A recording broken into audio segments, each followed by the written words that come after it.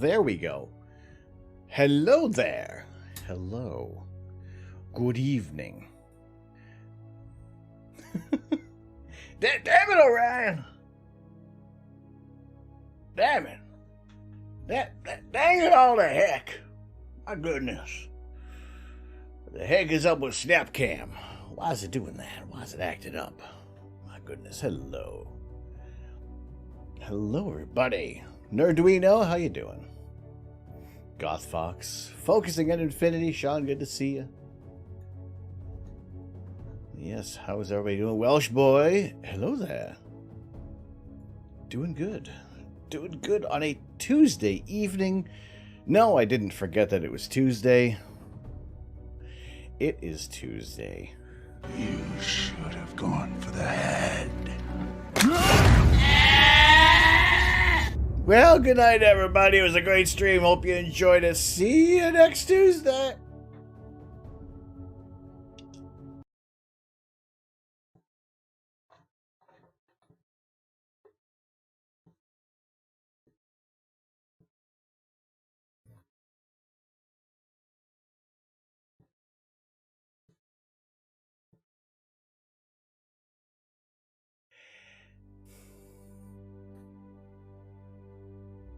So it begins, and ends, and starts again with an old wrinkly face. By the power of Grayskull, I have the mustache. Andy! Something tells me it's not going to want to play nice tonight. But how you doing, Andy? Good to see you in here. Your stomach doesn't feel the best. You don't think it is Reaper related, though. Sour cream has been messing with you more and more. And there is sour cream on the nacho part of the app sampler. Well, I gotta say, maybe don't get that app from the Google Play Store or the Apple Play Store anymore. Don't put sour cream on it. American Chris Hansen. Welcome. How you doing, Chris? Good to see you. Gremlins, did you feed the Mogwai after midnight again? Well, for me, it's not midnight yet. So I wonder what time do they work on? Like, what if you buy your Mogwai in Great Britain, but then you move back to the States? Does it still follow Greenwich Mean Time, or is it back to like Eastern Standard Pacific? Which one is it? Do you need to climb into the inner workings and give it a good old hammering?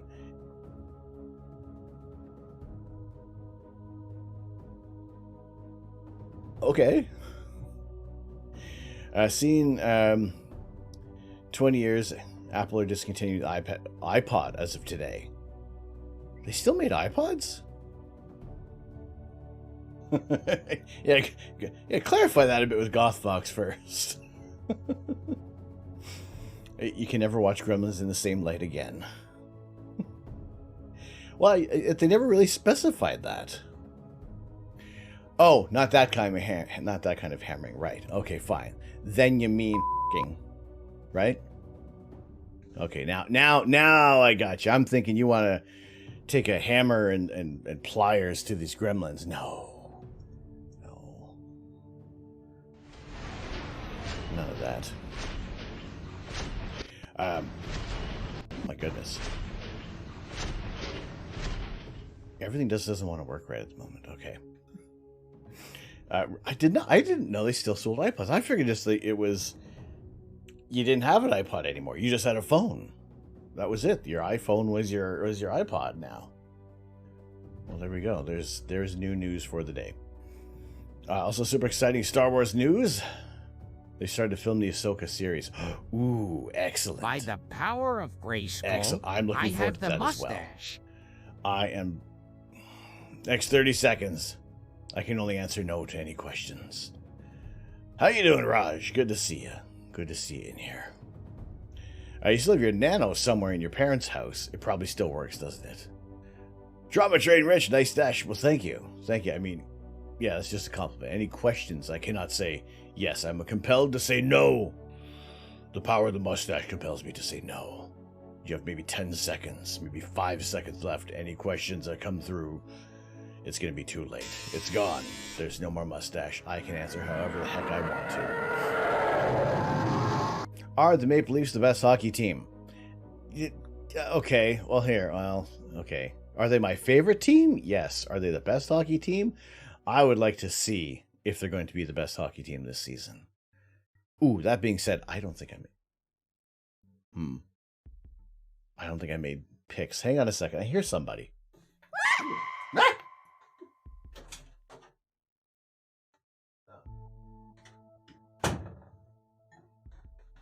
Cats meowing at toys.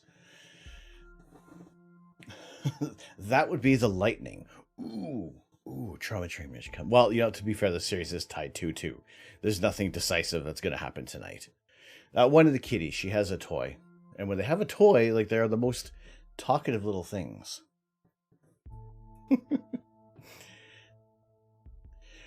So Adorable is out of town at the moment.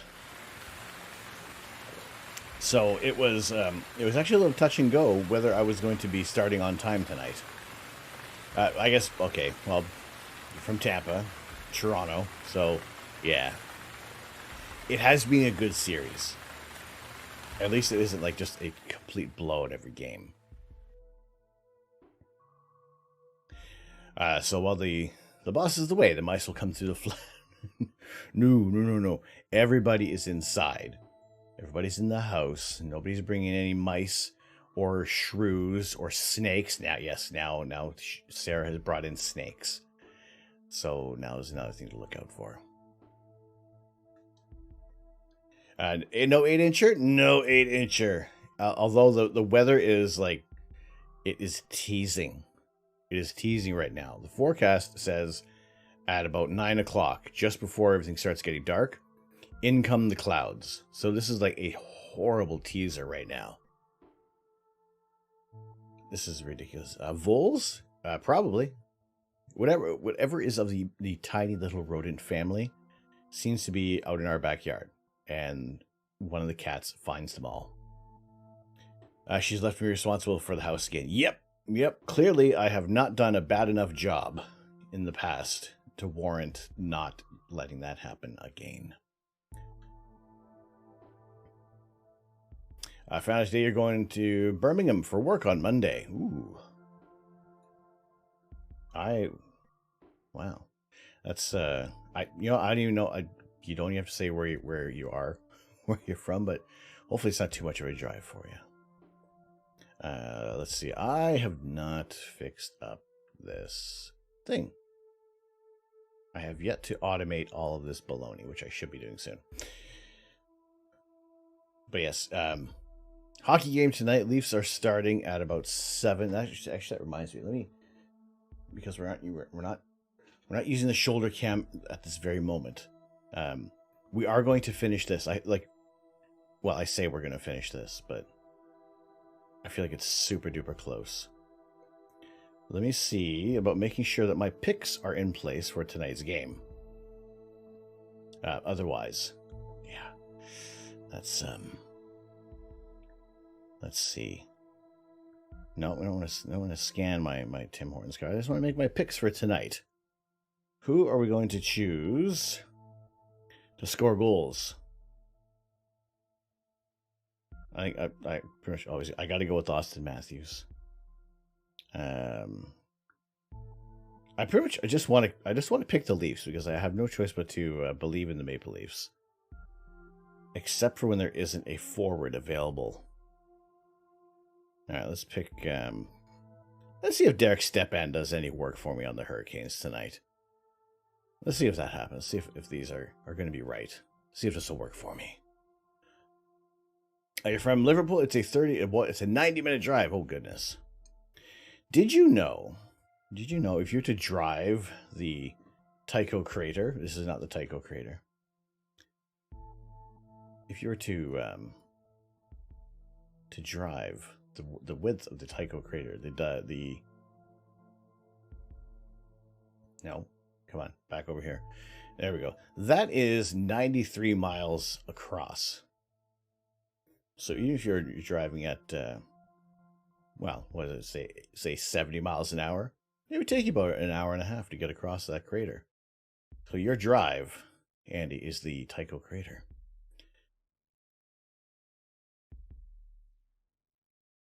Enjoyed your stream with Mrs. Canuck Senior, Mama Canuck. Mama Canuck, indeed, thank you. She had a freaking blast.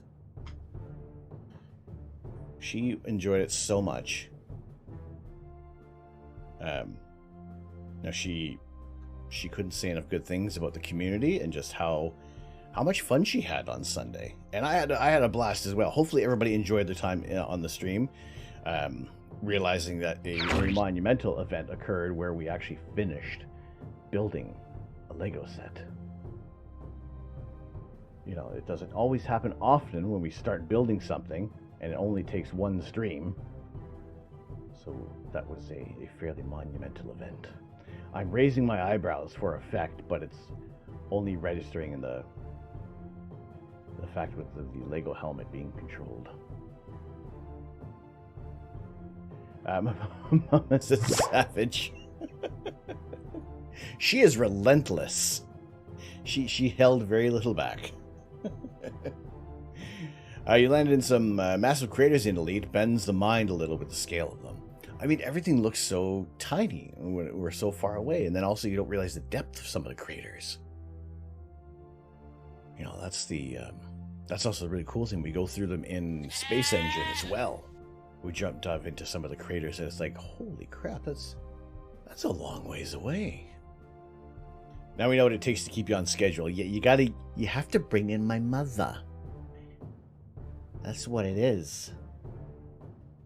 Because she'll do the talking, and I will shut up and do the building.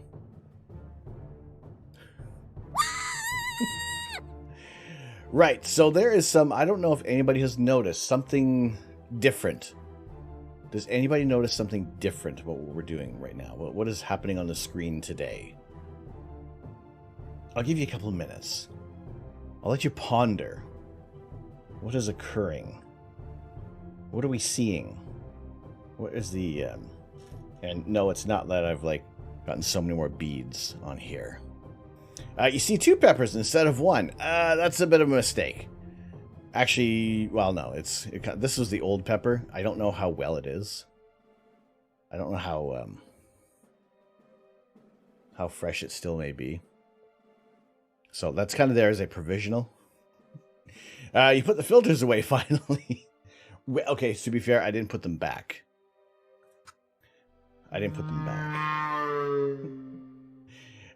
Well, let's not waste food. I mean, that is not up to me. That is up to just the community. If that hit point reaches 0, which that boss is looking, oh boy.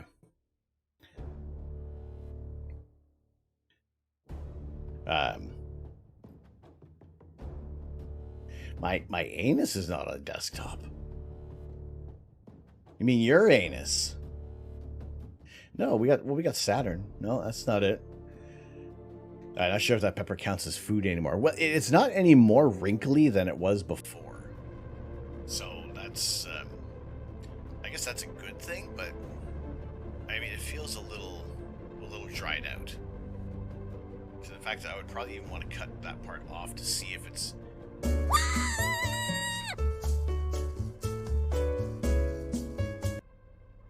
It's true, it's not. Now if anybody reads that, I'm going to think that I got some weird pictures going on my desktop. You're glad I'm glad it isn't as well, Frankie. Good to see you. Hope you're keeping well. It is, well, the 2 peppers, that is just because I brought down a fresh one. I didn't throw that one away yet. I didn't harvest the seeds out of this bad boy. So we'll aim to do that a little later on this week. But no, that's okay. I'll leave. We'll be on the screen for a little bit. Let me know what looks different on here. Water. This the water. Is it the Top Gun thing? No, the Top Gun thing is that is for Macabuilds. Macabuilds says he won the giveaway that we had for our message board. Exclamation point board brings up the details on how you can get your message on here. We have Macabuilds for this month, celebrating the release of Top Gun Maverick, as well as it being his favorite movie franchise. So he gave me a message. I designed the Lego board, and that is up there for a month. Every stream being featured. And also... Jeez, more of these things running through. Next month, we do have whatever Gandalf is going to want to have on the message board. So... we have the next 2 months booked up for our board. Is the Star Wars ship top right? That one? No, that's not it. I must warn you, you're full of innuendos tonight. I am full of chili tonight. Take that information for what you will. But wonderful to have you guys in here this evening on a Tuesday night.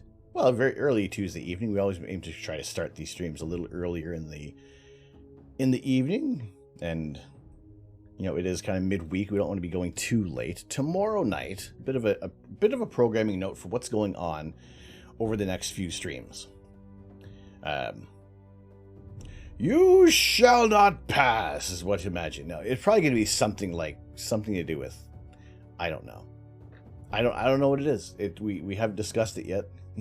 He has a little bit of time to figure it out. It could be anything. Who knows? Who knows? All right. Coming up tomorrow evening. Tomorrow evening looks pretty clear. Tomorrow evening, there's a fair chance that we will take the cover off the telescope and do some imaging for a little while. That'll be Wednesday night, starting at about... Let's see, when does Nautical Dark begin? Nautical Dark starts around... Well, pretty much 10 p.m. Eastern Time. So it's going to be a late start tomorrow. And it'll go for a little bit. We'll go for a while. Thursday, what's going to be going on Thursday, Friday, I'm going to be with Mama Canuck. She does have to have a little bit of surgery, so I will be there with her for Thursday and Friday. Then my brother will be with her for the next 3 days after that. So Friday's stream will be is going to be postponed. But we kind of figured tomorrow night is like a bit of a bonus where we get another stream day, but back Saturday evening for our rainy day astronomy. And it is all good. I'm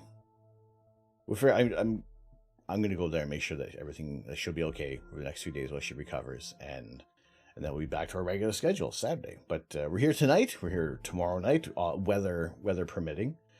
And I'm still trying to figure out a way how, like, Thursday doesn't look too bad. Thursday and Friday have actually been dancing around with being some decent imaging time. So I'm trying to figure out a way how I can, like, streamline this so Mrs. Canuck could just flip a switch on the telescope and then just, then I can log into the computer and just start imaging. We'll see how that goes. Don't let Riley get a chance to put something on. He'll make it rude autofocus. Well, I mean, I need to vet these things. It's not they're just not going to happen. I do have to spend a little bit of time designing our board, but yeah, it's there is a limit. Obviously, I'm not going to put anything of defamation or anything like wrong, but to a certain level of innuendo. You hear what we say on stream, right? All right, it'd be so hot here. Lucky you got ice cream. Ooh, Hugo, what kind of ice cream do you have?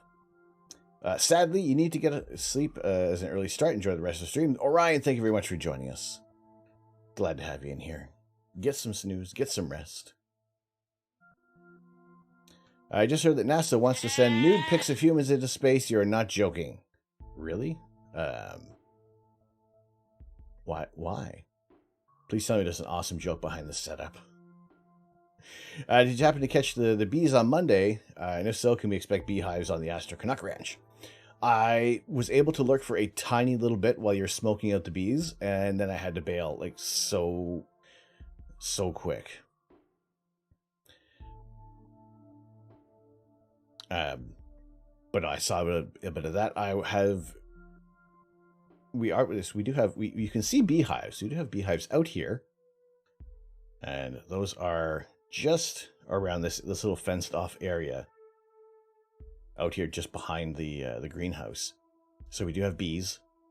We have beehives. They are the beekeeper is supposedly coming around the next couple of weeks, and at least try to get the hives going again. There were heavy losses this season, so they have to come back with that. If it ain't wrong if it feels right. This is true.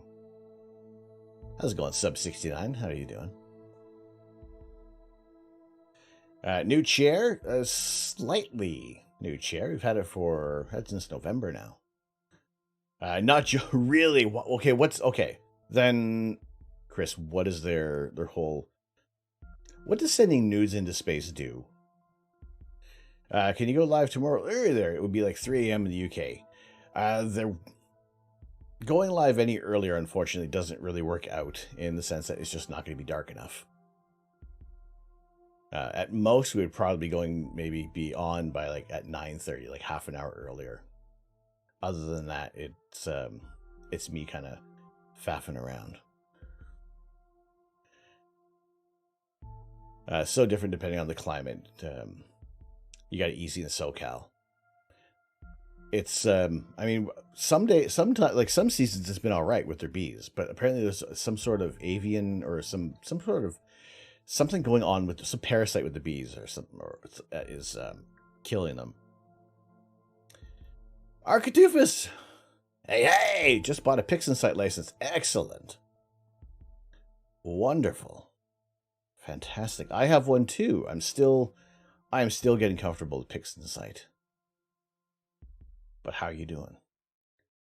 I just can't turn off the sun to make it darker. If I had like a giant shade, if we could, well, I mean, we already throw enough shade at the sun anyway, but if we could have a nice solar shield and block out the sun from our area, it would be great. It'd be fantastic.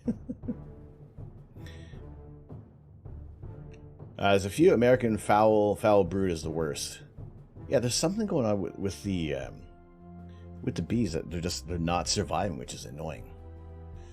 I just heard your news channel, WBAL 11 NBC. Check it out. All right. Well, Chris, if you do find a link to that, or if there's even a tweet, feel free to drop that in the astronomy chat section of the Discord, so we can have a gander. I think more shade is thrown at clouds. All right, more shade is thrown at the sun, clouds, or the moon. Which one totally ruins astrophotography more than any other? Just need to build a giant star occulter. Exactly. Astro Canuck, you'll find 1/2 credit. Exactly. For violation of the verbal morality statute. Why not? Why not? Thank you. Thank you very much for the 50 bits. Greatly appreciated. Thank you very much. And our first peanut of the evening. Oh, let's go. I'm gonna go in there for a hand-picked nut. You're getting a hand-picked peanut tonight. First one. Let's just inhale all of that. 42 down, 2.5. Picking up some dust. 4 forward, drifting to the right a little. We copy you down, Eagle. Houston, Tranquility Base here. The Eagle has landed. All right, you're saying clouds. We copy you on the ground. You got a bunch of guys about to turn blue. We're breathing again. Thanks a lot. As the solar and lunar are both AP objects, clouds are not Astro.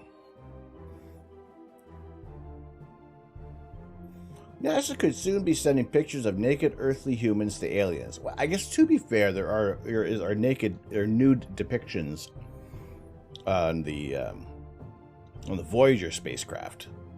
Or is it Voyager or is it Pioneer? It's Pioneer. Sorry. Researchers have put forward a proposal, a message transmitted to Earth from the Milky Way in hopes that extraterrestrials will find it. The message includes representation of DNA, map of the solar system. It's exactly like what is on the golden etched record of Pioneer. Ever heard of the Cumulonimbus Nebula, or the Cirrus Nebula, or the Mamatus Nebula? I do like some Mamatus clouds. Those look awesome. 5 days later, and we are halfway done to Perler Beads. This is like, we're 7 days later. This is a week's worth of progress. I was really actually kind of hoping that earlier today we would have had, I would have had some time. I just heard of the Michigan Nebula. Is there a nebula that looks like a giant mitten out in space? Let's see, where is the Pioneer?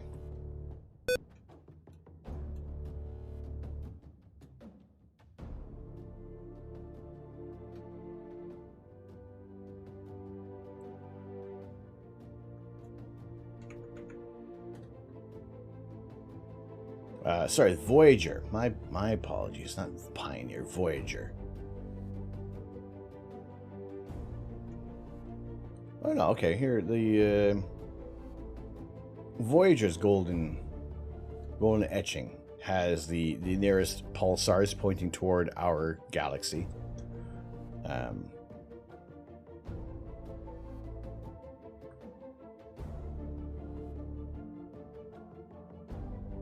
What else was the other?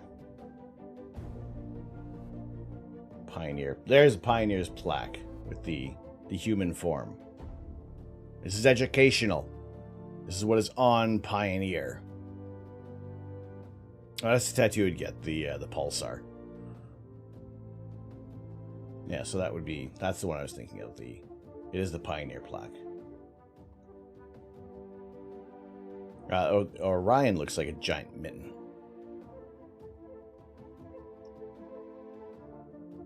The Orion Nebula kind of looks like Cookie Monster if you flip it over. If you look at it from the southern hemisphere.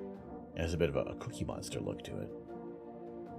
Actually, I think I could probably flip ours to reveal said Cookie Monster. See if we have a wide enough field view of Orion. What is your band? My band, like my favorite band? Who would I listen to continuously without any complaints? It would be Metallica, if that is the question.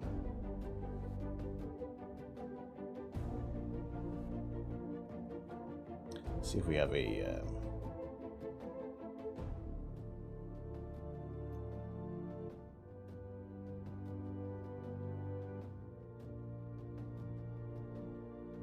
Yep, there we go. Right.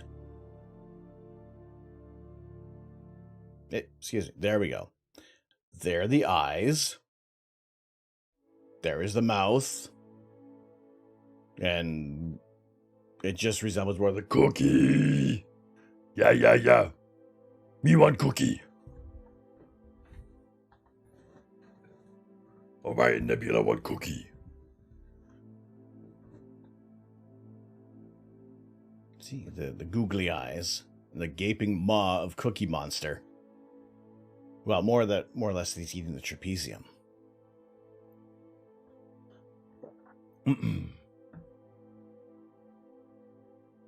Bottom right is a thumb and a mitten. Oh, that's you banned. Just show naked people. Oh, I see. No. No, those are scientific pictograms. That is not, nothing like that is against terms of service. That is educational. That exists in science. It is not any derogatory forms of the human body.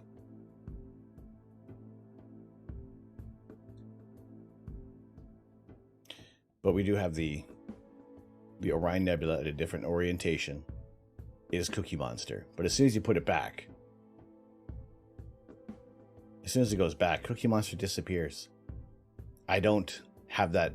Yeah, that looks like Cookie Monster now. It's just that classic orientation that I'm used to, always seeing it in this way. That is Cookie Monster.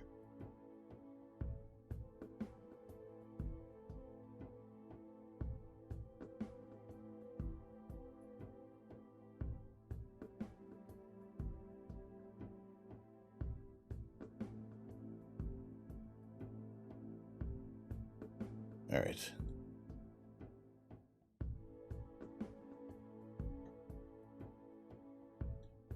Yes, that is the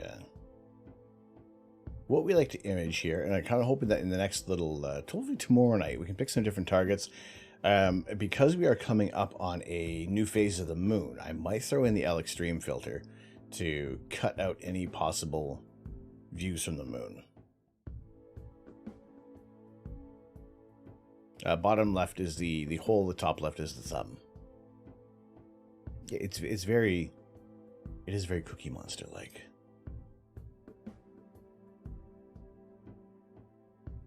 All right, we are as I'm rambling on, I am going to be adding more of the beads on here, so we actually finish this set.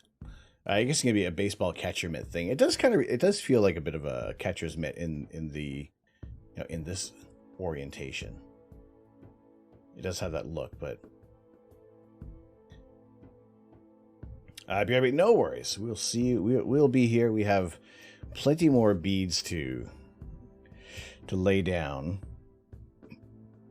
and then we will jump into Kerbal a little later on for sure. There is nothing that I'm not going to do to stop Kerbal Space Program this evening. Well, largely because we need to gather the science points to be able to get the two-seater capsule so that we can begin our rescue mission to help save Jeb, because he is stranded in orbit.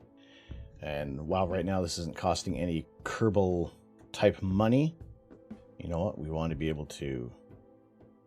We're slightly creating our own stories as we go. And being able to save a Kerbal is very, very important. Alright, so like I said, there is a bit of a change to the page, and if anybody does notice, 5 points will go to Gryffindor.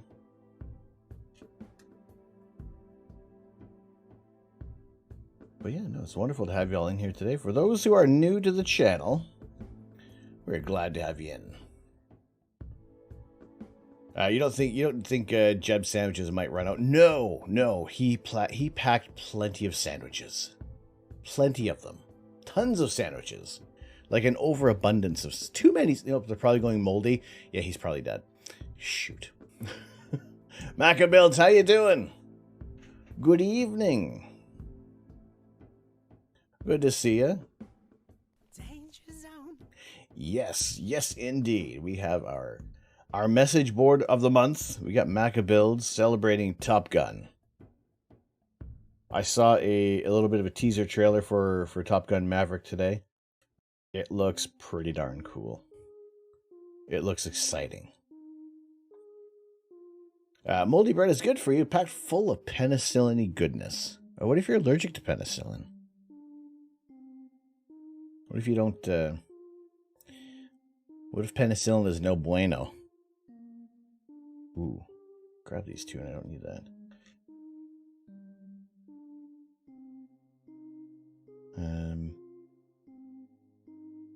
Do we have a purple and a not purple together? It does not appear. We do not. It's all just purples. Yes, Maca, good to see you. How are you this evening?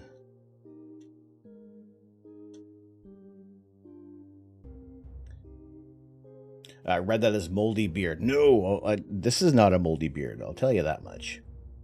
This is a freshly laundered beard. This is nice and warm and pleasant and wonderful smelling. A little bit of spices and sandalwood. It's wonderful in here. So for those who are lurking, you're not only treated to a nice soft beard, but it is a pleasure for the nose as well as the entire body. Not bad, chap. Thanks. You doing good. Doing fantastic. It's Tuesday. It is, the express intent of finishing this little planetary portrait, which is what we're going to do. We're going to finish it. I promise. I mean, I figured I would stay on the roll of, if I finished a Lego build in one stream, I can finish the remainder of this. In a stream. Oh, sugar lumps. I know that bombshell. You need to crash. Have a great stream. Stay fresh. No worries, Welsh boy. Thank you so much for joining us. Have a good rest. We'll see you soon. It makes you want to lurk just for the smell. You should go for a Guinness World Record. Longest time to assemble a Perler bead image. Who bumped this? Who did that? That was the ATST, I bet. We should do a...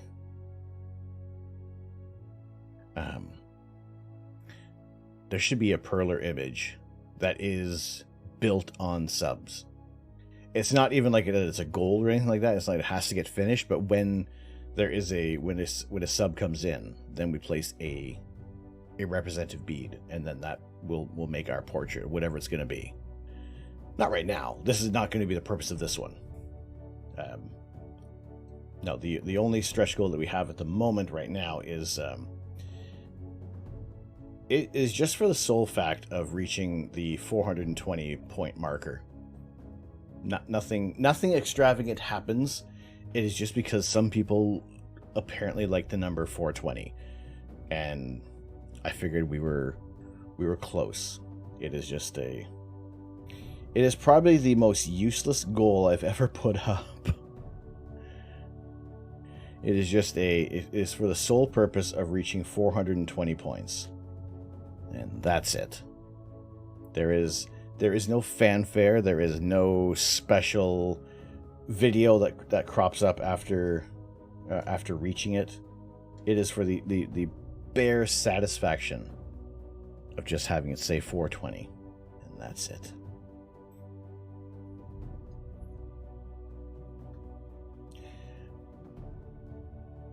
Is that who's that? Ponzister, hello, how you doing? JDMST hype images coming soon. What is the latest and greatest? Have I missed something in like the past few hours? How are you doing? Are there links? Do you have links?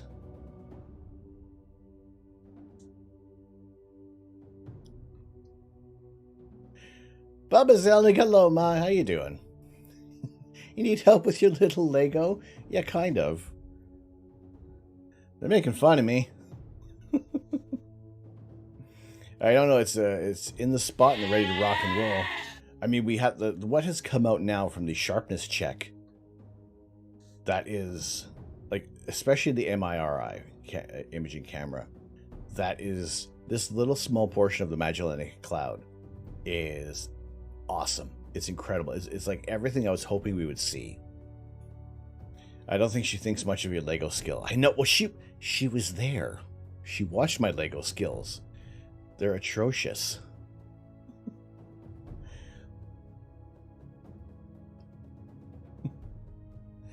I had lots of fun. Thanks to all the streamers and you all. Thank you very much, Ma. Oh, it was wonderful to have you in here. I had a blast. I thought it was so much fun. Despite having the Mickey taken out so often. But hey. You have no idea how hard it was to see your mom on stream and not make any your mom jokes. She would probably throw them right back at you, so. But now you've seen my mom on stream. And she would like to be back on stream again. Now that is if people would have her back. I mean, if people weren't... if people had fun on Sunday, then let us know.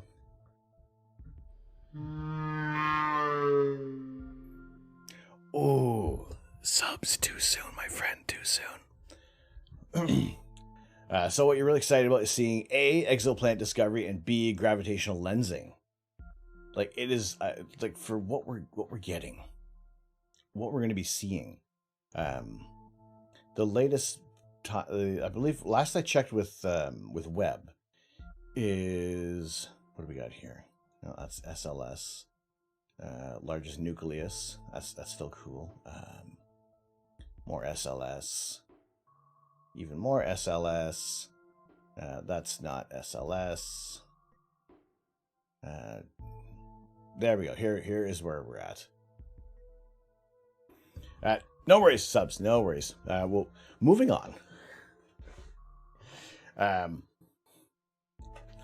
So there are. It's all good. So there is the MIRI imaging, which is low resolution spectroscopy for the medium resolution, the spectroscopy and chronographic imaging. I'm looking forward to that, to seeing results from that camera. But every single camera on this device is going to be, it is going to be very, very interesting. So we will see progress that's going to be happening, and this is the web page that we are on, and that is what's going to be giving you the updates on what's happening with web, what stage we're at with the telescope deployment, and what levels of science are going to be rolling in. But again, it's these images, like the high resolution, comparing to what we saw with Spitzer, like a 6, like a not even a meter across, but now we have a 6.5 meter telescope imaging in the Large Magellan. It's going to be awesome. And just the fact that everything looks so good, and I really like this diffraction pattern. I think that's really cool. Looking forward to that. So this is all the sharpness checks images. This is the latest round of images that we have from Webb. But in the next few weeks, this is infrared, near infrared, medium infrared. And that is there's a few different sensors that are going to be picking up information. So again, catching the light, even looking farther back in time, being able to see the light coming from billions of years beyond what Hubble could resolve, even just for the fact that it is a larger aperture on this telescope. Do they have the visual wavelength capability? There is nothing in the that would be. There's near infrared, which is kind of close in terms of the visible. In terms of the visible spectrum, they're just kind of on the cusp of. Where did my visible spectrum go? I had a page. There we go.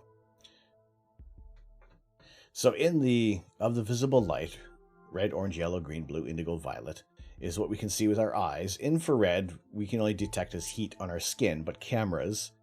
So in these longer wavelengths is where Webb is going to be imaging. So it's like just past. Like there's some cameras that can be sensitive to infrared, but they're not as highly tuned to capture the information like Webb will be. And also just the sheer size and accuracy and resolving power of Webb versus any ground-based telescope that would be sensitive to infrared is it's just gonna be that much better, that much more resolution. So a bit of it with the MIRI camera. Now I used this image before, kind of giving this rough idea of what we could possibly expect. This is not the page. This is not the page either. Somewhere in my multitude of... This is the page. If you look at ground-based visible, you look at the infrared image from Hubble with what infrared camera they had. You know, you can still assign a color to certain wavelengths, to like the different distances in the infrared.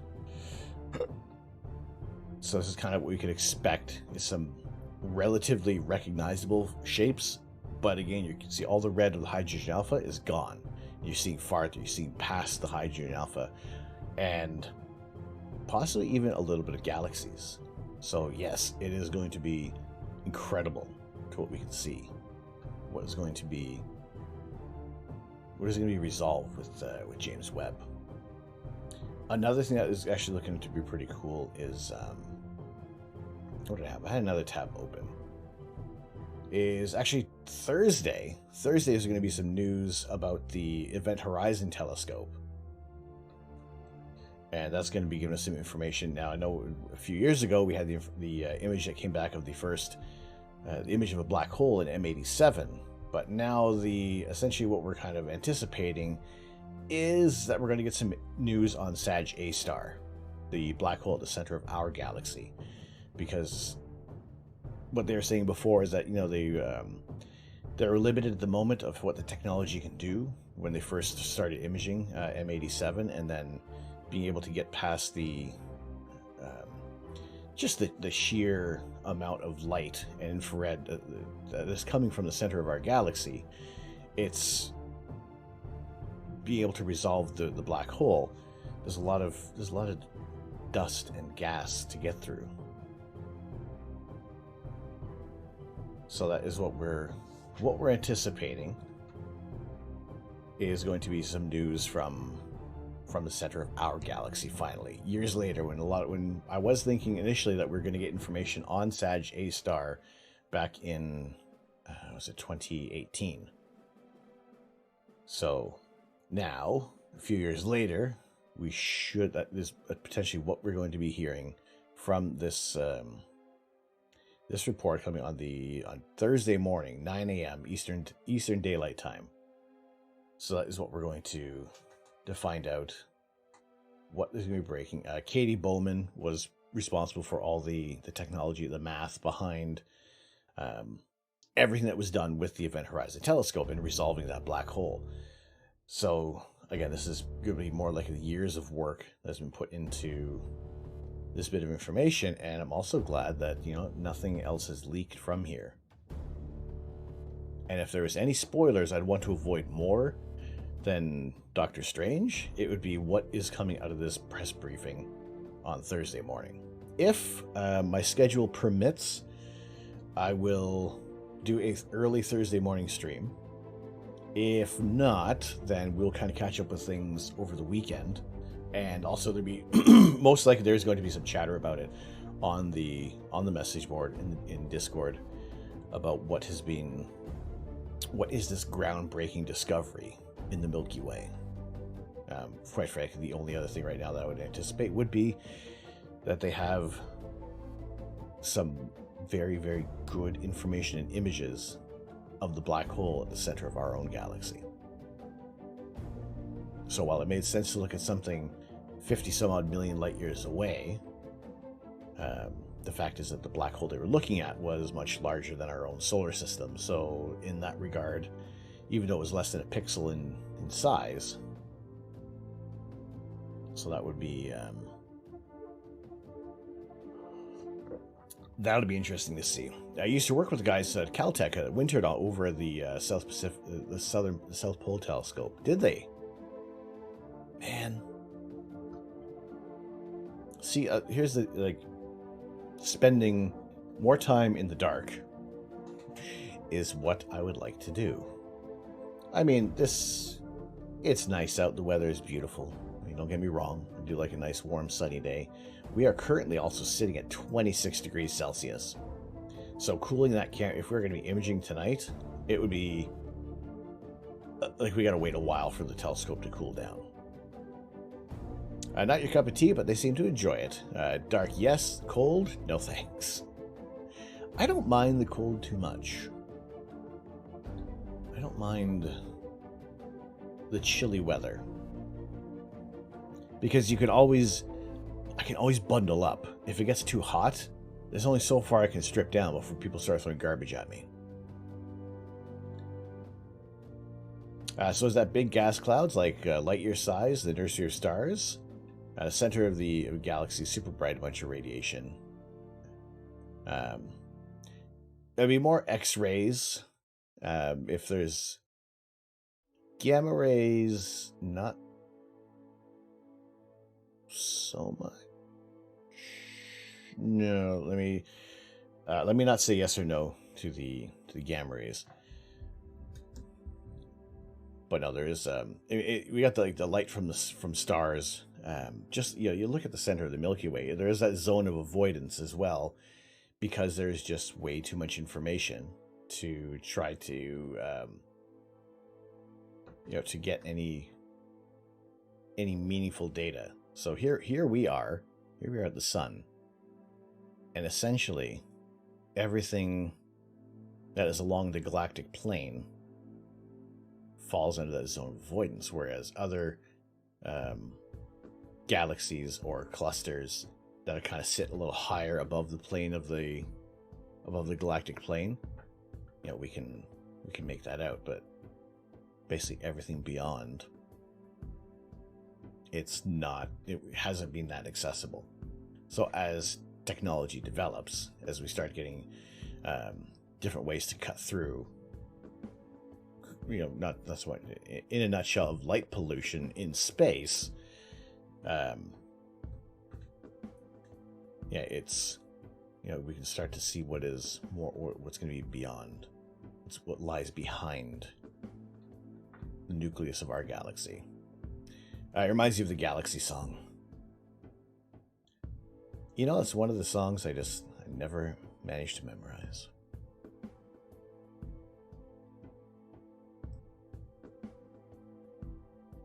Whenever life gets you down, Mrs. Brown.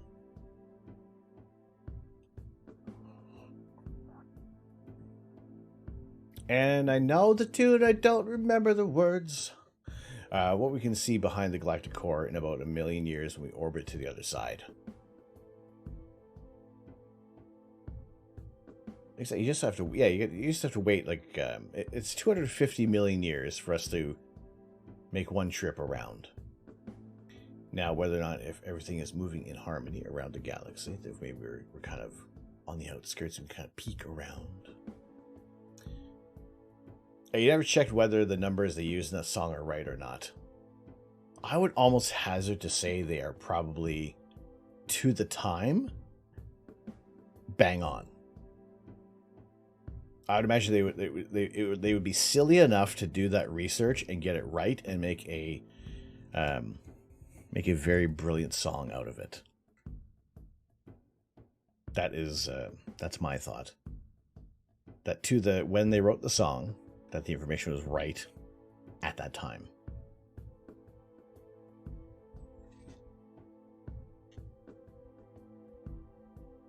I would give them that much credit. Holy potatoes! There we go. Let's go with that. Oh, hello. Hello, I'm a potato. How about you? What's your name?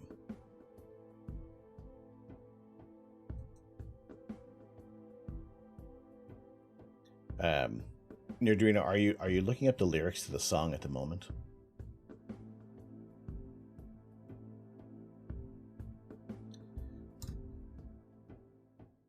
So how is your Ponesister? How have you been?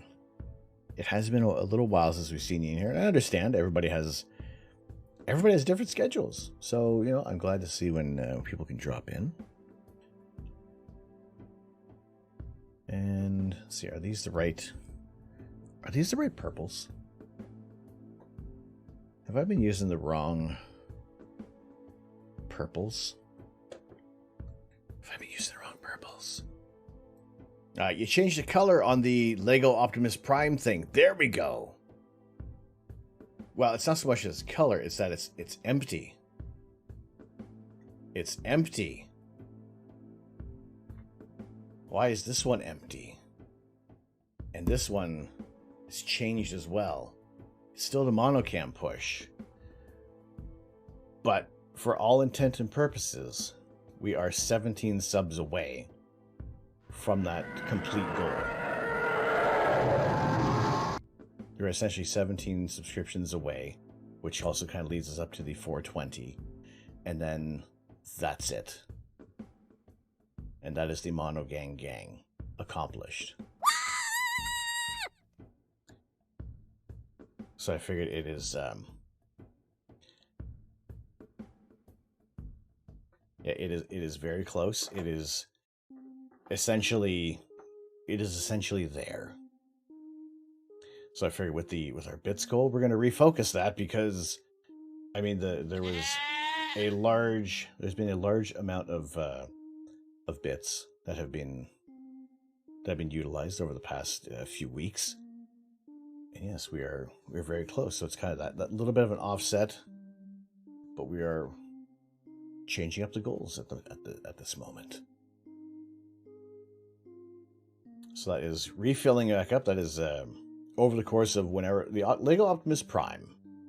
And we'll talk just a tiny bit about Lego Optimus Prime just because, well, I love Optimus Prime. Now, the release date apparently is June the 1st. And possibly with a VIP pre-sale a few days before. It'll have 1,508 pieces based on the G1 version of Optimus Prime. So that is, we're not looking at Michael Bay's Optimus Prime. We're looking at the Optimus Prime that many of us grew up with as kids. So, it is not this Optimus Prime. This is more of Michael Bay. It's closer to this Optimus Prime that we're looking forward to. How about this one? There. If I look straight into the camera, it is more of this Optimus. That's what we're looking forward to.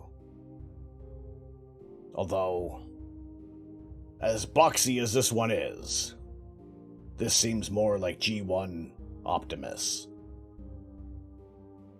Michael Bay Optimus Prime can die a horrible, fiery death. There is the only redeeming quality is that it was still Peter Cullen.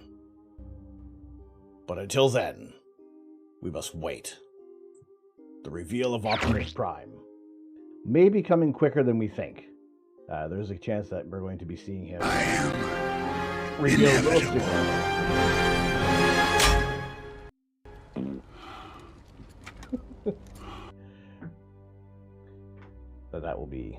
But that is our next goal, because we have my love of Transformers on display.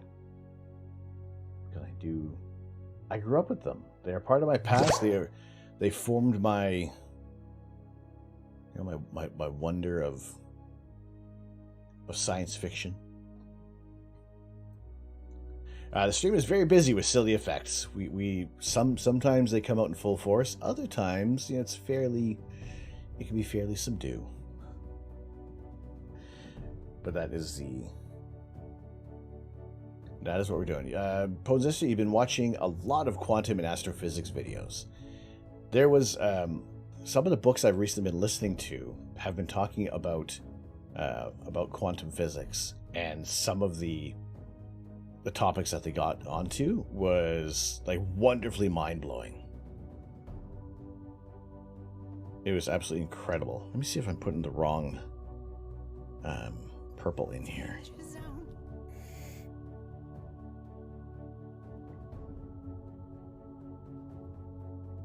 I am putting the wrong purple in here. Peas and rice. All right, we have a mild purple adjustment to do here. Let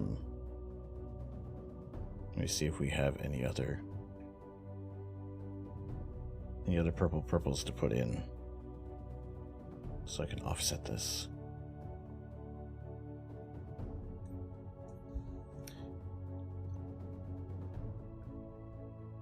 We got gravitational waves. Oh yes, when they detected, after traveling billions of years, after Einstein predicted gravitational waves, they were discovered.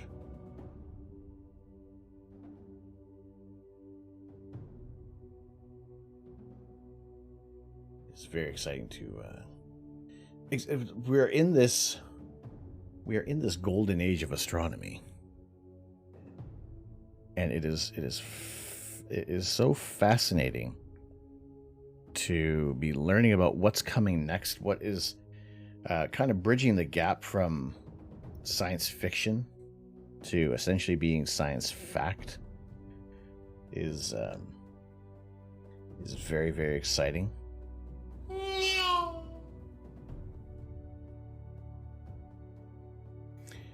Bead Bucket! What's up, Alex? How you doing? The guys in that video are legends. Rainer Weiss, Kip Thorne, Barry Barish. I read The Science of Interstellar. And just all the work that was put into it, and what Kip Thorne had come up with. Again, incredible, amazing work. Dives for the Bead Bucket.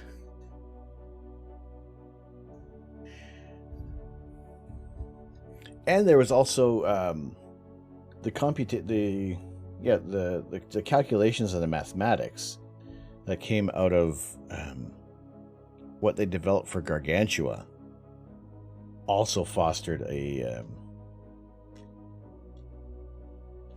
some new discoveries, some new insights into black holes, which again, incredible for what was meant to be for a movie, had evolved into that much more.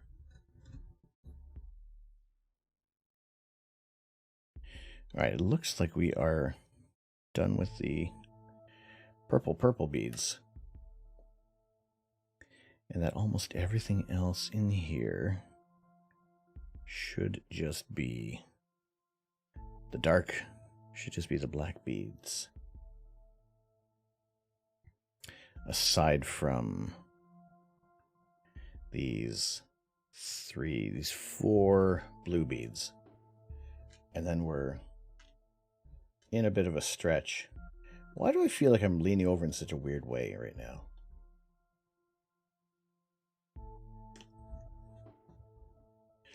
I feel like these are not close enough. Glad to have everybody in here on this Tuesday. On this Tuesday evening, I welcome you in. Glad to have you in here. As always, my name is Tom. I am the Astro Canuck. It is my pleasure to share my love of astronomy with you in many ways, shapes, and or forms. Today, we got a little bit of some perler beads, of some planetary portrait production. And we're going to be aiming to finish this one off. I don't know if we'll go to the point of ironing it. I might save that for a little later. Because, well, I don't have the iron set up. And maybe that is also an indication of the belief in myself finishing this right now. But I believe those are all dark pieces now. Yes, those are all black beads for the remainder. But we will be we'll be jumping into Kerbal in a little bit. I said, see what we can do to earn more of our science points, so that we can formulate a rescue plan to bring back Jeb, and hopefully get the science points that he would have provided us.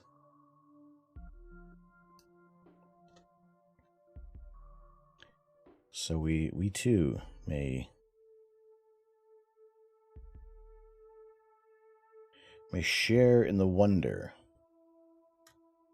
and the glory and triumph of a job well done in Kerbal Space Program. And also maybe kind of pave the way leading into the new version, into KSP2. If we feel that we have I'm pretty sure we wouldn't, having exhausted a certain level of experience within Kerbal Space Program, although I'm going to say that is probably most very likely not going to be the case, judging by how well Kerbal is played right now. There is quite a bit of work to be done. And learning the science behind Kerbal, and well, I mean, if you do want to see some of the worst Kerbal playing, I mean, look no farther than whatever the heck we do here, and just trying to keep our Kerbals safe. That's kind of the more important thing, is making sure that we can bring them home. And even though we're not doing exactly a true career mode, we are playing a little bit in science. But we don't want to lose any Kerbals, sorry. We want to keep them as second worst, technically. Right, as if you do want to check out Nerduino, the worst Kerbal player on Twitch, and then see the second worst over here, then feel free to join in. I mean, we have thick skin, and I'm very sure that there are probably those who are seasoned within Kerbal Space Program who are so frustrated watching me play, thinking that, oh, if you just would do this, or if you had done that, or no, do it this way, we'd be more victorious. But you know what? I enjoy what we do. Yeah, if the Kerbals could complain about their mission control specialists, I think the first complaint would be that they are not mission control specialists. Alright, I have somehow created some weird shadows. It's funny, that that story you just tried was the...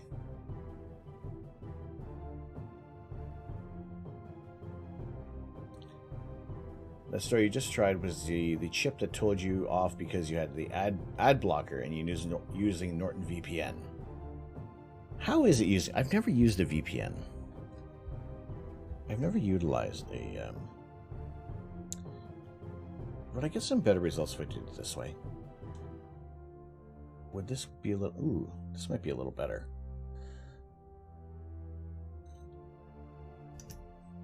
This might work out a little nicer. Maybe. We'll see. I don't know. I feel like this may result in me tipping everything over. Technically, Jeb can get himself back as a suit. Can survive re-entry and should have the parachute as part of his gear. I would have to see what is Jeb's lowest orbital trajectory. Where is his periapsis? And are we going to be are we able to get him back into an orbit that is, oh, what's the word I'm looking for? One where he will be not a ballistic orbit, just where we can get him coming back to Earth. All right, this seems to be a little better, although I got some glare on some of these pieces, so they don't all... Some of the dark pieces look like... Or some of the purple pieces look like black beads. It's so great not having ads. I mean... Like, are we also surprised that ads have squeaked in? As much as we tried to think, oh, we can avoid commercials now that we're paying for Netflix and Amazon Prime, yet there's still commercials within them advertising other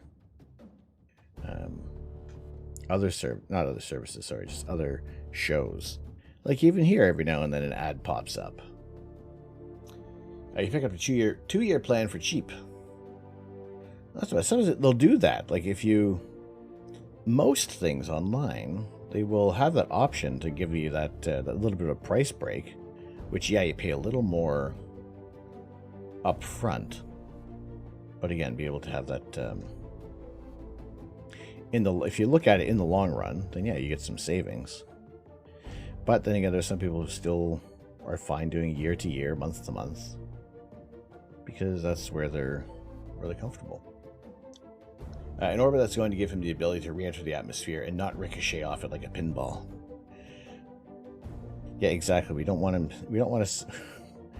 to now have to get some sort of device where we have to like grasp and capture him, flying at thousands of miles per hour around the globe.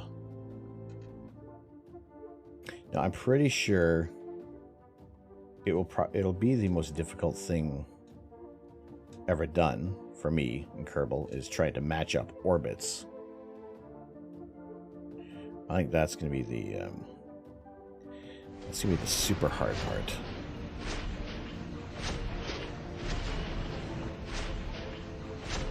going here. You must go parent for a bit. Have a great stream. No worries. No worries, Nerduino. I appreciate it. I appreciate being in here. We are here for a little bit. You're going in for a lurk. Okay.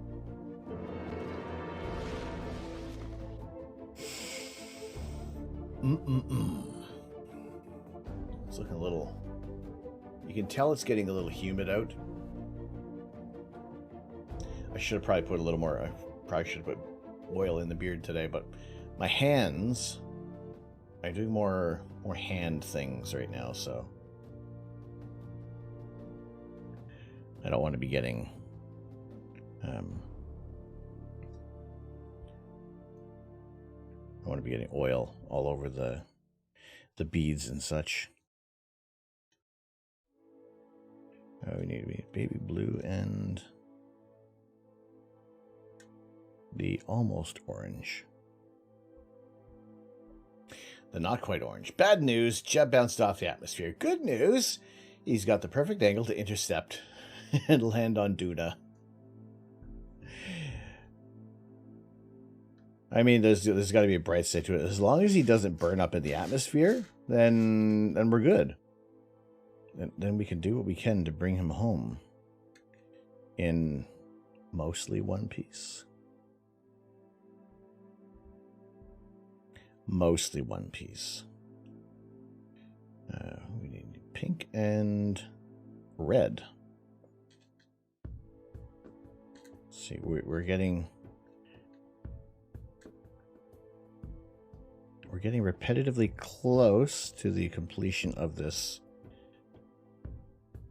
Although this is gonna take a while. You're paying something ridiculous, like £2.99 a month.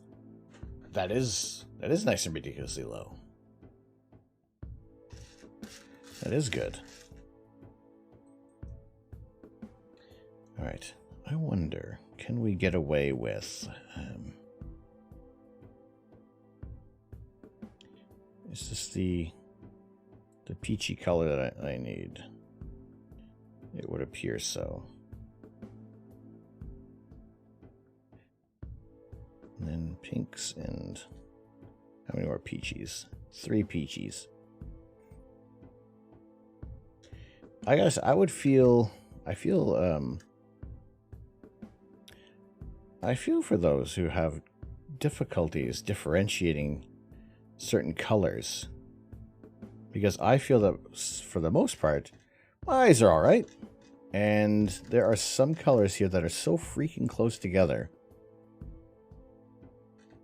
that it can be difficult to see them apart.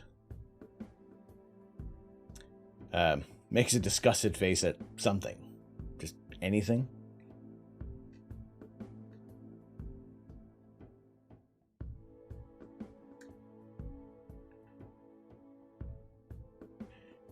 Any kind of face.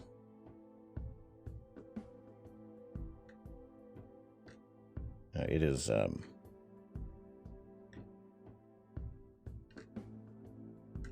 like saying that we're going to get this finished fairly quickly is the equivalent of saying that, oh, I got some clear skies tonight, let's do some imaging.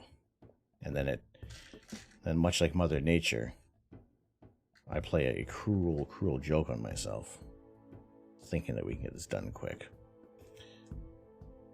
Yeah, warning. Level 5 biological attack detected.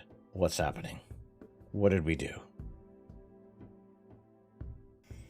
AKA your cat used his litter box. Oh no! That's why I stream with the door shut. Actually, I don't know what cat litter we use, but I mean, we have 4 cats, and I empty the litter box, and it doesn't smell. Like, I mean, there's the air of ammonia, but it's actually it's fairly efficient cat litter. I don't know what it's made out of, or maybe the cats just largely go outside. But it's not pleasant, but I don't throw up. Maybe this is like a multi-cat formula. Maybe what it does is like completely dulls my senses when I walk into the room. And that's what saves me from smelling the horrible, horrible cat litter. Which now looking at this, speaking of cat litter, the honey mustard with tarragon doesn't look immediately appetizing. Hey. How you doing, Tropical Geek? Good to see you in here today. Hope you're keeping well. All right, need a red and a purple. What's going on? How have you been? How has your week been treating you thus far? What did I say? Purple and red? No, red then purple. Come on. Red then purple. Oh, but it's not purple. Red then not purple.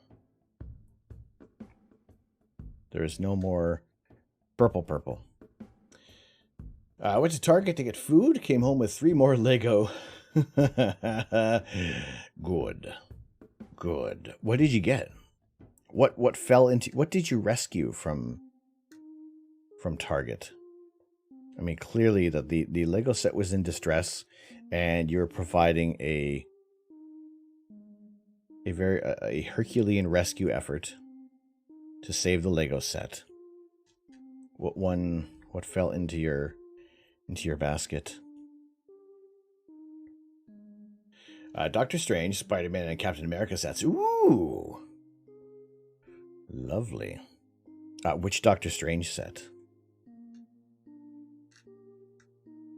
Wayne Goth, how you doing?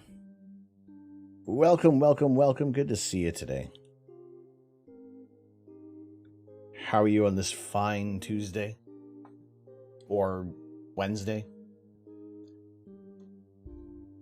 Well, good to see you. We are nearing completion. We're on like a roll with this Perler set. I won't be ironing it today because I didn't believe in myself enough to bring the iron. So I will have to iron that another day. Maybe at the beginning of the next stream. We'll get this ironed out. And also let the iron heat up properly, so that I'm not just sitting there waiting for it to heat up while I'm ironing. So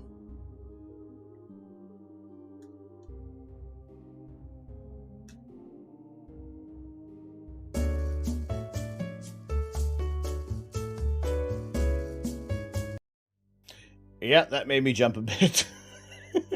It's not even a... Thank goodness it cuts to a different screen and mutes my microphone.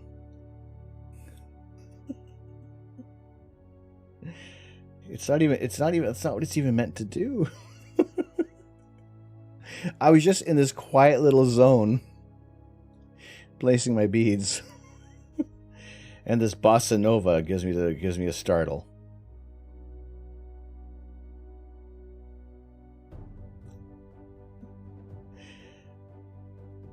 But hope your week is starting off well, Wayne Goth.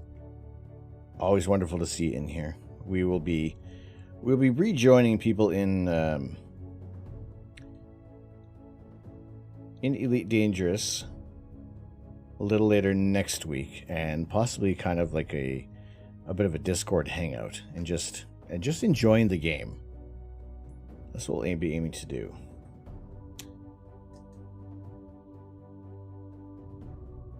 By the way, the stream elements have some big lag for the last few weeks that they know about it. Well, as long as they know.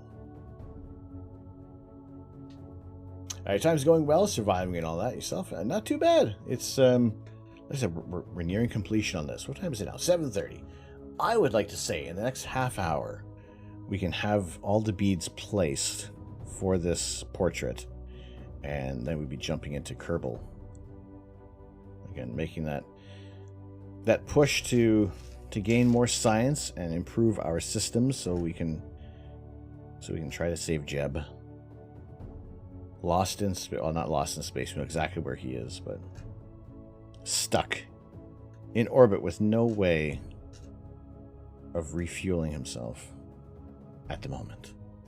But we'll get there. Dark Hollow One, how you doing?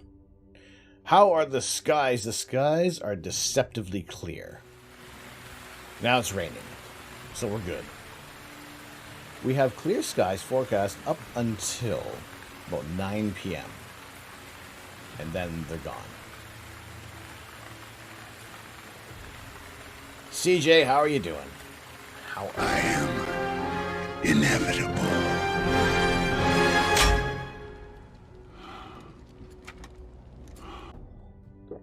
Wait! Is he actually going to finish a project? Well, that remains to be seen, Shidohari. Could it be twice in a week that well, actually, no, to be fair, we started this one last week, so it doesn't work that way anymore. Killian, how you doing? Good to see you. Water, water, water, water, water, water, water, water, water, water, this, the water, water, water, water, water. Water. I just noticed that we're... There we go. Let's fix that up. Chilling for an hour or so before work. Woke up late. Well, good to see you in here. Hopefully it was a fairly relaxing snooze. But good to see you in here. You love that goat. I love that goat too. Excuse me. Oh, okay. Ugh. You can tell it's humid out today. Wayne Goth, thank you very much for the lurk. Greatly appreciated. That's that, and that is... Ooh, that's a peach. It's not an orange. Again, the colors on here. So close together. Careful. Careful. Just placing a bead. Yeah, kind of. It kind of happened. You know, you look more distinguished in your profile pic. This is true. That was one of the things we're aiming to do for one of these streams, was to redesign my profile pic.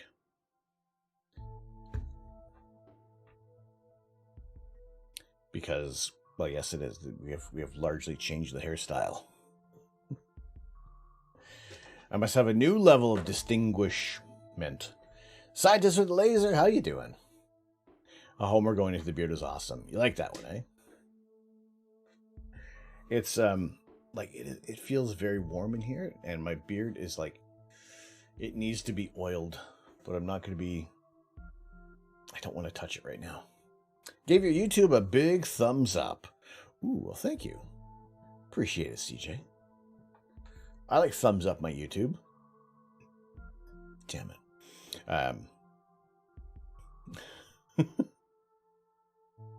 Alert plays. Scene change. Changes back. Ooh. Oh, that gave me a little bit of a jump. Oil doesn't make it hotter. Well, it's not hot oil. It will help with the frizziness. It'll keep it well. It'll keep it a little more tamed. And not that it's itchy, but if you're growing a beard, those who are growing a beard, ladies and gentlemen, use beard oil. Especially when you get to that stage that you call the itchy stage. Keep your beard nice and moisturized. And you get past that step. Then it just becomes nice and glorious. Doing well. Passing by right before you leave the lab. Well, thank you very much for joining in. Always glad to see you. Wonderful to have you in here. We are nearing the completion of this Perler set. And I've moved it. Oh, jeez. We have ruined the possible completion of this Perler set. You have to reposition it. I wanted to check out what you're up today. Enjoy the stream. We try to be back in an hour, so no worries. Thank you very much. We're doing this, and then we'll be jumping into Kerbal in a short little while. But then we will. Like I said, we're aiming to add some science points to help improve what we have at our disposal for terrific scientific parts. You know, Kerbal. Things. Beads. How many more astronauts will you strand in space? There's a fair chance I'm going to have a collection. See, what I think in the rough plan of what I'm looking to do this evening is to launch another mission, have them safely return. That is a huge thing, is to make sure that they return. And then gain more science points, gain a little more knowledge and insight into Kerbal, and then see how I can get these orbits to line up, and then launch that rescue mission in an attempt to save Jeb. I would like to think that we can make it a big to-do when we are going, and try to do it as if it is going to be a one-shot deal. And if we muck it up, that we have to completely abandon said mission. You know, treat it, add some drama to what we're doing, you know. Otherwise, then it's like, oh, it doesn't matter if we fail. We just restart. No. We'd have to rebuild. We have to... Although I don't know why I can't just find the orbit. Are these two different colors? No. I'm going in a bit of the wrong direction here. So are we supposed to have positive thinking that this actually will work? Because the track record does not support that train of thought. Well, the evidence might be overwhelmingly against me. This is true. But I am hopeful that we can at least get close and have a better understanding of the orbital mechanics and how Kerbal works, how we can help save poor Jeb. You know, I think he deserves that much of an effort from us to help bring him back safely.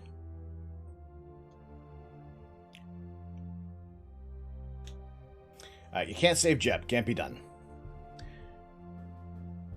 I don't want to agree with you, but at this point in time, I don't know how I would execute that. So there would be some...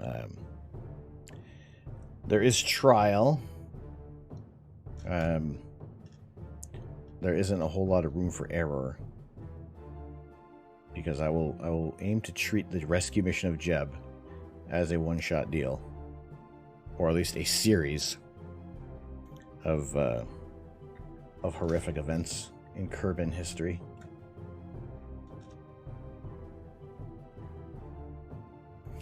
Jeb cannot be saved, all right. So we have many against the wavering optimism that occurs. If there's anything constant, it is the minute by minute changes in optimism. It's almost like this optimism is founded on Bitcoin or something like that. All right, we are down to the By last the power of few Grayskull, little bits. I have Lily! the mustache. All right, there we go. Next 30 seconds. I can only say no. Abraham Lincoln once said, "Ask not what you can do for Jeb, but what you can't save. But that you can't save Jeb." Exactly. No, it's founded on track record. Hold on, that doesn't need to be any more JFK. This is true. I do not hold the greatest record in Kerbal. A lot of everything I've done is by accident. There's a red dot where my pointer should be. Lick the screen so Astro knows what the heck you're Don't looking lick at. Do not lick your screen. it will not work that way. You need to click your screen. Don't listen to the poorly modded voice telling you to lick. Do not lick anything. Do not listen to the voice. Said the voice. Ignore the man behind the curtain. I should really organize these beads now. We're getting down to like the last little bit. Too late. Damn it, Hugh. There might be one way. What is one way? But it's complicated. I'm listening. CJ, what is it? What can we do? Please do not say format your computer. And pretend it never happened.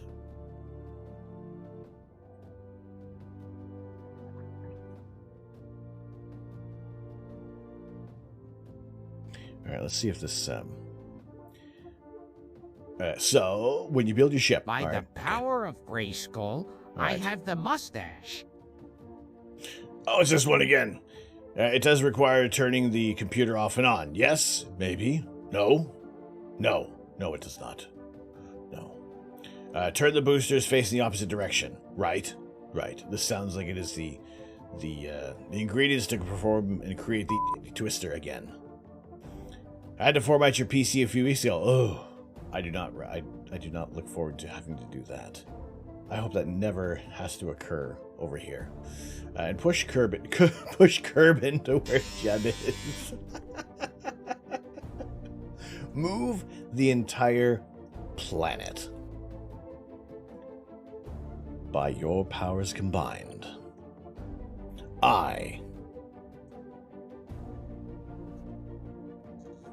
Ooh, alright, let's try this out.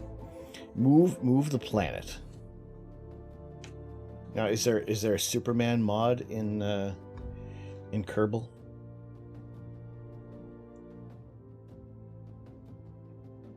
Okay, 2 down. I'm already looking at this and it's mucked up. We got 2 over, 1 down. It's 3 down. Oh well, I have royally mucked this up. You got a new hard drive and moved your operating system to your solid state drive, so it was for a very good reason. You do not know how to count. No, I know how to make numbers look beautiful. I know how to make them look pretty. But when it comes to any sort of mathematics, do not tempt me. Do not try me, for I will let you down.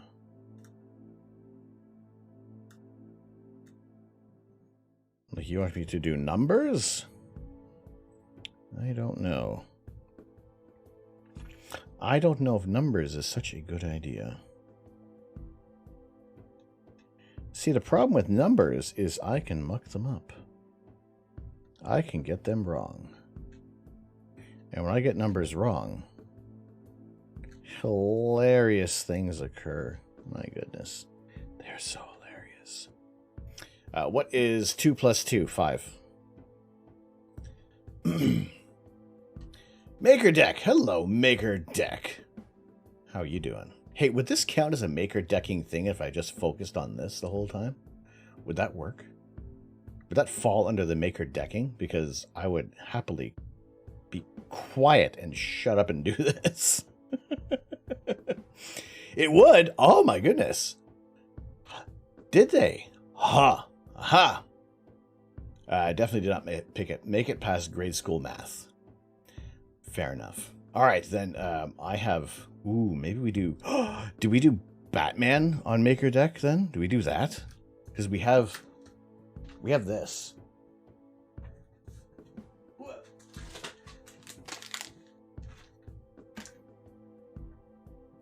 Look at this. Who doesn't love Batman? And maybe this one can go by quicker because it has holes on both sides. So yes, maybe like a quiet Batman. That's going to take 2 months, 3,500 pieces. That's going to take like years. It's going to take forever. Although, you know, it is largely, there's a large conglomeration of blue. So maybe that can go by pretty quick. It's huge. It's 6 panels. You have to use 6 of these. You think this one is pretty huge? My goodness. Also, if you guys aren't lurking on MakerDeck right now, if you are not just having MakerDeck on in the background, like here, I got it on. I have it on. I freaking enjoy what goes on with MakerDeck. And there are some things. Damn it, Hugh Funkin knew it. Welcome. Thank you so much for the follow.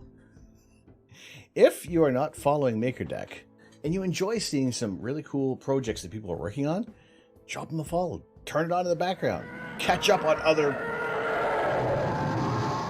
projects. See what people are doing.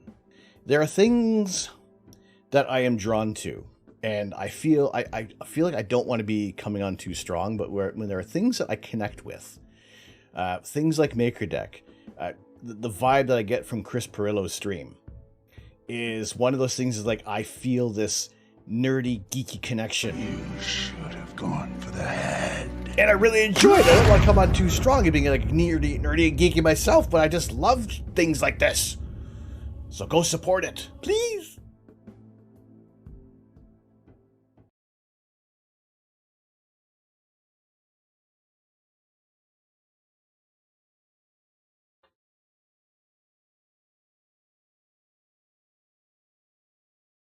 Holy potatoes!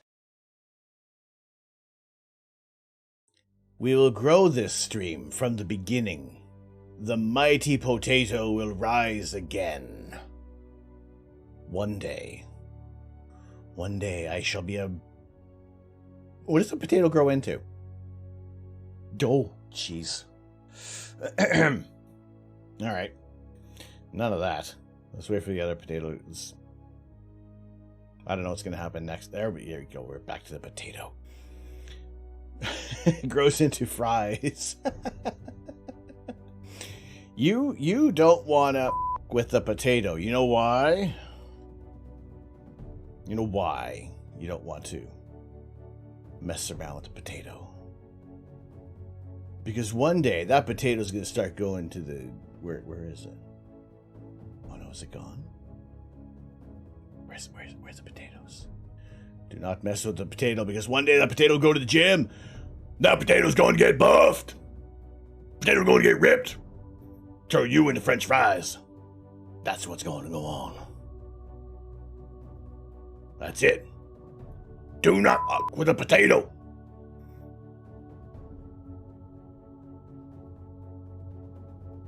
That's it. We'll get all up in your tater tots. We'll do that. That's what'll happen. Sound right. Hello there. So stupid.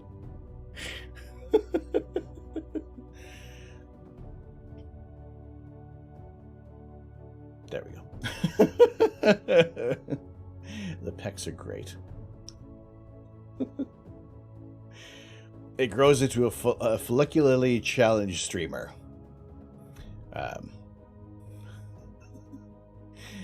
So I remind you of your damn it Hugh with the alternate account. That should have been a Hulk-tato. Well, you know something, Mean Gene. It can be tough growing up in the ground. But you know that these... Well, I don't have any pythons. But rest assured, if I had bigger muscles, we would want you to know that we ought to ask you the question, what you gonna do when these tater tots run wild on you, brother?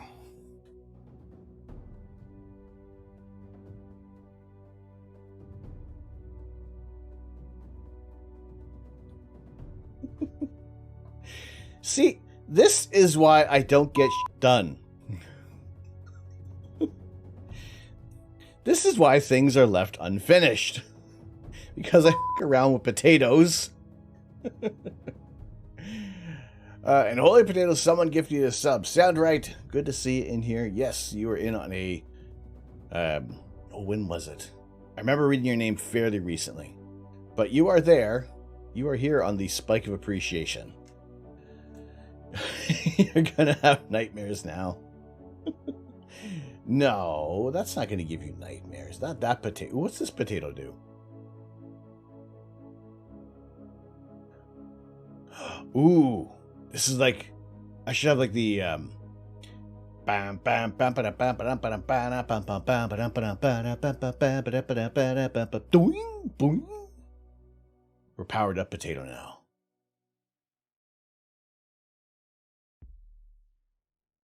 There are so many potatoes.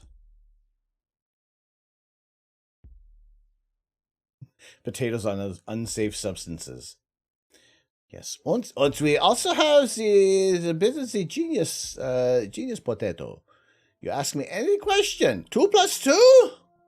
Simple. That is 4. Yes, yes, it is 4. Perfect. I am very smart potato. Yes, this is very good. It's a what's the other potato is listed as rainbow potato. So I would treat it also as a Mario process as well. Yes, very good. 2 + did you know this? 2 + 2 is 4. These are true words that come out of my face. Believe me, I should know. I'm a potato. What does this one do? By the power of grace. Oh, this is horrible. I have the mustache. It's ein stato, exactly. Yeah. We have the smart potato in here. All right, I think I need to implement this. As much as I have other projects I want to do, yeah, I do believe. I really, really do believe that I need to have some random potatoes show up here. Because that's what we're going to do. Brickman Mosaic Art, what's going on, Brickman? How you doing? Good to see you in here today. Yes, we will be jumping into Kerbal Space Program in a little bit. 3 down, 2 down, 2 down. There, and then 1.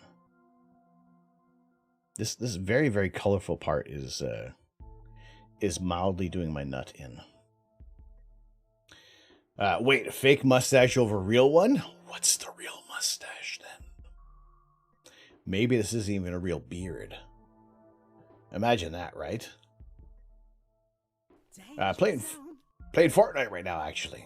I never got into Fortnite. There's so many awesome skins in Fortnite, but I don't know. It never truly appealed to me. But yes, also, if you are not giving a follow over to Macabuilds, big fan of Top Gun. That is our latest board that has been designed. Macabuilds chose the message to be shown on this board all month long. And then next month, we're going to have whatever message comes from Gandalf. And I don't know what that message is going to be yet. But you too, exclamation point, board, can have any message you like within terms of service. There could be a certain amount of risque to it, but, you know, ultimately I'm the one who's going to be building it, so, you know, it's not going to accidentally say, like, I have a tiny mitten or anything like that. You'd rather shove wasps up your arse than play Fortnite. I don't recommend that, but if that's how strongly you would feel.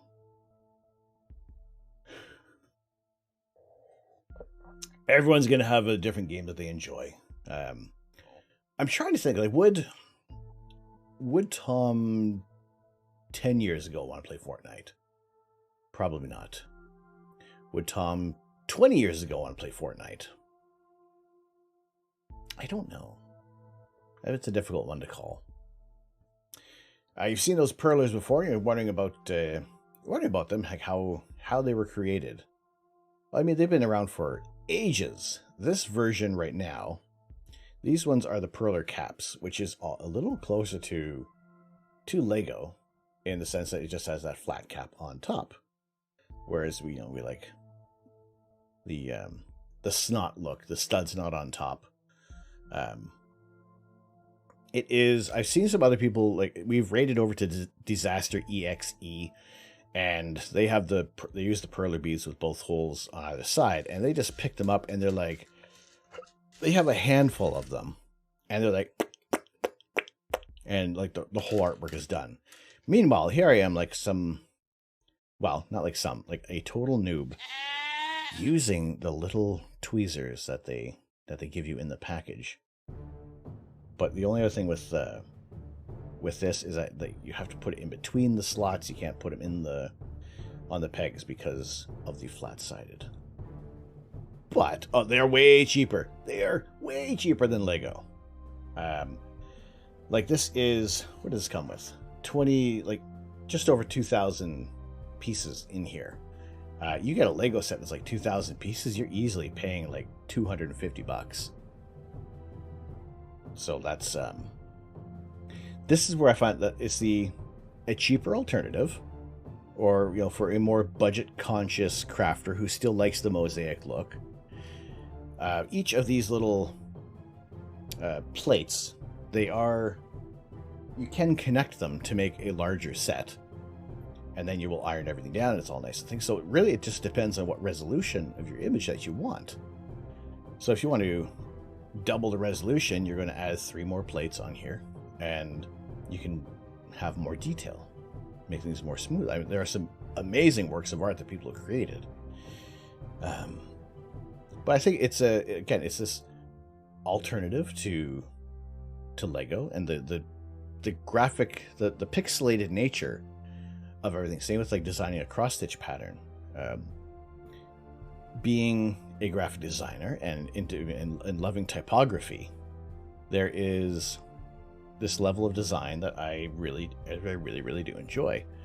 So if we can have that alternative to a Lego build. Now I'm trying to see here. All right, 2 down, 2 over, 3 down, 1 over, 1 down, over, down, skip. A not purple in here. So I've yet to find out what is a very comfortable way to create this artwork. I found with just like keeping my head over, like hunkering down and just getting right into it is a little easier. This way I'm babbling on. I'm pretty sure that I have missed some pieces in here. Yes, that does not go in here. I don't know if I need a hot pink piece at all. It should be just a regular piece. I always loved pixel art. It's how much detail can you fit in a confined space and still convey the message of whatever image that you're creating. I think it's like there's a moon mosaic that I have slightly worked out that is going to resemble, actually it's based off of this moon image of mine. And it will be using some other colors. It's going to be like using more blues and a few grays and some reds for making the rusty color of the titanium oxide. Or sorry, of the iron oxide on the moon. Blue would be for the titanium oxide. So it wouldn't be just a black and white version of the moon. But that one would easily be utilizing 4 or more panels to create that. Even with like early websites that I developed, using a lot of pixel art, like even the little sprite that we have running across the screen when there's when a sub comes along, when a little sub train we have, that's some pixel art, largely based off of the Mega Man sprite, but it's been redesigned to have a striking resemblance to me, I'll save for the hair at the moment. Yeah, like that one there that Alex posted. Our little animated, or our Pog emote. So there's that type of pixel art. And in so few details, and have it still resemble me or someone else. That's what that is what I enjoy. I nearly went down the TikTok rabbit hole. I have largely avoided TikTok, and I'm not wearing it as some kind of badge. I fall down enough rabbit holes on YouTube. And I think there's some things the small amount of focus that comes where here's why I also enjoy that people join in the stream for long periods of time. Papa Bear AZ, what's going on, Papa Bear? How you doing? Where we have people join in, and people are here for the mass majority of the stream, and I feel that we're doing something good when people will be in. You'll notice people hanging out for a few hours, and if it is like the periodic lurking in the stream, I appreciate it. Yes, but Papa Bear AZ, how are you doing today? I appreciate you joining in. Welcome into the observatory. If you all have not checked out Papa Bear AZ, he does some Lego, he does printing, he does so much entertaining content on Twitch, and well, he is just a joy to hang out with. So if you haven't already, go drop a follow over to Papa Bear.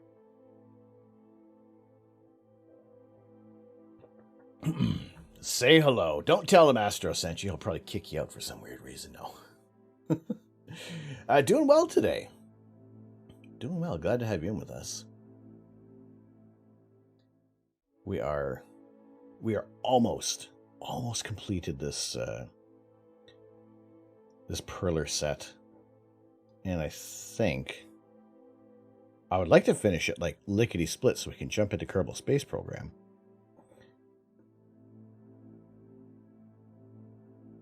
But I feel like this lasts a little bit because look how close all these colors are. Like down the bottom, like we got 3 different colors down here.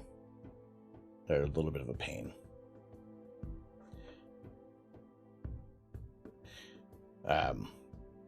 Thank you. I think it's fun. Once everything is complete, once when the artwork is done, I mean, it looks good. And you melt it enough, it starts to turn into square pixels. But what I also like is you hold it back far enough that it all works together. Don't finish it too fast. You won't rescue Jeb. This is the only completable content in tonight's stream. This is true. Yes. So now it's just a matter of finding a frame. Now this is the very first one I did. It didn't turn out to. It started to warp a little bit. I think the iron. I left it on for too long, but still, it's fun. It's interesting. I dig it. It is very, very enjoyable. But hope everybody is having a good start to the week, or if you're already well into Thursday. No, you're not well into Thursday. Today's only Tuesday. Tomorrow is Wednesday, and tomorrow is a fair chance of doing some live astrophotography. At the moment, we have these very teasing clear skies. Forecast is showing that we're going to be having some clouds roll in at about 9 o'clock, just in time for it to get dark enough to do some imaging. So this is my backyard. My name is Tom. I am the Astro Canuck. It is my pleasure to share my love of astronomy with you in the form of art, or imaging, or image processing. But this is my backyard here in Central Ontario, Canada. And that is, well, probably the last vestige of clear skies for the next few hours. You want to sit on a wood chair and watch that sunset. I would happily join you. We will be aiming to, I've said in the past, is what we want to be opening up our property to have star parties. So people will be free to bring their telescopes or utilize whatever telescopes we have on the premises to enjoy the night sky, as well as just kind of hang out with other astrophotographers, other visual astronomers.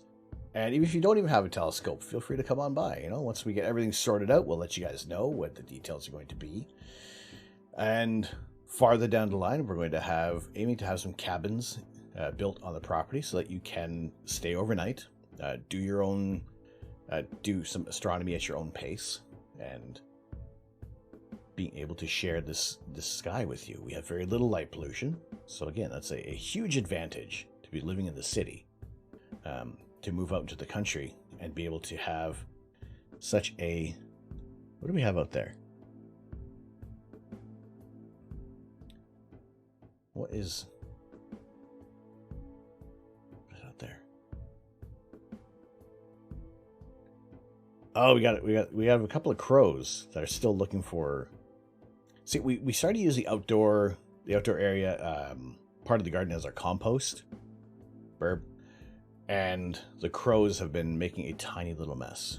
So sometimes they like to find the food that they've thrown around. Daytime telescope when? That will be, in the astronomical term, soon. In terms of streaming, at some point. Intruders detected. Warming up the defense laser. Really, the defense laser is just the deep fryer. 9 forward. 40 feet down, 2.5. Picking up some dust. 4 forward. Drifting Samson, how are you? We copy you down, Eagle. Houston, Tranquility Base here. The Eagle has landed. Roger, Tranquility. We copy you on the ground. You got a bunch of guys about to turn blue. We're breathing again. Thanks a lot. So in terms of a solar scope, there's always been a budget, a slow-going budget for a solar scope, because right now what we are very close to our goal for the monochrome camera. I have switched our bit goal over because there was overwhelming support with the bits, and we are currently 17 subscriptions away from reaching this goal for the monochrome camera. Next in line, there'll be some monochrome camera parts, but that's kind of like here and there.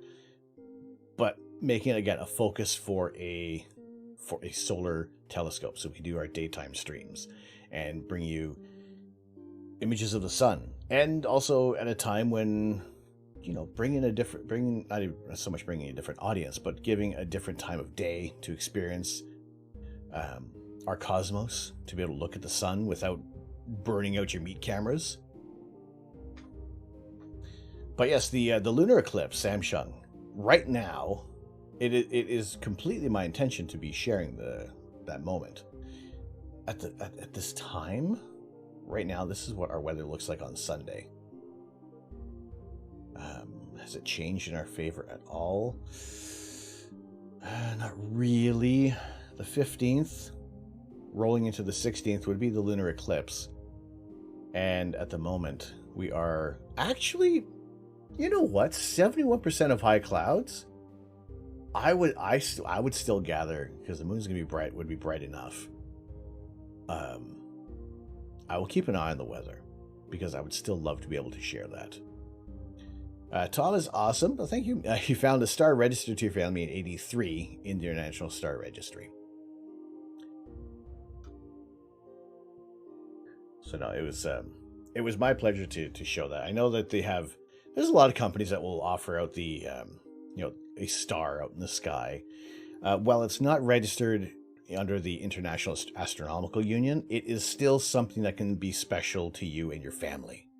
And to claim that is your portion of the night sky sharing the cosmos, we have trillions of stars. We have billions upon billions of stars and other areas of the night sky. And if you can, you can have some pride and just being recognizing that area of the night sky, then who's it hurting? I mean, it depends on what the companies are doing for money, but just being able to recognize a portion of the night sky and feel a connection with the cosmos in some way, shape, or form. After that clear outside map, it is all over the place. Tomorrow night is a good chance for some imaging. Friday has changed so much. We have gone from clear to cloudy to cloudy to clear to mainly clear to mainly cloudy. Friday's forecast has flip-flopped so much.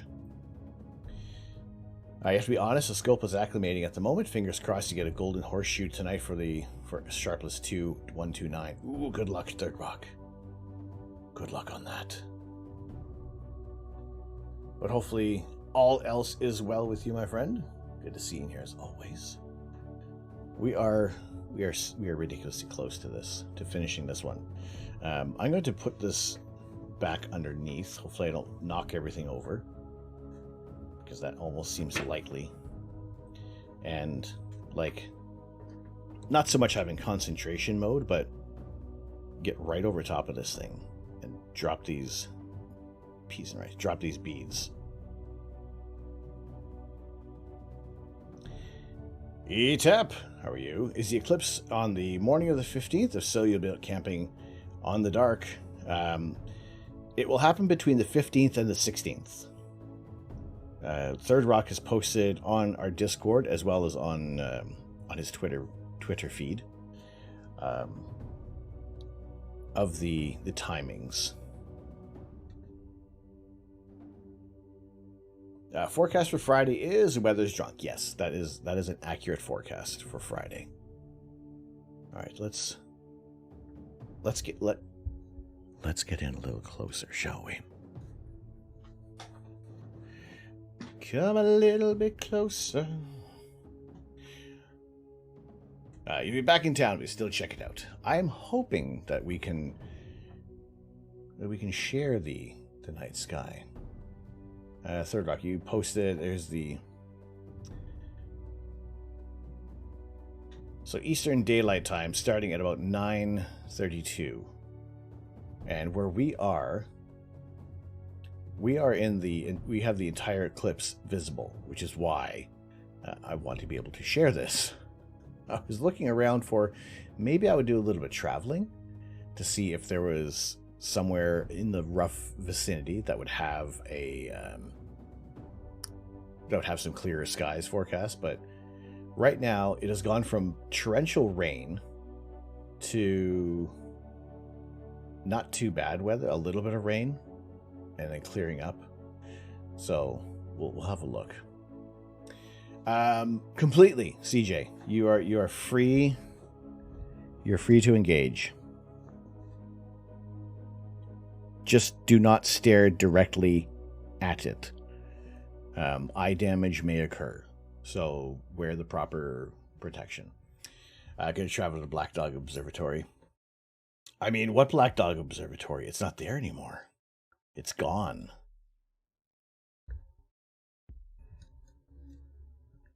It doesn't exist. For now. For those of you who may have seen Astro Backyard's latest video, he too is moving. Moving into more favorable skies into a Portal 5 setting, and that is, even going from an 8 to a 5, is huge. It is an incredible jump. So I do look forward to seeing what kind of images Trevor will be sharing with us in the near future.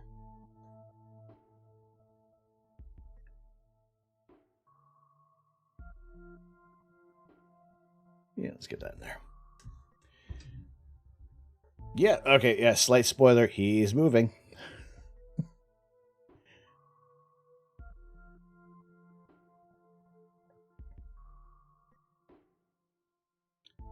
Definitely on the fringe out in Calgary. Be able to definitely be tuning into your stream on Sunday night, crossing fingers on weather for me. I'm hoping so. Like, this is like 71% of high clouds. You can kind of start to dodge clouds a little bit. And also we have 5 passes of the International Space Station at night. So what's this? What do we have here for 66 degrees, 30 degrees, 23, 14, 25. Hut. YouTube stopped showing you stuff. Did it now? See, I found that there's been so much more content on YouTube. And not that it's getting hard to follow along with things, but it's like, you know, there's a great deal of content out there. So, you know what? Those who are joining in right now and hanging out, I appreciate you spending some time in here. even if you're flip-flopping between other streams. I am Ha! inevitable.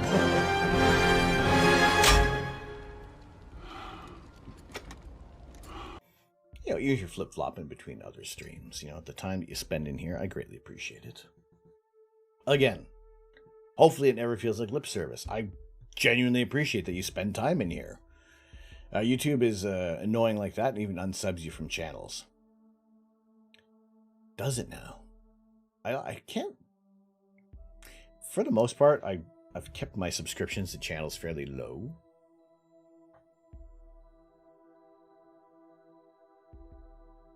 So,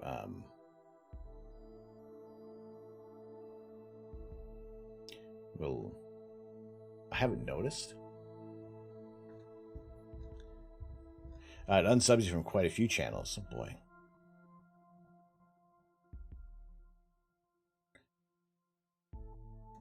See, I would make a joke about unsubbing from here, but everybody's always completely free to watch and engage in this channel and hang out. There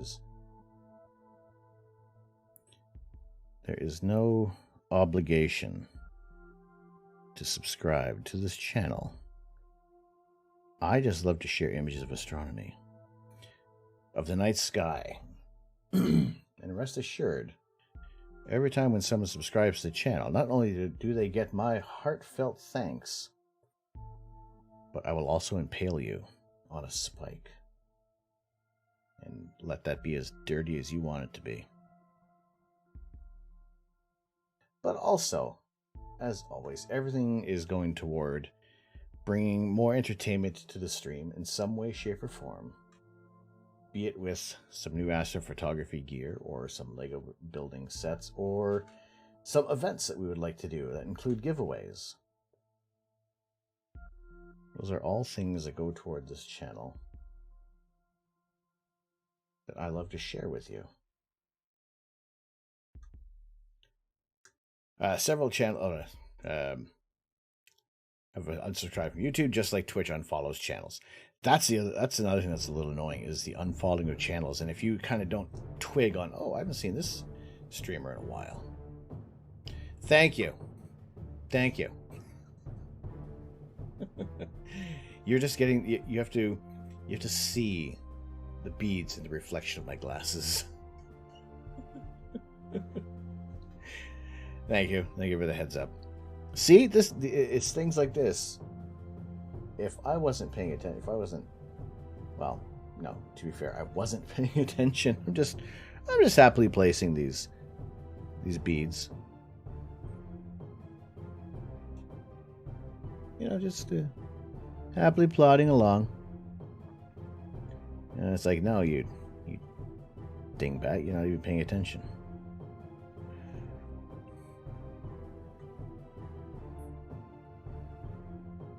Alright, we have kind of orange. I guess this would be like creamsicle orange.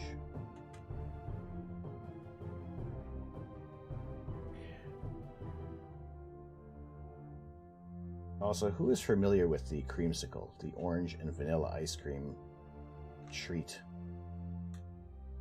And also, did anybody ever have the creamsicle ice cream? Has anybody put that in their mouth before? That's magical, I tell you. See, there's things like this. Like, this is the orange, but then that's like the peach, and it's really super freaking close to...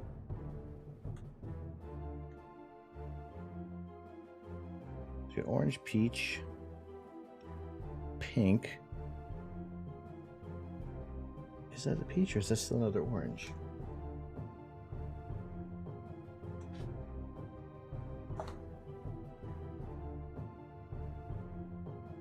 Orange. Is there a peach in there? It looks like I want to say yes, but maybe not. 1, 2, 3. Peach. Let's see, there is. Creamsicle popsicle. Yes, many moons ago. It was delicious, and then you would get down to that, and I feel like the recipes have largely changed as well. Things aren't as, or maybe it's just the taste buds. Things aren't as delicious as they used to be. Like, a Snickers tastes different now. Is this orange or red? That's orange. Snickers don't taste the same anymore. You know? Is it my tongue that's out of touch, or is the recipe changed? Yes, but not under that name. It's Capella here. Or is it? Wait. Like the star? Oh, okay. Angel, no halo, just swinging by and saying, hey, well, thank you very much for joining. I appreciate the lurk. Hopefully you're keeping well this evening. We are remembering to go back to this camera, but also finishing off this Perler set. Then we're going to jump into Kerbal Space Program. Before Kerbal, I will just take a quick little break just to make sure that everything is good with Grandpa, with G Unit. Make sure that he's all good. He doesn't need anything. And then we'll be back with Kerbal Space Program. It's looking super neat looking. Well, thank you. I'm following a pattern, but the next round that I would like to do that is going to be some space-based art would be a pattern that I make myself. I guess the next challenge will be to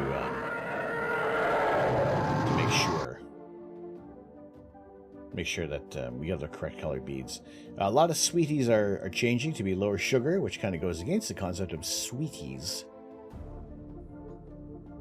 Well, I guess it's the alternative sources for sugar. What they could use in place of the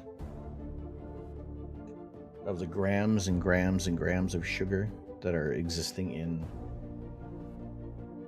in these treats.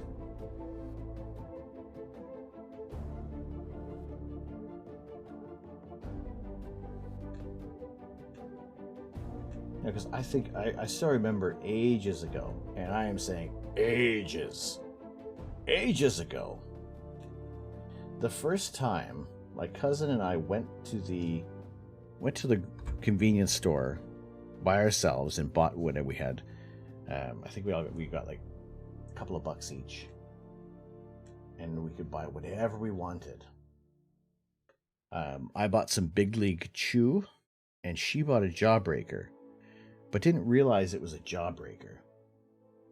And then we were under the impression that she was quite literally going to break her jaw when she ate that candy. So there was that big fear of, oh no, you're not going to have a jaw anymore.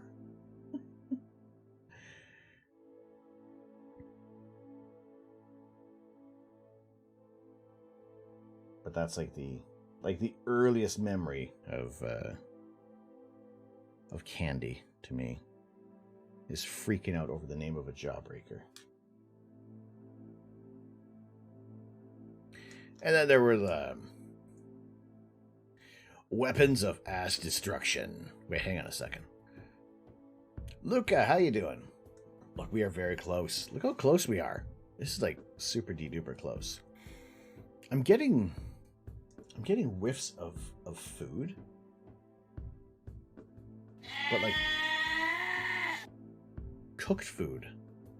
Maybe the goat is burning.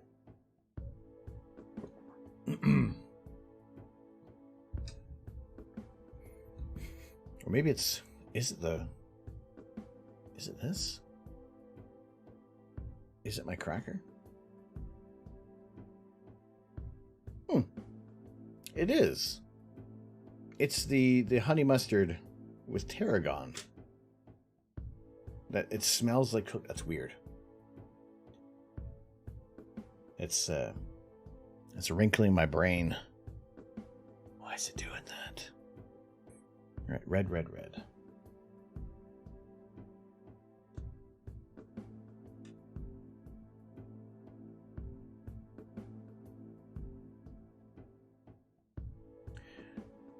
Red and one more red. I'm running low on red bees, but I have like tons of these vivid magenta, which in shadow resemble red. But we don't want that. Pink and two... Are these yellow? These yellow or orange? These are the kind of the creamsicle orange. Tarragon is one of your favorite herbs. I gotta say, I don't use it that often. But when it's in mustard, my goodness, is it ever delicious. Science Streams, what's going on? Hello, how are you? How are you doing today? How is your week been going so far? I know we're only into Tuesday, but you know, some days you know right away when it's going to be a good week, and other days when it's like, oh, just bring on the weekend. Or bring on next week. Hell, bring on next month, but hopefully everything's going well for you today.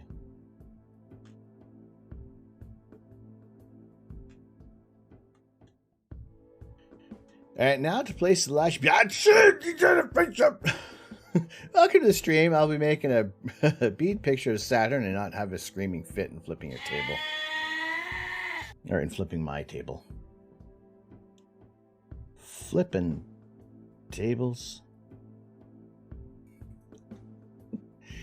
Make a creamy fried mushroom with lots of tarragon. It's good. Interesting.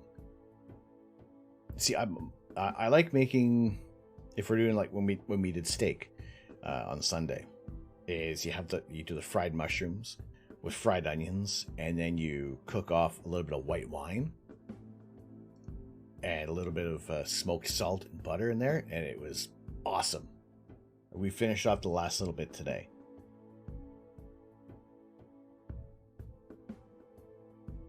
And it was delicious. 10 out of 10 would cook it again. Would definitely stick that in my mouth another day. But now adding... see, there's also a few people who don't enjoy tarragon in the house, so it's things like that I try to cook for everyone's tastes. Some people are purely meat and potatoes, and that's fine. But I also have this little bit of I don't know, a sense of accomplishment when meat and potatoes enjoys something very different.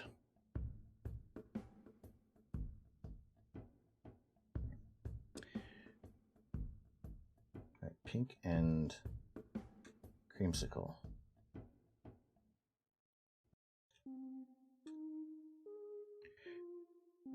Oh no, that's way too orange. That orange can go here. This is like the not orange. And is that red? That is red. Pink and red. Alright, we are super freaking close to having this ready to put aside and say that it's done. And then realize that it probably is going to take, every time we do one of these, like, can you imagine how long the Batman one is going to take?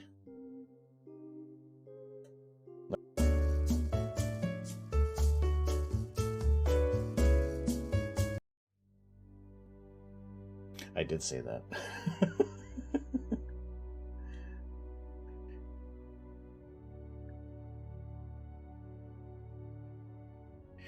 That did indeed come out of my face.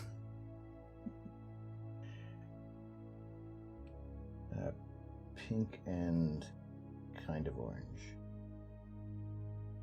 There's tons of pink pieces in here.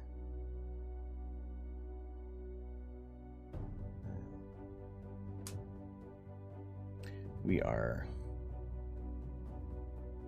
going to finish this. Look how close we are. This is super duper close. That looks like red, orange, orange.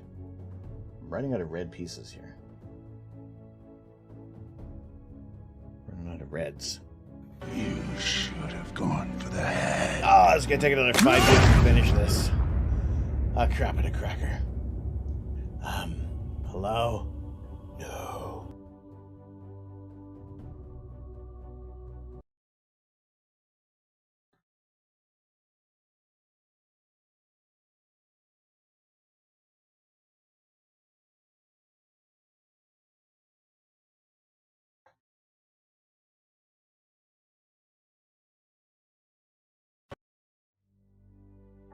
Oh, we're out of coffee. Oh dear. Oh. We get a little closer. My lips look so weird on the mustache.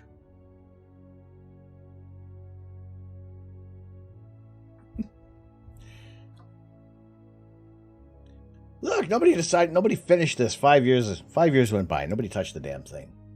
How dare they? We want this thing to be finished. We'll complete it. It will be done. Oh yes, it will be done.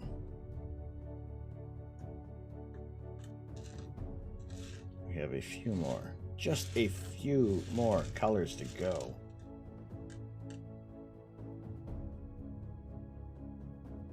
And we will call this an art piece. Ish. It'll be ready to be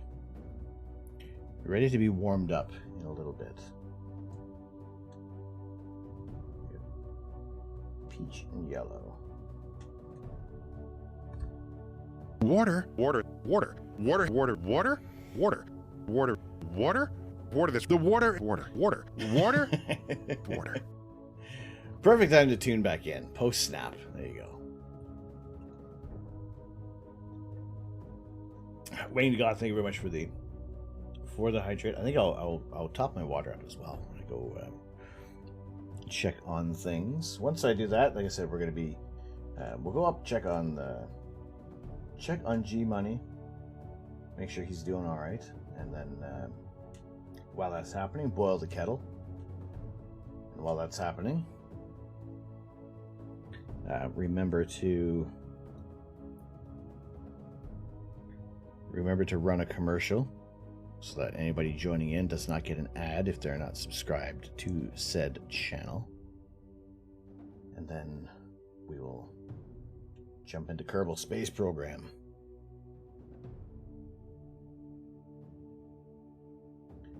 So I've been looking forward to getting back into the adventures of rescuing Jeb. And then, I mean, the most nerve-wracking thing about this is going to be making sure that we don't drop it, that it doesn't fall down anywhere. So we have not orange, peach.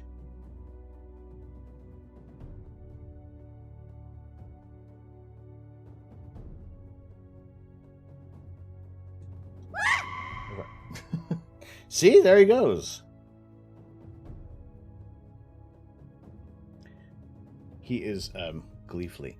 Hydration is important. We're all basically houseplants with more complicated emotions. Although I have had some houseplants in my time that have thrown a colossal fit before, so. But still. And we are happier when we are well watered and well fed. And seriously, the smell of this is actually really good. It's like it's had the time to marinate, essentially. It's 3 not oranges. They're super close.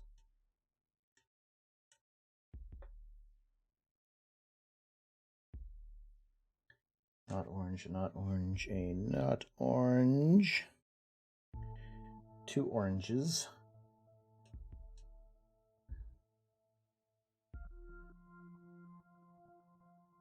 It looks like 2. Every 90 minutes he flies by. or have up and ran away. Oh, poor Ron. We barely knew ye. No, Andy, I never ever made it out to Liverpool. We wanted to. I mean, there's plenty of places that we wanted to check out in the UK, but just, you know, you start off as tourists, not knowing how long you're going to be in the country for. So we started off touring around. But then once we started settling in, getting jobs, it turned into, oh, well, we've been working this whole weekend. We don't really want to go anywhere. We've got here pink. Oops. What are you doing? Yeah, pink, pink, pink. So Liverpool was on the list, but we just never managed to make it out there.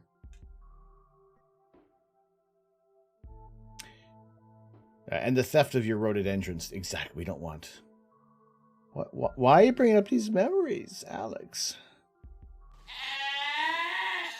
Why? We loved Ron. Holy potatoes! Pink, pink, pink. All right. Pink, pink, pink. And that's it. 3 pink pieces. And this planetary portrait has reached perfection.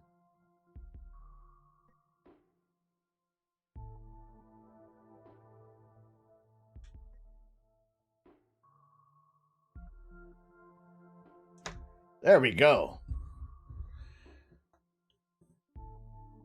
There we go.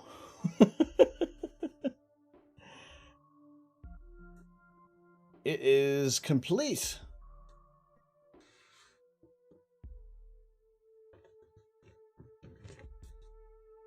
Well, now all that's left to do is iron the thing, but still, look at it. It's beautiful. By the power of I hope it's right. Grayskull, I have the mustache. Oh, no, it's not right. Hello there, kids. It is an astronaut, Tin Peak. Ask me a question. OMG, he's actually finished it? No, I haven't. Page 174. I finally bought a copy of Kerbal Space Program. Excellent. Katie scrabbles over the beam picture. No! I know you didn't need a mustache telling me that. No. Oh, peas and rice. One fell out. There we go. All right, so this has not been ironed yet. So this is still susceptible to everything going all over the place.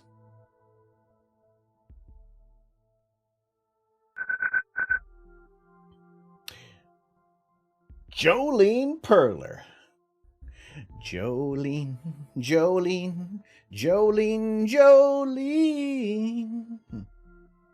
That was my worst singing ever, but how you doing? Thank you very much for the follow. Do you enjoy Perler sets yourself? If you ever come to the Radio City Tower's amazing view of the amazing city. Well, if we ever make a trip back to the UK, definitely would some cities we want to hit up. Yes, thank you very much. Welcome in, Jolene. Well, glad to have you in here. We have I don't have the iron set up yet.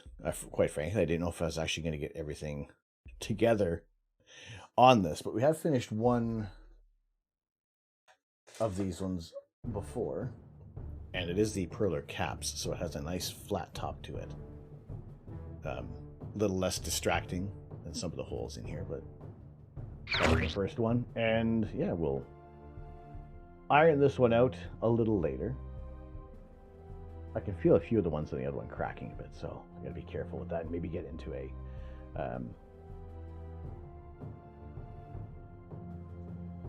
maybe get it into a little bit of a frame so I can stop manhandling it. But I do like the look of the caps, largely because they do resemble the Lego. The other thing is on the set, they don't go in they go in between all the slots. So so you have one side with the hole, and then the other, that nice flat cap that just, I mean, it's still, everything still looks nice, but it just takes away from the holy distraction.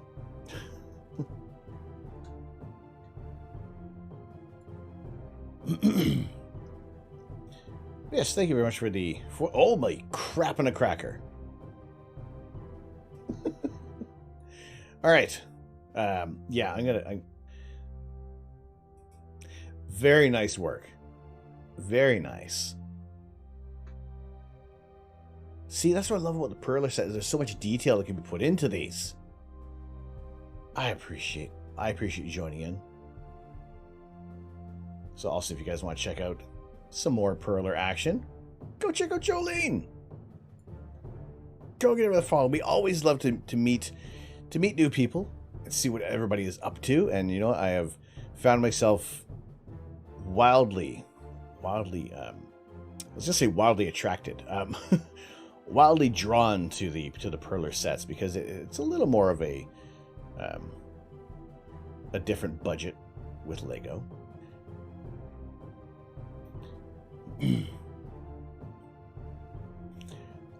Are you like the new headphones?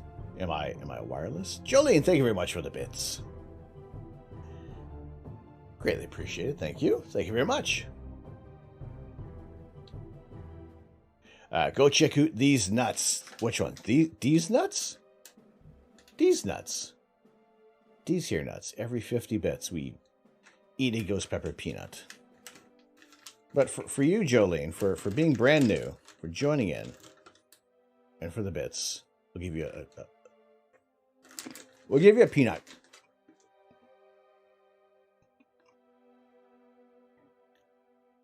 It's been long enough between the first nut that this burns just as much.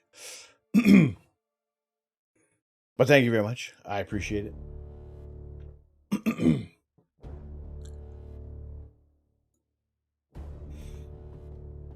I have largely run out of coffee at the moment. What? Why is everybody so surprised I finished a set? Soft Love, how are you? How are you doing today?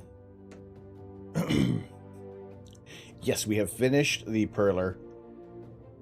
We just need to iron this out, but I don't have the iron ready at the moment, so we will. I'll either do that off stream or at the beginning of tomorrow night's stream, just before or while we're waiting for.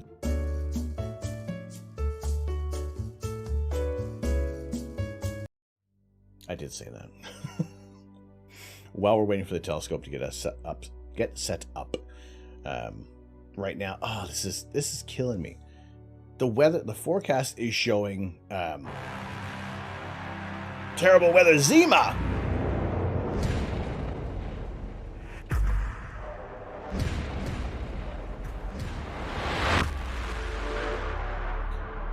Holy potatoes! Welcome in, Raiders.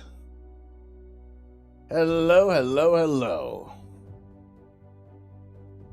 Zima, welcome. Latigo Smith, hello, how are you doing? Welcome, good to see you. I thought you'd get here, you would have done like 6 beads. I got some more beads done. We got some more of these completed, we're good.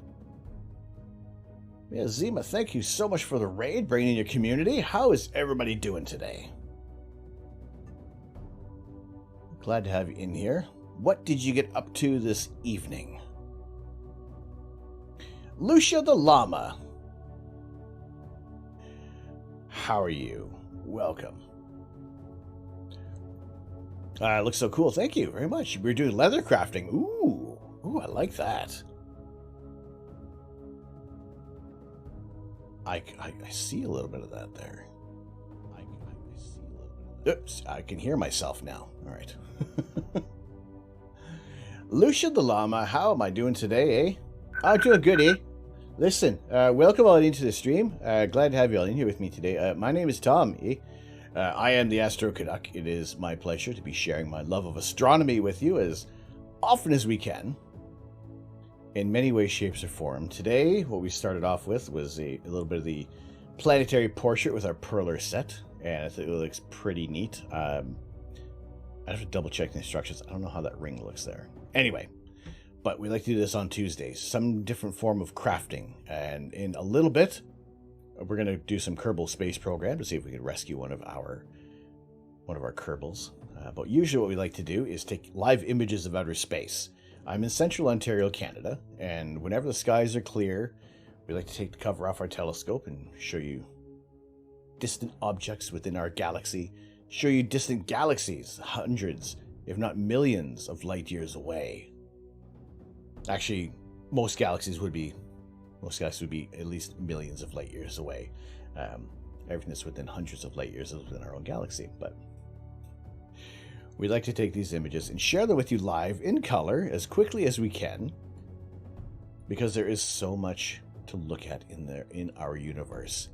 We like to take a look at galaxies that are millions of light years. This is 12 million light years away.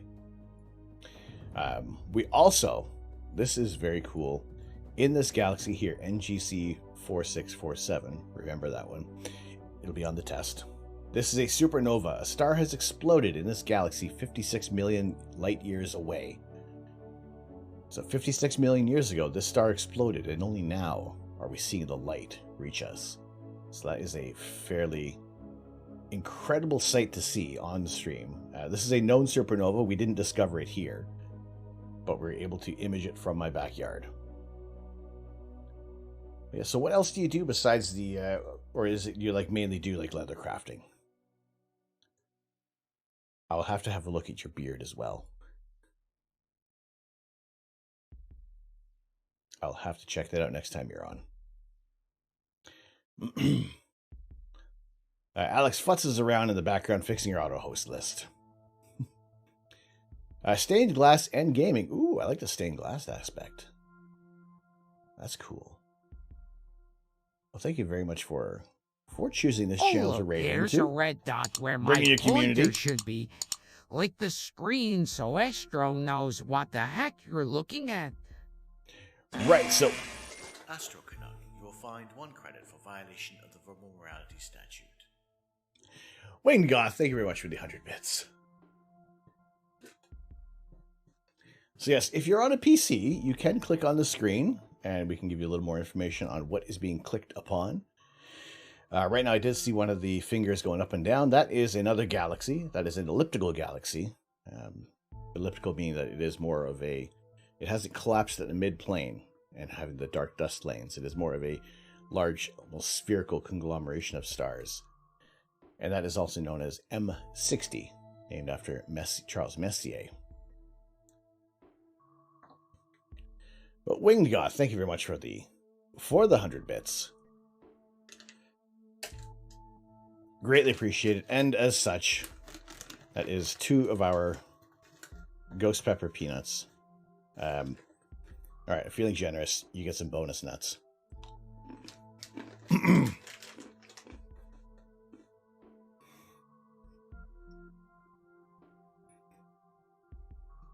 But thank you.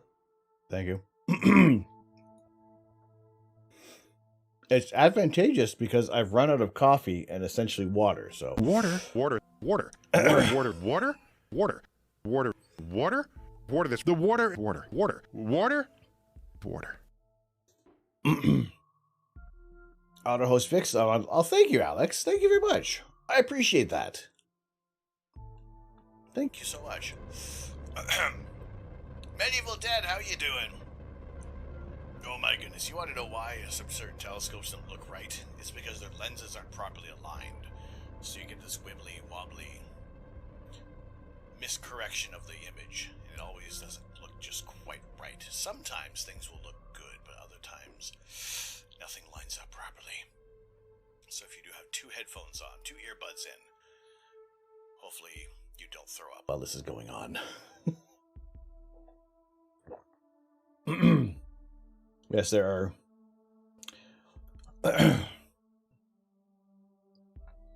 I'm not immune to the heat. I just like the flavor that comes along with them. So for those who are new to the channel, this is our Tuesday theme of the stream. We'll do some art. We'll do some gaming. It's all going to be space related. Friday, we will do some astronomy chats, sharing news of what's going on in the world of space and space exploration and astronomy.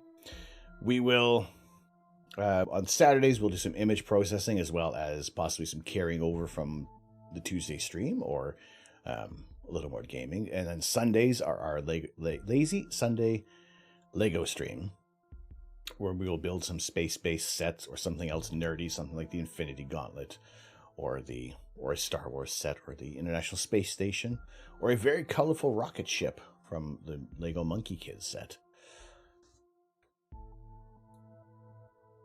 And that's what we love to do on a Sunday. But anytime the skies are clear, we will abandon all plans and take the cover off the telescope and share images of the night sky, show you the cosmos. Things your meat cameras can't always discern from the night sky. We live in a very low light polluted area, so it is advantageous to be sharing these images. James Webb, yes, we are eagerly waiting. More images to come from the James Webb Space Telescope. But how are you doing, Medieval Dead? Good to see you. All right, you're back. Welcome. Done in the garden. First head of broccoli has begun. Ooh, excellent. Mother-in-law Canuck was picking some rhubarb today. I didn't even know where the heck it was growing. She came back with this giant bag full of rhubarb. Super cool stuff. Nice to have met you in chat. Gotta go grab some dinner. No worries. Zima, thank you so much for joining in. I appreciate bringing in the raid. Yes, I'll be sure to check you out in the future. And some of your past streams, but glad to have you in here. Luxie, how you doing? Oh, the rhubarb. Holy it is potatoes. It is fresh rhubarb. Like, we have rhubarb. Rhubarb everywhere. Seen that Elon Musk said today that Trump's Twitter ban will be staying as is. Fair enough. Yes, enjoy. We always love talking about food. I would ask you what you're having, but then that's only going to delay you further from your departure, so... Later. Tell us later. But wonderful to have you in here. So we have completed this. It needs to be ironed. So that is going to be nice and fused together. And we can see the other side. Chicken and broccoli. Easy peasy, lemon squeezy. I enjoy some chicken and broccoli. I would throw like some cheddar cheese in there, maybe. A little bit of bacon. That'd be about it.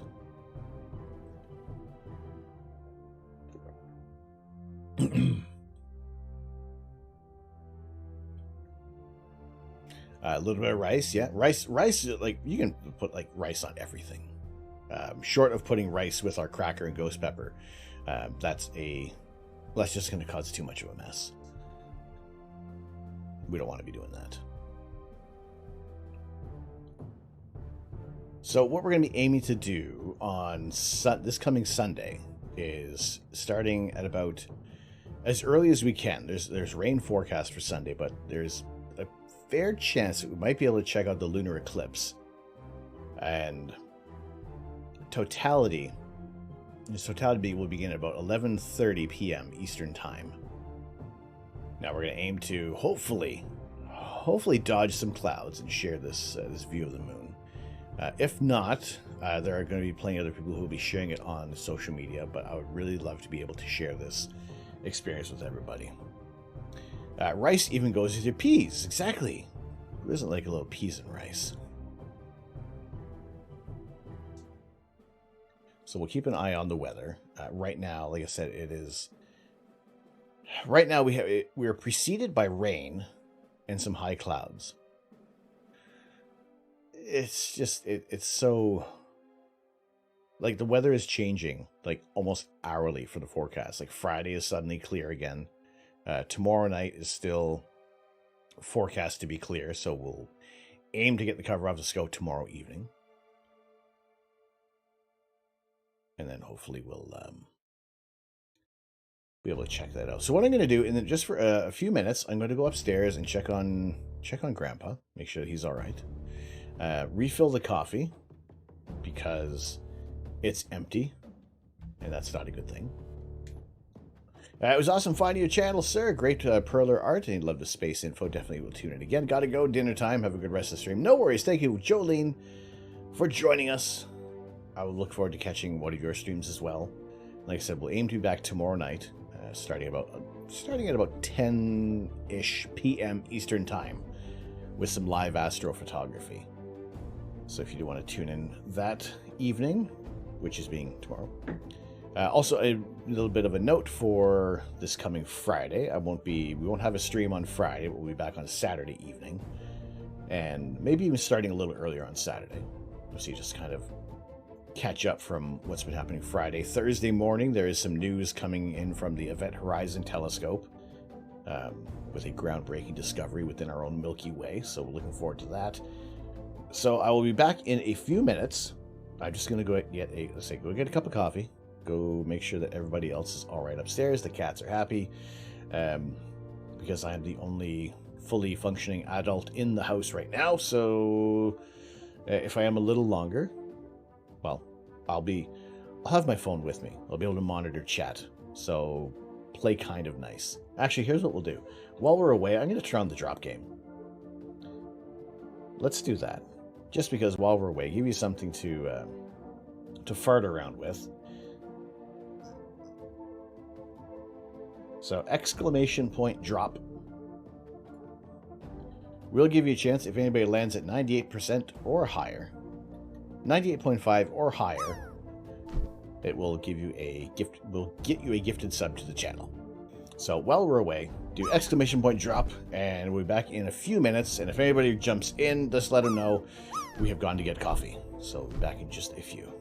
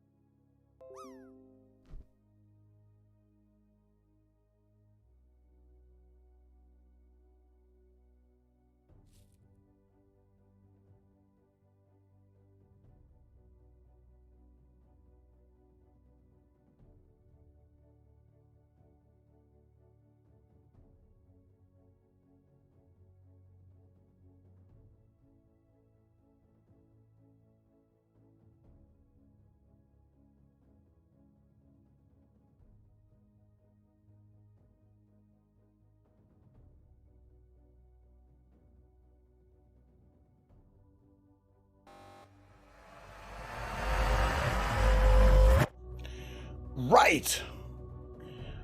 Oh my goodness. Hello. Doc Fats, how you doing? Tracker? Good to see you. Yes, indeed. I have taken the cover off the telescope. I am inevitable. No! That's it. No, we're not getting dusted right now. But welcome back, everybody. Welcome, welcome, welcome. Let's see. Let's see about getting the telescope online over here. Let's get the ASI air fired up on this side. What'd you do to the snap? What do you mean? I don't know what you're talking about. Alright, here's what we're doing. We're switching this over to science and technology. And we have now switched over to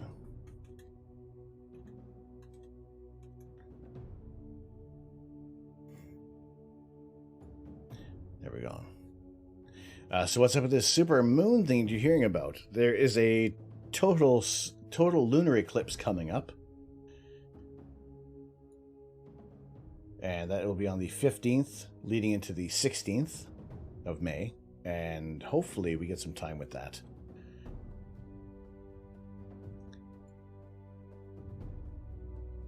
Snap. It's all back. It's all there. Zier, how you doing?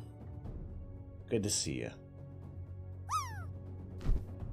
All right, but yes, hopefully we'll leave the dropping on for this next round, and then we'll turn that off. All right, good. You're gonna good night. You're going to bed 2:50 in the morning. No worries. No worries, Andy. Wonderful to have you in here. Yeah, we'll do this. This is the last round for the drop game, and we'll let's see if we can get like a 1-second exposure. We can start to get any stars in this image, or at least find out where and abouts the moon shall be. Or maybe it has been like warm enough that maybe the telescope is wildly out of focus. We have we have one little star.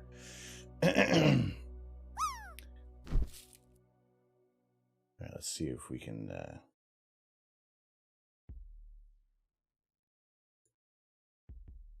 no, this is definitely not going to be enough stars to plate solve. Fail solve. No. Sorry. Sim, how you doing? Good to see you. Alex, oh, getting in for the low drop. The low score. All right, let's do 10 seconds. Let's see.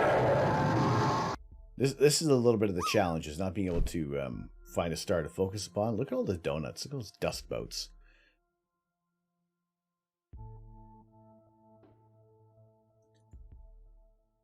Let's see. No, it's still probably not going to be.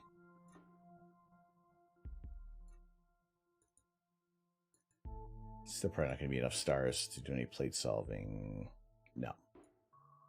Still failed. All right, let's see if we can get over to the moon. Your keyboard died, so you had to get the old one out. Oh boy. What are those rings on the telescope? Those dark rings are. Yes, let's stop. Those are dust motes along the imaging train, and those are artifacts that you don't want in your final image of astrophotography. So to combat those, what you do is you take a beard, you hide in the beard. Quick draw. Okay. Thank you very much for the lurk. Anchor Club represent. If you want to drop a follow over to one of the most handsome Australian streamers, go drop a follow over to Quick Drop. I appreciate the lurk. Appreciate the lurk, my friend. We have taken the cover off the telescope. Let's see if we are on the moon. Wow, that's even no. Hang on. Now here is the trick of where are we.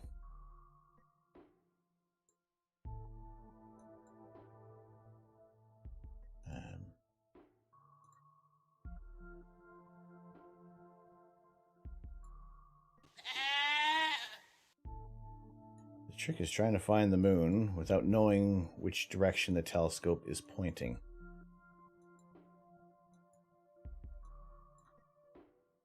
So we kind of arbitrarily pick a couple of directions and see if it starts to get a little brighter. Because without being able to properly plate solve... ooh, how about this? Let's use... maybe the guide scope might come in handy. The guide scope offers a little bit of a wider field of view. Let's see if we're getting close. Low gravity day. On an order of magnitude type on an order of magnitude type evaluation, how much better is Webb than Hubble? Hubble is less. No, sorry. Webb is, or like I don't like. How can I even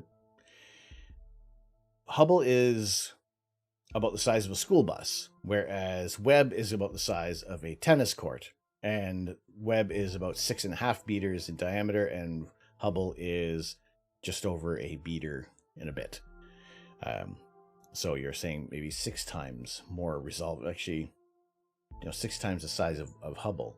And even some of the latest images that have been coming through are absolutely monumental. How about quality of image? Right now, from the sharpness test from Webb, they have been able to resolve images much better than other telescopes have been able to. Webb is going to be able to see farther back in time. Now, we do have some links. Give me a moment to see if I can find where the moon is.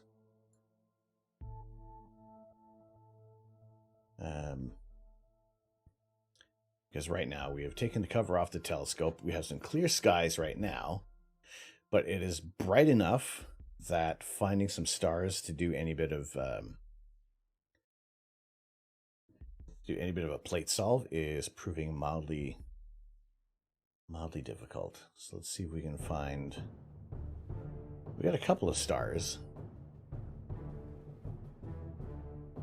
but the point is, where is the moon? We're shooting at a meter in focal length, so the moon essentially is going to fill up our field of view. I've seen the amateur photo, yes, from Sebastian Voldemar. That is awesome. That was an incredible. We have yet to try anything like that with this telescope, and largely because, well, I want to make sure that we have everything properly in focus. 1,000 times better due to the technological advancements in camera sensors today compared to when Hubble was launched.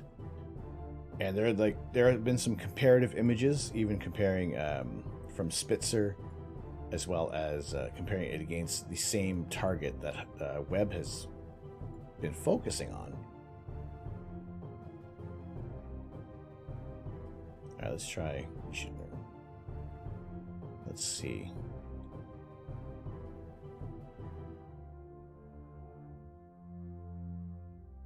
All right, no, that's not going to work. Let's check again. I want to say we should be fairly close to the moon. And we're looking to see if there's any change in brightness. Just turn off our histogram.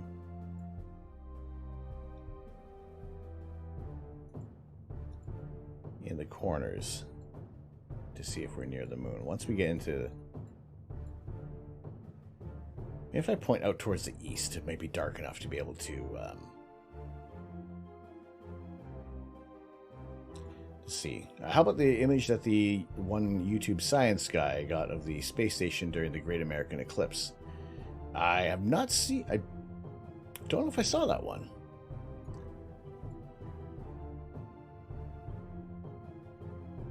Not quite sure. B Squad leader, how you doing? Sorry, I'm trying to find the moon is proving to be taking up a little bit more of my brain power.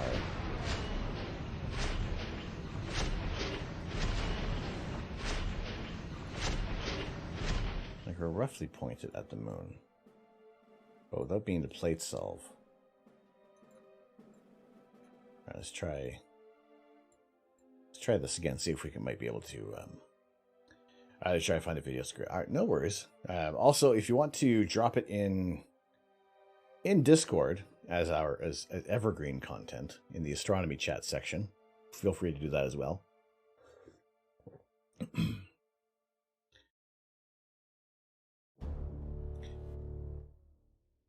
If only there was a way to point the telescope at the moon. Well, if there's only a way to get the...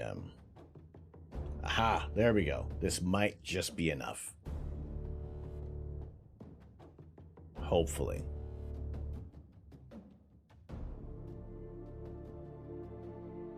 Alright, did we get enough stars in the image? There we go! There it is! Hello, moon! Oh, hello, moon. How are you?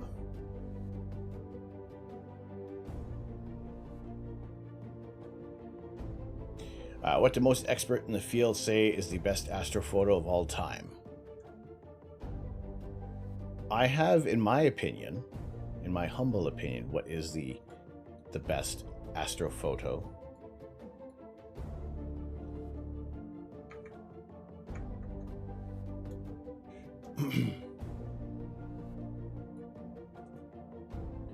Now, the pale blue dot is nice to get the...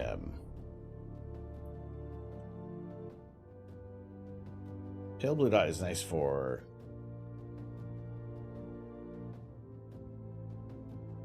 perspective. But what I like about...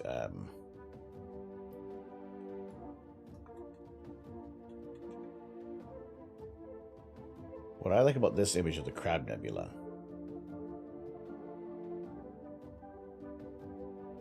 is this one here from Detlef Hartmann.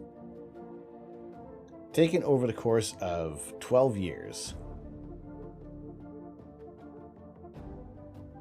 Capturing the movement. Capturing the movement of the pulsar at the center of the Crab Nebula. So over the course of time where everything in space seems to be very, very, very static. Something like this, being able to see the movement of that pulsar in the Crab Nebula.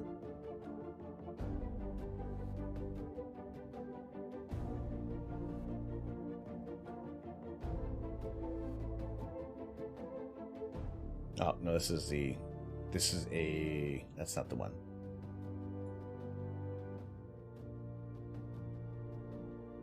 Have they done more on this? They have done more. All right, where is he?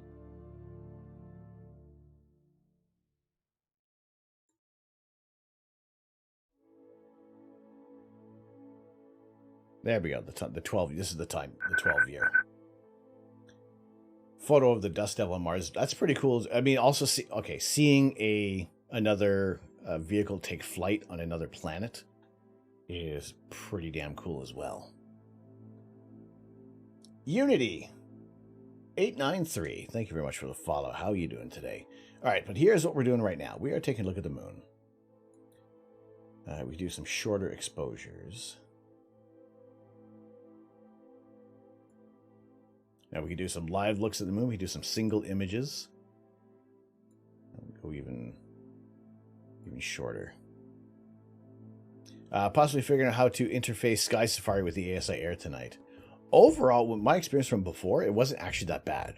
I was able to get things integrated fairly easily, and I never moved it over from the old ASI Air to this one yet. So this is the moon in phase as it is right now.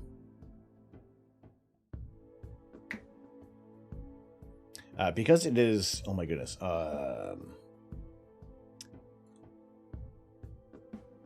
right, it is currently 20 degrees Celsius right now.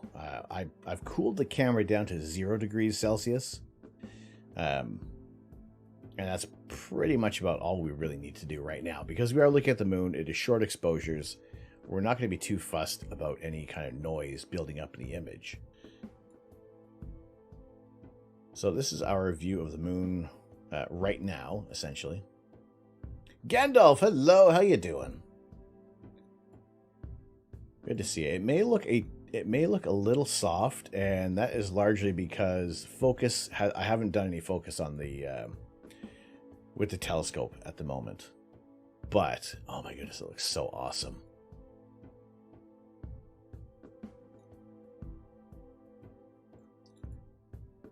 One factoid about the moon that people don't know. I don't know if it may be things that people don't know, but eventually the moon is slowing down Earth's rotation. Eventually the moon and the Earth will become tidally locked. Tides will cease to exist, and we will always be facing the same moon in the same way all the time. The moon is slowly moving away from us. The moon is actually, you can see color in the moon. If you start to oversaturate, because you're using a color camera, where you can see the red of the iron oxide, the blue of the titanium oxide. It's the ban. You got to ban Gandalf. Even with the new Sky Atlas and ASI Air, you think Sky Safari has much better situational awareness. I agree right now. The Sky Atlas within the ASI Air has some work. There needs to be some work done with it. However, it's Danger zone. It's still good to be able to see. It's still good to be able to see where we're looking at. What is your name? Gondolfa 2000. What is your quest? To seek the Holy Grail. What is the capital of Assyria?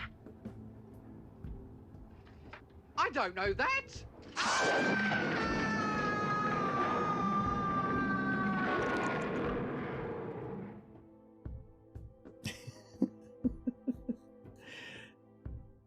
There we go.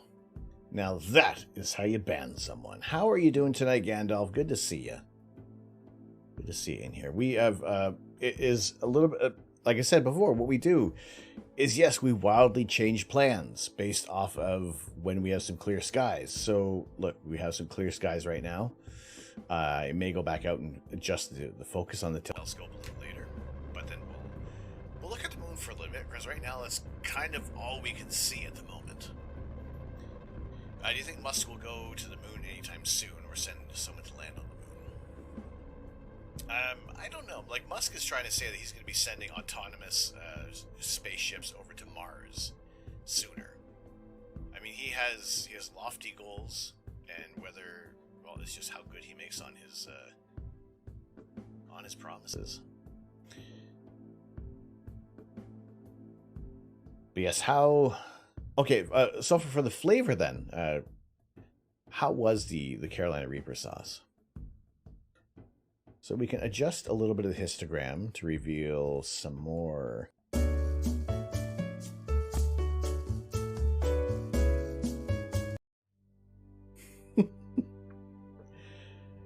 Being able to check out some more details. I mean, for a quick snapshot of the moon, I really like how this looks. Like, this is some freakishly good detail right now. I am inevitable.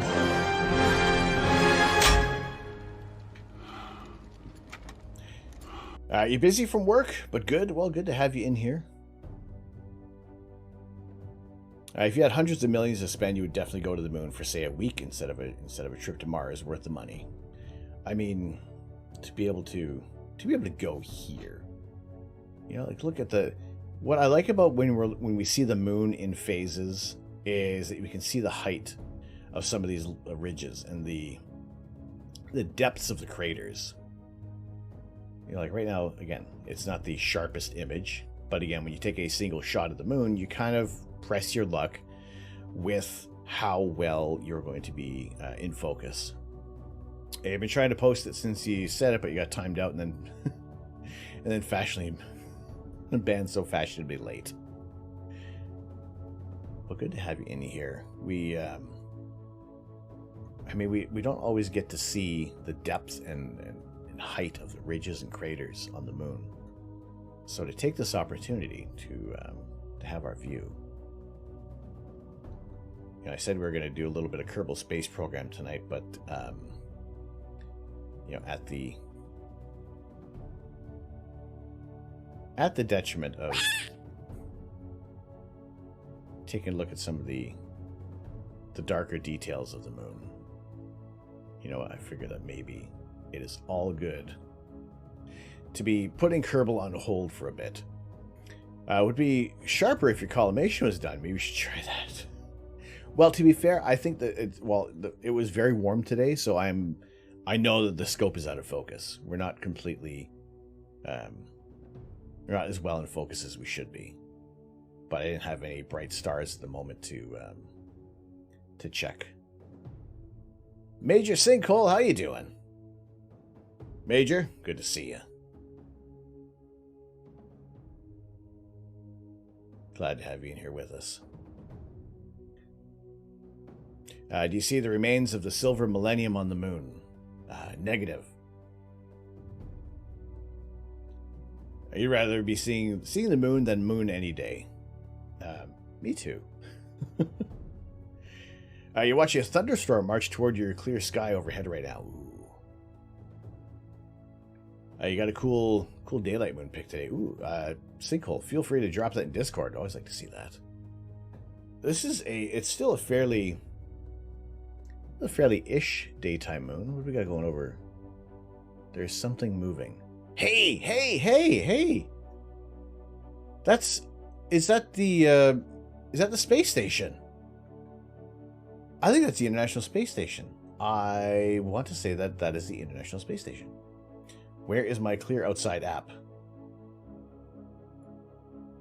No, maybe it's not. Then what the hell is that? It's not the space station. What is this malarkey? Maybe it's just an airplane. Like, you see that up there, right? Maybe it is just an airplane. I thought it might have been the space station. Or perhaps we're seeing a comet inbound, or an alien spaceship, perhaps. Whatever it is, the sun is reflecting. It is reflecting off the sun very, very well right now. Without going outside, I don't know. But by definition, yes, it is. It is an astronaut, Tim Peake. Ask me a question. See you on the dark side of the moon. Oh, someone redeemed Tim Peake earlier. Oh, dear. All right. We'll have to come back to that in a bit. All right. We'll have to find out what that may have been. If it's unidentified and it's flying, by definition, it is a UFO. No, we can't zoom. This is a horrible camera to be using for any kind of zoom. The blinking red light, that's Peeping Tom. That is a cell phone tower out in the background. It's about 3.5 kilometers away. And it is a very tall tower. Okay, forecast has largely changed for us right now. Not largely, just mildly changed. So we do have some clear sky forecast for a little bit. So if we're cool with some live imaging for a moment, then hopefully, you'll be cool with that. Have I ever seen the ISS with this telescope? Yes, once we have.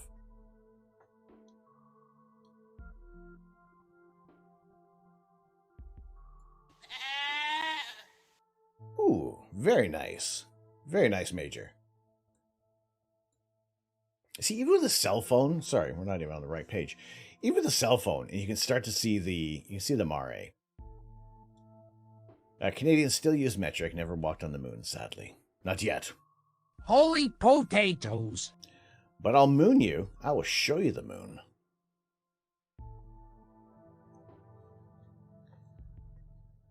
So yes, we've had a run-in with the International Space Station before. With this telescope. Not in the fashion that you may expect. But we had it blaze through our field of view. So there is the International Space Station. Photobombing our image. I have a goat cam. You started using yours as a parrot cam. Ooh, excellent. And just like that, the scope was put away. Oh, no. Third rock. So that is the extraterrestrial lightsaber. The Crew Dragon was docked at the International Space Station at this time. So that passed through our, while we were doing this 10-minute exposure on the Witch's Broom Nebula. The International Space Station traversed through our field of view, and it's a very small field of view as well. It's the Soviet death ray. Oh, Third Rock, what happened to your skies? Did I somehow steal clear skies away? Because I apologize. I would happily send them back to you.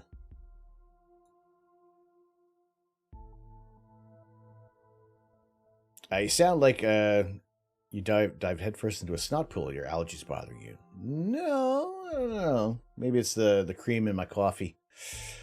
But it's just a line. It is the ISS. It's not like, well, it doesn't look like this. Well, it doesn't look like that thing. But we did go back in and confirm that it was the International Space Station. Dark clouds not risking 19,000 getting wet. No, and you best to be overly cautious. Would I spend a week on the ISS or the moon? 100% guaranteed safety? I would say the moon. I would love to spend some time on the moon.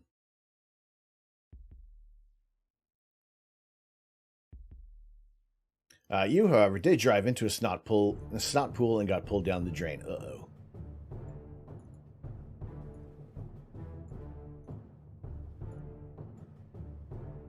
It's not the real Lunar X, but when you have some craters crossing over, you get some pretty cool shapes on the moon. We may have to adjust where we're focused on at the moment. As long as the moon does not pull a Space 1999 while there. What's the Space 1999? Holy potatoes! All right, we're going to readjust where the moon is looking at the moment. If there's a 10% chance of death and they said you could spend a week on the moon for free, would you? I've survived those odds before, so probably. Fair chance. I guess if you're having a low chance of catastrophe as possible. Spend time on the moon during a total solar eclipse. And then total lunar eclipse. Picking up some dust. 4 forward, drifting to the right a little. We copy you down, Eagle. Let's get them landing on the Sea of Tranquility. Tranquility base here. The Eagle has landed. Roger, Tranquility. We copy you on the ground. You got a bunch of guys about to turn blue. We're breathing again. Thanks a lot. Some lunar thunderstorms. Space 1999 was a TV show. In the opening episode, set in the year 1999, nuclear waste stored on the moon's far side explodes, knocking the moon out of orbit, sending it, as well as the 311 inhabitants of Moonbase Alpha, hurtling uncontrollably into space. Ooh. No, I've not heard about that. As long as the moon does not have a large hairy crack, you'll look at it. Who am I fooling? You'd look at that either. I appreciate your honesty. Alright, let's do this. And now we have a live view of the moon. More rainy day on the moon.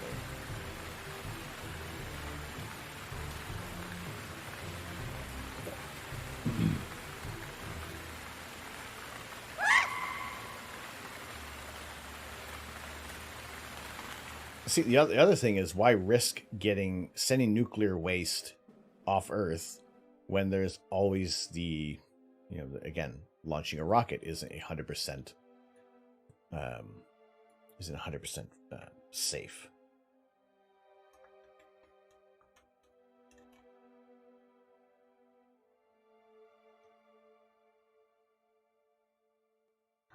Let me just adjust the thing.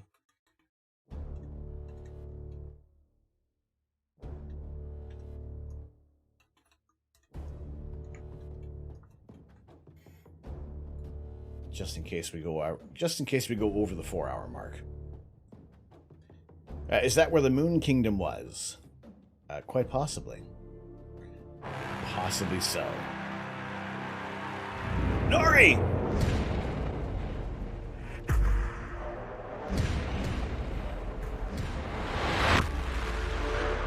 Nori Kitty! Hello, how you doing? Nice shirt you have there. Oh, this one? Oh, this shirt? Oh, well then, hey. You too can get this shirt from Nori Kitty's Stream Elements store. On sale now. It is comfy, it is cozy, it is cute, it's purple. Go check out Nori Kitty. Go check out Nori Kitty's merch. But how are you doing? How are things? On sale when you tier 3 sub. That's true. Subscribers do save money on merch. Is it true that without Einstein physics that include time and Newtonian, which doesn't, our Apollo calculations wouldn't have been accurate enough to make it to the moon? I don't know enough to say yes or no offhand. But chances are that there was obviously tons of calculations required. I remember they're saying in certain missions that the controlling modules are almost counterintuitive, where you think you're going faster, you actually go slower. Yes. Again, I'm getting too far into things I know very little about, and that can be a bad thing, given the wrong info. But yeah, Nori, how are things? Good to see you. Wrath Manor, good to see you too as well. Hello from work, hello from home. Those calculations are general relativistic, so yes, they use Einstein's equations. Do we really understand gravity?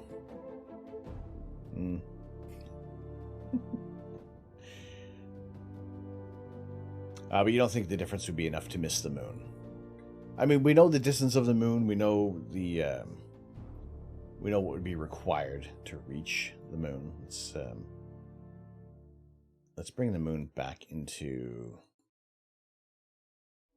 Oh, wrong way. Come back, moon. Moon, where are you going? Come here. Get over here. Get over here. What is your name? Gondolfa 2000. What is your quest? To seek the Holy Grail. What is the capital of Assyria? I don't know that.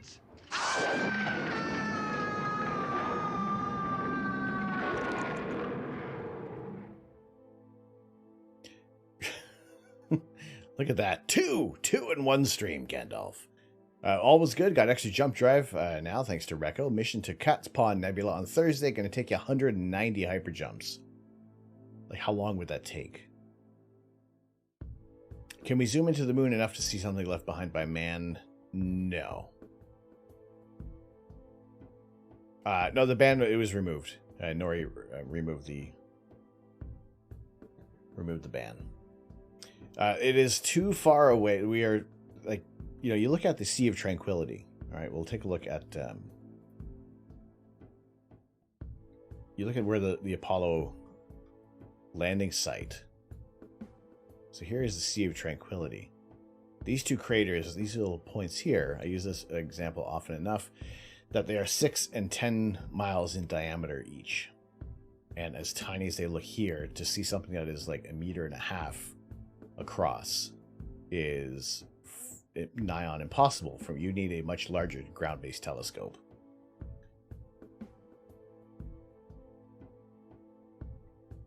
It'd take about 2 hours. Okay. Bassoon Girly wishes the ban notifications cycled through all the Monty Python ones, not just the capital one.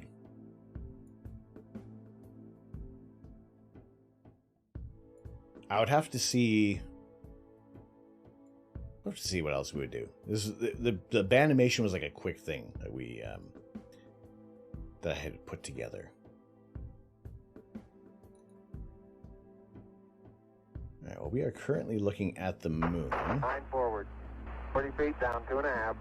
Picking up some dust. 4 forward, drifting to the right a little. We copy you down, Eagle. Houston, Tranquility Base here. The Eagle has landed. Roger, Tranquility. We copy you on the ground. You got a bunch of guys about to turn blue. We're breathing again. Thanks a lot. Azure was the capital of Assyria. Ah! Thank you. Thank you, Gandalf. Surla? I'm going to say, hey, Memphis, how are you? With it all lowercase, I don't know where the breaks are. So I see Memphis. Hello. Welcome. We are taking a look at the moon right now. I am inevitable.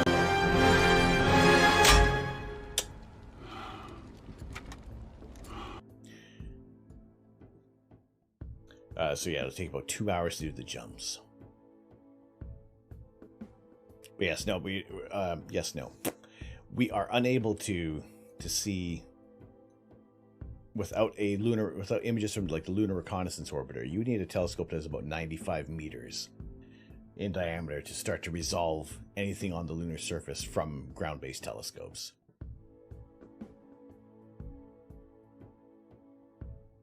Doctor Strange tomorrow? Highly likely. It is getting more and more likely. There is work to be done outside of this job, of this business, along with Mrs. Canuck. So we'll see how much we can get that fixed up with. Can an orbiting telescope see man-made things left there? Yes, there have been movies. There have been images that have been shared. I believe Architufus had shared an image that someone processed from the Lunar Reconnaissance Orbiter, where you can see the one of the landing sites and the wake left in from the lunar rover. So you're saying it's a bad movie? All right. Well, we'll leave it at that because we don't want to be like, I've heard people say, what is a prerequisite to watch for Doctor Strange? What do you need to make sure you're caught up on? And even that starts to feel like a spoiler. Basically, just watch everything up until Doctor Strange. Make sure you've caught up on everything in the Marvel Universe. But aside from that, we're looking at the moon right now. We can take a live view and switch over to our focus mode, which is our live view. And I gotta say, even zooming in, well, we got a little bit, we got some turbulent skies at the moment.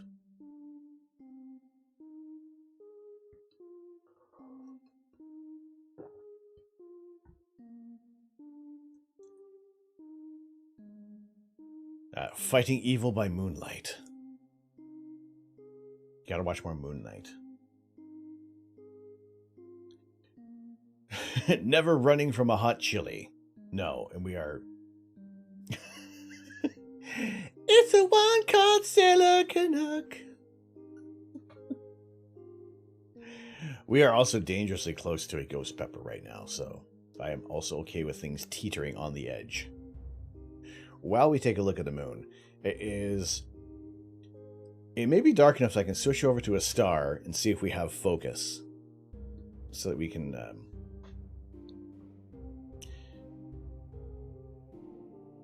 we can actually get some other images coming through.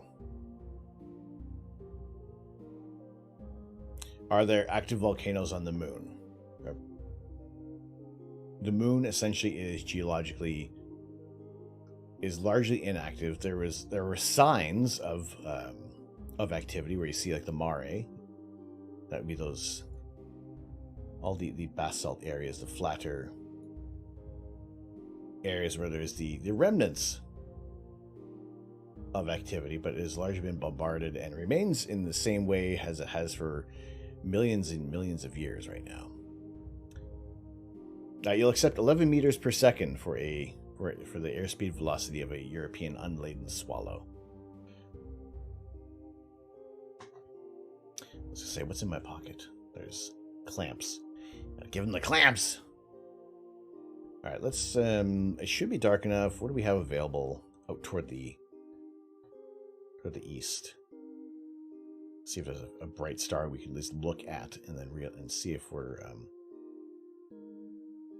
like we're almost in focus. Like I said, it has been a very warm day out. It's still currently 20 degrees, and we got the telescope or the camera cooled down to just 0 degrees Celsius. Let's see what we have out toward the east. But oh, jeez, Louise!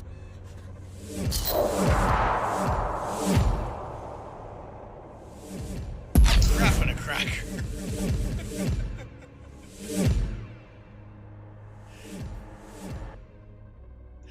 Oh my goodness. Medieval Dead scared the shit out of me.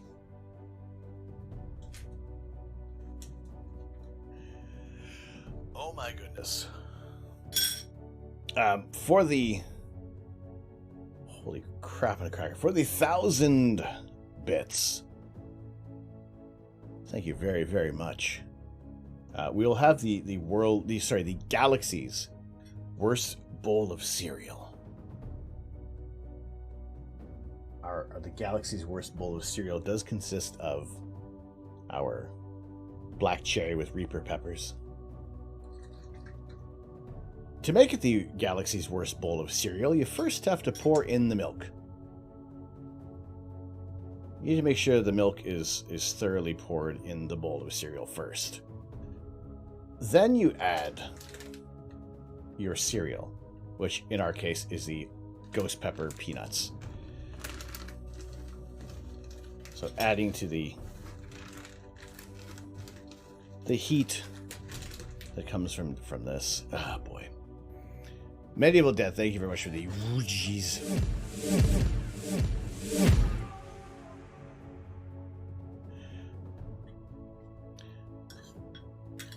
For the 200 bits, who pours milk in first? I know, right? For the 200 bits, if you really want the galaxy's worst bowl of cereal, use black pepper essence. We have other rewards for other levels of pain. All right, Medieval Dead, thank you. Oh, drop game's still on. Oh well, guess I'll leave it.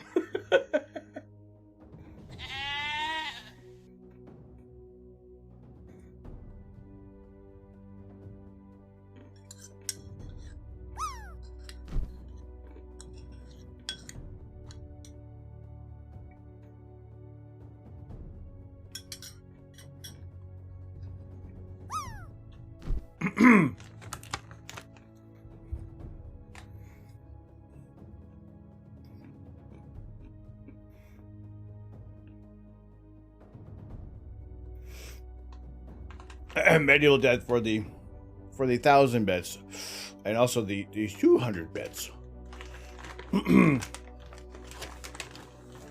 We'll do a couple of the ghost pepper.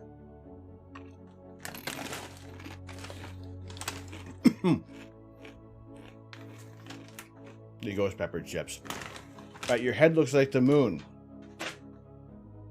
Well, yeah, because it's shaved and it's shiny. And I'm sweating now.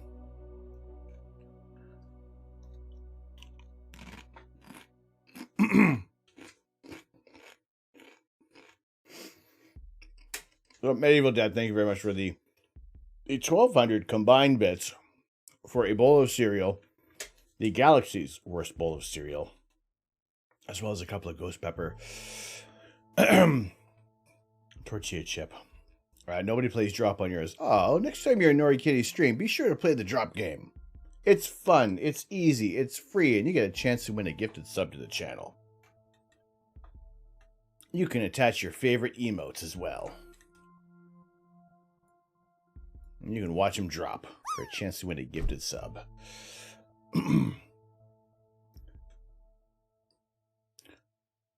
To my channel. My God. Did you ever see how close we were to getting the thingy?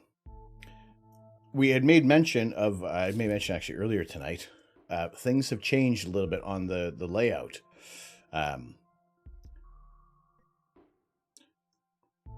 We are essentially 17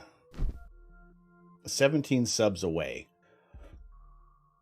from the goal of 420, as well as for the monochrome camera. And that is essentially where we are. We have changed our bit goal. We are working toward the Lego Optimus Prime. That is what we're working toward. Doc Fats, this looks good. This is looking good. Largely because I want to be able to use the an Optimus Prime Snapcam filter. 98.44! Oh my god! 98.5 is our cutoff. That was supremely close. Oh my goodness. Yes. When we find Optimus Prime, he will be ours.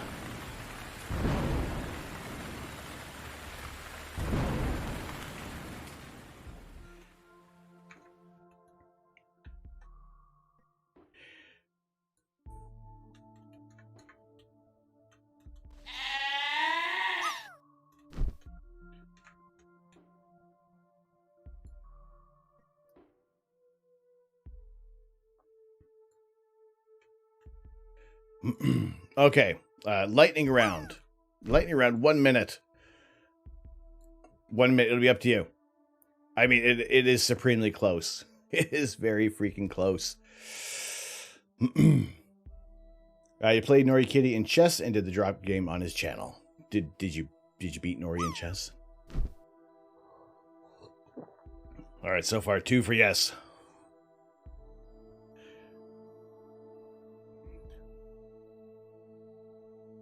All right, 2 people say yes for a sub. Well, this would be a sub gifted to the power of community, or to someone that Doc Fats would. Everything is okay. So far, we're up to 12, 13, 17. All right, fine. Doc Fats, let me know if you'd like to get a sub to the community, or if you would like to. If we are going to gift a sub to someone, you would like to specifically say Gandalf. Oh my goodness, Gandalf, thank you so much.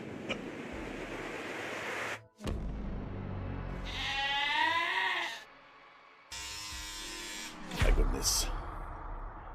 Gandalf, thank you very much for the gifted sub to Zoyer1. Community it is. All right, the mob has spoken.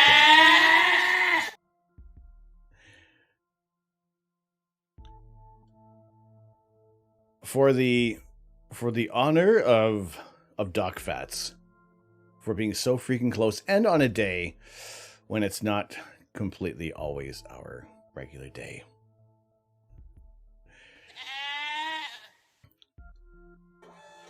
And it goes to Hyena Plus. Where's our animation? Stream Elements, you're killing me, Smalls. What are you doing, Stream Elements?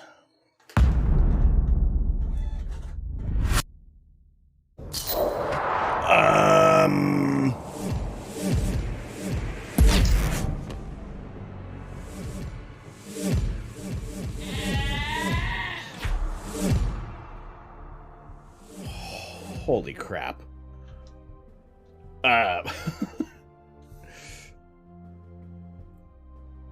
Hang on.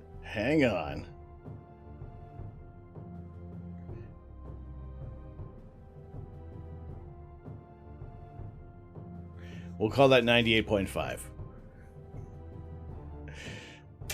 On to the spike of appreciation, our pillar of happiness, the rod of love. Medieval Dead! My goodness.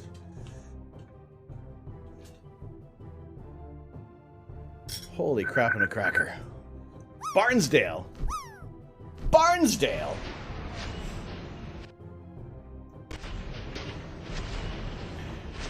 Barnsdale, thank you very much for the follow. Oh my goodness. For another another bowl of the galaxy's worst bowl of cereal. I'm also do this. I'm gonna do this for you. It is the cereal is actually, yeah, the cereal is ghost pepper, but Medieval Dead, just for you. We've added why am I doing this? I don't know. I don't know why. This is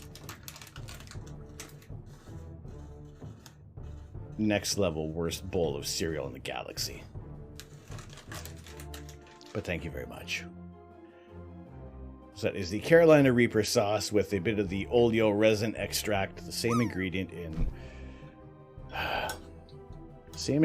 pepper spray. Dr. Derp, how you doing? We got all the... Is there a doctor in the house? Because my ass is gonna need one.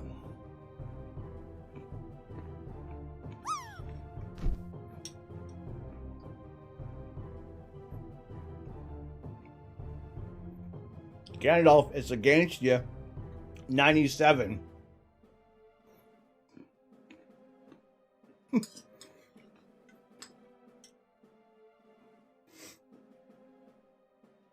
Ma! Tom's taking over the bathroom again. Bring the Lysol. And a young priest and an old priest.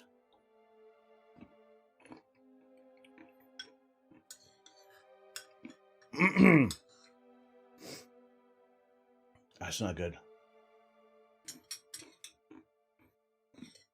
And a crap ton of holy water. Medieval Dead. Thank you. Wait a second. Why is Gandalf getting a gift this? You realize I can't start my own hype train. I can gift, but I don't contribute to a hype train.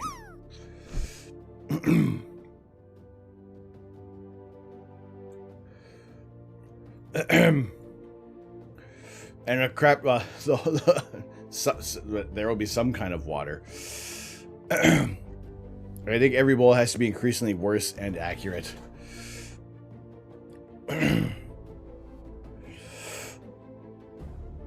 Gandalf! Water, water, water. Water, water, water, water, water, water, water, this, the water, water, water, water, water. Gandalf, thank you very much for the...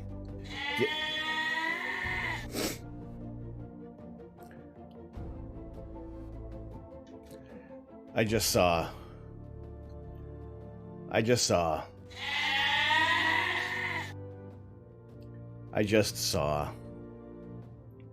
Ah, crap. Ah, jeez. Ah, gee, Rick. Why? Why? You should have gone for the head. Oh! Oh, thank goodness I'm getting dusted. I don't have Vita Ghost Pepper. This is great. Perfect. Wonderful. Oh, it's so good. Holy potatoes.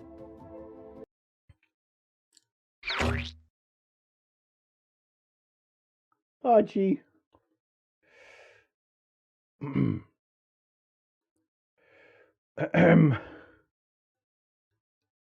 I don't. No, I don't.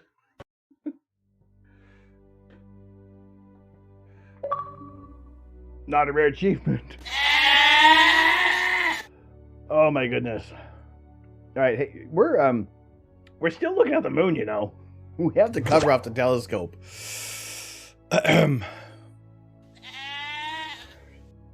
Gandalf, thank you very much for the gift of sub.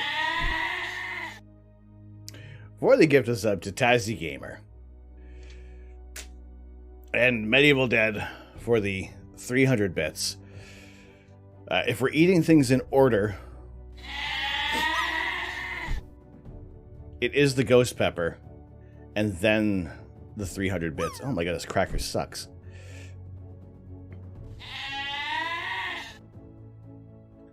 All right.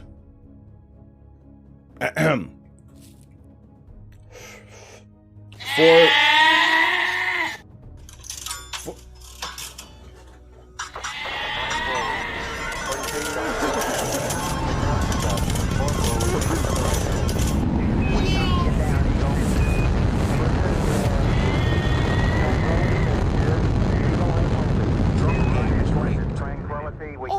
There's a red dot where my pointer should be. Click the Oh, screen jeez. so Astro knows what the heck you're looking at. Oh my gosh. All right, we're doing this. We're eating a ghost pepper. By the power And then the other things. I might be calling bingo tonight.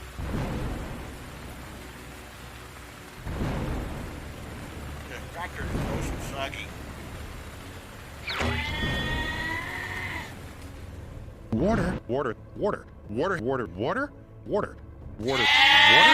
That's the water, water, water, water, water. I hope you realize that. Hopefully, you can appreciate that I have had the opportunity to ditch this pepper, but I'm not. Wait, hang on a second. You need to see my face.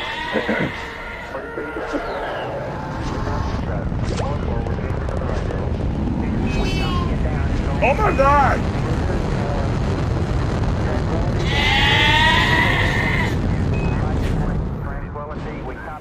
Oh look, there's a red dot where my pointer should be. Click the screen so Astro knows what the heck you're looking at. Oh my God!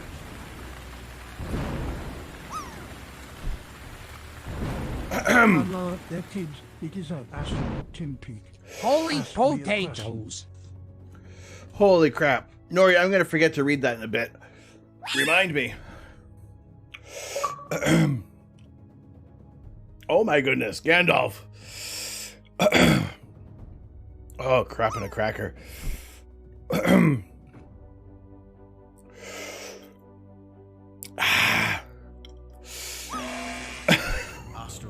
Why not?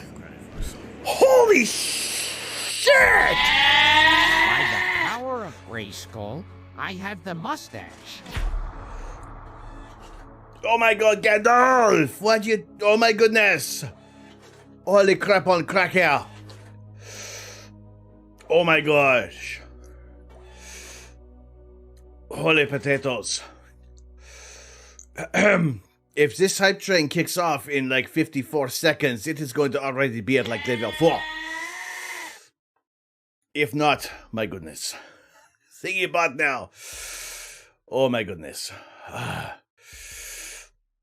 didn't have anything important to do. No. This is Apollo Mission Control. Flight Director Cliff Charlesworth's team is on station here in the Mission Operations Control Room, ready to assume the control of this flight at tower clearance. It's already at 4. Our plane liftoff, spacecraft test conductor Skip Chauvel now has completed the status check of his personnel in the control room. All By the power of Grayskull, I have the mustache. Oh my goodness. We already kicked off at a 4. Launch operations manager Paul Donner reports go for launch. Launch director Rocco Patron now gives a go as our countdown continues. The astronauts will have a report coming up in the countdown. The business report will be from Neil Armstrong at the 45-second mark in the tank. Holy jeez Louise. Will go at this time. You can do this later. Yeah, damn right I'm doing it. Oh my God. I am very sweaty right now. I don't even know what. Should we order your coffin about now? No, just order me some ice cream to put on my skull. 4 minutes and counting. We are go for Apollo 11. They go on an automatic. Oh my goodness. They're starting at 3 minutes and 7 seconds. Water, water, water, water, water, water, water, water, water, water. That's the water, water, water, water. The Lego head's broken. What is up with the Lego head? By the power of Grayskull, I have the mustache. 3 minutes, 25 seconds. Well, thank you for getting us to starting at a level 4. Because that's what you must have. That was your real achievement. Back when you receive the Nori. Thank you very much. We know it will be a good flight. Firing command coming in now. We are on the automatic. No, you have done it. There's a red dot where my pointer should be. Click the screen so Astro knows what the heck we're looking at. I don't even know. I don't even know where these ones are. Yep. By the power of Grayskull, I have the mustache. 2 minutes, 45 seconds and counting. The members of the launch team here in the control center monitoring a number of what we call red lines.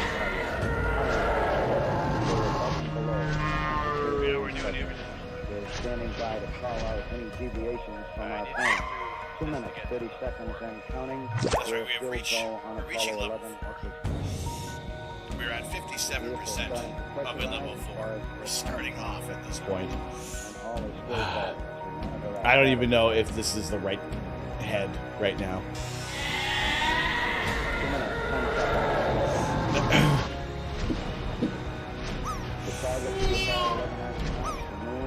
Lurkin just for the hell of it. I've turned that one off.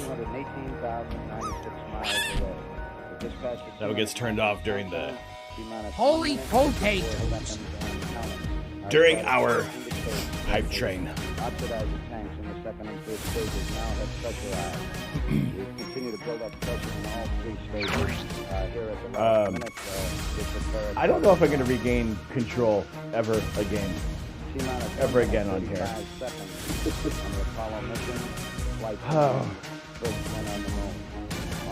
It's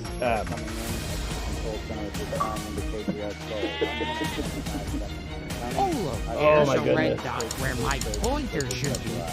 Click the screen so Astro knows what the heck we're looking at. Did we fix the which lens? Everything's going off right now. I have the mustache. Oh, it's this mustache. Did we? Nope. We're back on here. 50 seconds and counting. We got 50 seconds and counting remaining in this level 4. Neil Armstrong just I appreciate y'all bringing the 50-second mark. Power transfer is complete. I don't even know what's happening to my water right now. Water. I'll drink some water. Headbanger Raider, how you doing? Water. There's good water. Water. All the second stage tanks now pressurized. Thank you so much. We are 30 seconds. By the power of Grayskull, I have the mustache. Oh my goodness. Oh, it's just a mustache. Oh, look, there's a red dot where my pointer should be. Click the screen so Astro knows what the heck you're looking at. Oh my goodness. Oh, okay. Hide in the beard. Holy crap and a crap.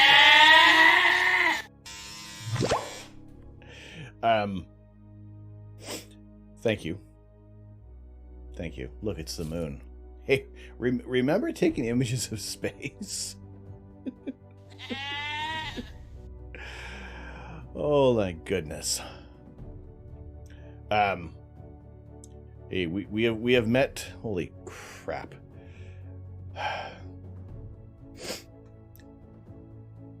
What's Astro?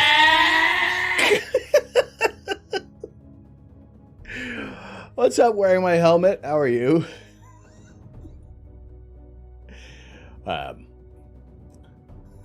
Yeah, what's astrophotography again? If I know. Wait, what's this mustache still doing on?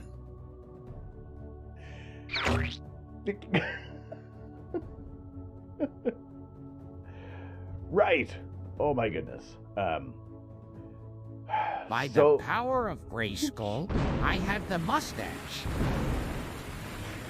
Oh boy. Yeah, the rain is soothing.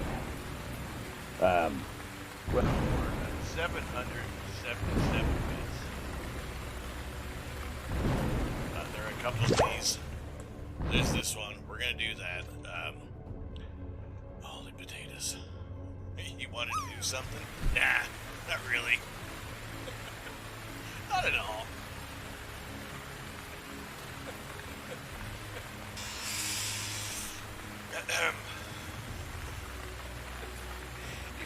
5,000 more. It's another ghost back. Oh my god. That would be like 2 months on the board as well. No, I appreciate the support. I really, really do. Right. Well, we still got this mustache. I don't even know what's up with the mustaches right now. Where is my chips have gone for a walk. All right. Here, let's also get this in the mouth right now because, well, who likes to hear me freak out? You know? Okay, thank you. Let's just see where things go, shall we? For the 777 bits for the 7-pot chocolate dougla.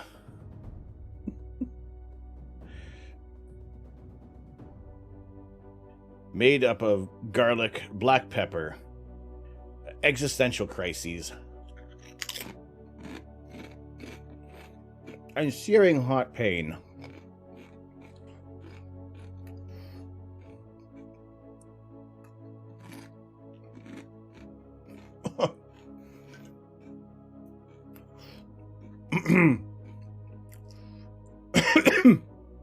Oh, shit.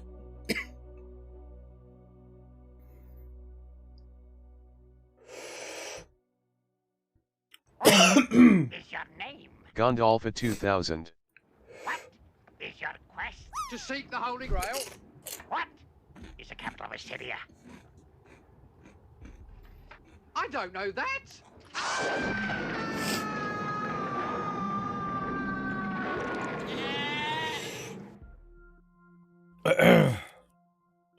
Azure, there we go. You're safe-ish, kind of. You're back.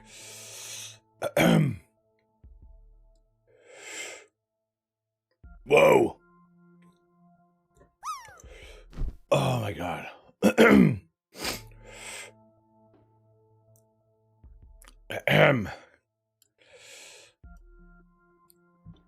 I mean, it's tasty. It's holy sugar lumps and weasels.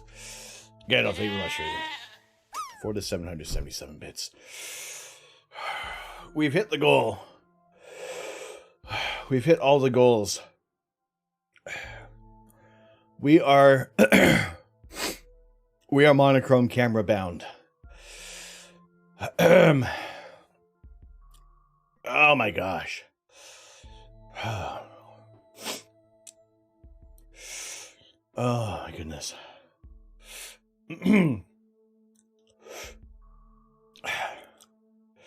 All right. Bits and things. I just figured it was 2 months of car payments. Oh my goodness. I appreciate the support from everyone. I appreciate Gandalf for...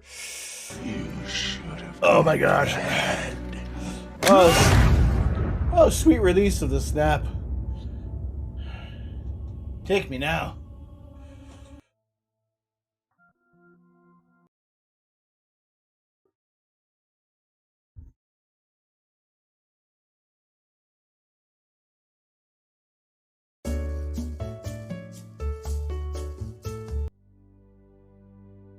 Oh, God.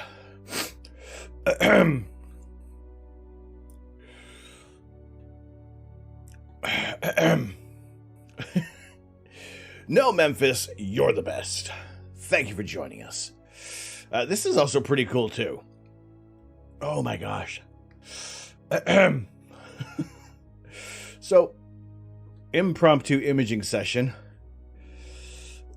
Looking at the moon. Maybe it's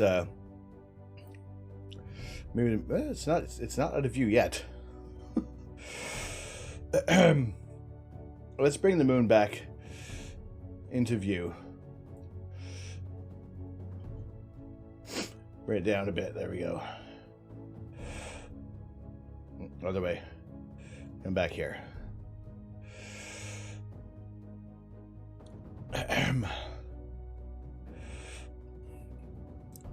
Yeah, it's dark out now. There we go.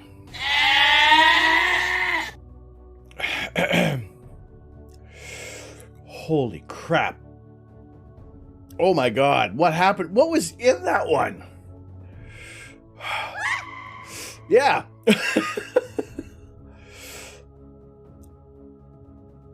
Oh my goodness. You know when so, like, oh my god, I am shiny all over right now. Wow.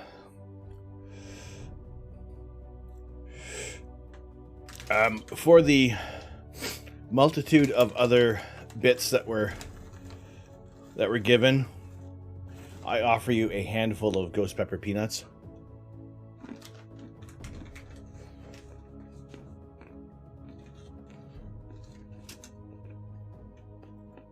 And Gandalf will keep that one over there for a bit.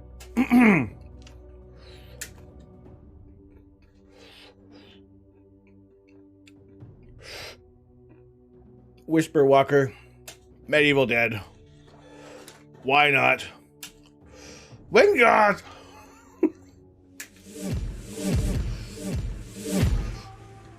Doc Fats. Ow. Why not? Got it.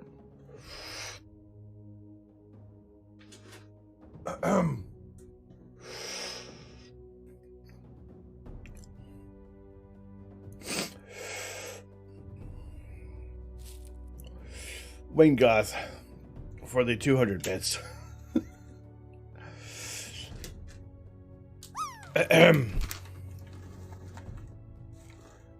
Wait, that's not enough. There we go. For the 200 bits.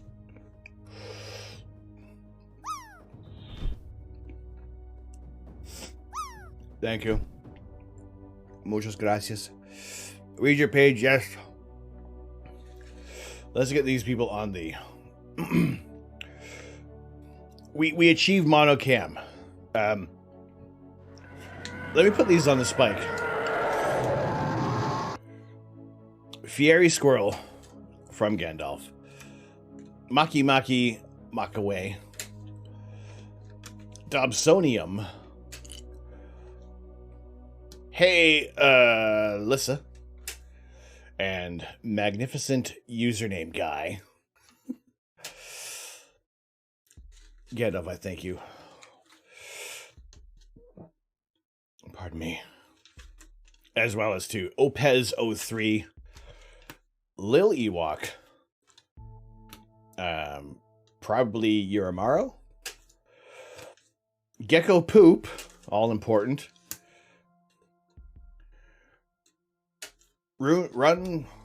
Runays, Soldier Woods, Kia Nexus, Blue Ocean 234, Standalone Evil, and last but not least, Tippy Boo 88.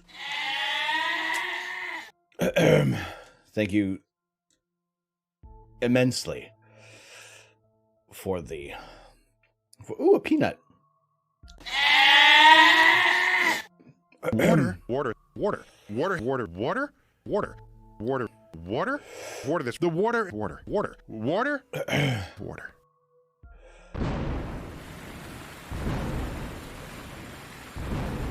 Oh my goodness. Right. What happens when the spike is full? This is a very good question. What happens when our spike is full? When the spike is full, we honor the last piece of paper that sits atop, and it is capped off, and we keep them as a reminder of the generosity of this community. That I can look back upon these spikes of appreciation, these pillars of happiness,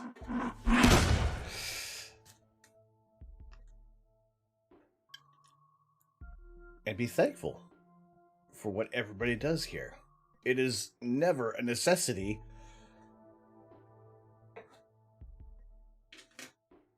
It is never a necessity to subscribe to this channel. I appreciate it immensely. I appreciate these 60 bits. Winged Goth. Wasn't there supposed to be a slow-mo goat with that? There was supposed to be a goat. You were supposed to get a goat with that. I think? Am I forgetting something? Here, let's...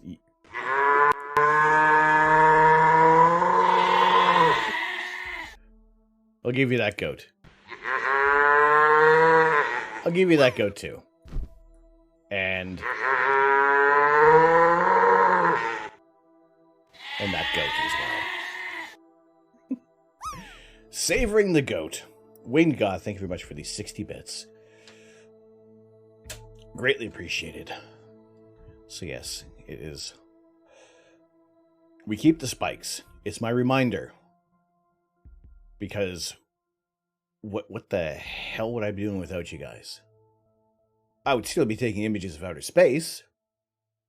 I'd be talking to a screen, and they would be hauled off to a rubber room.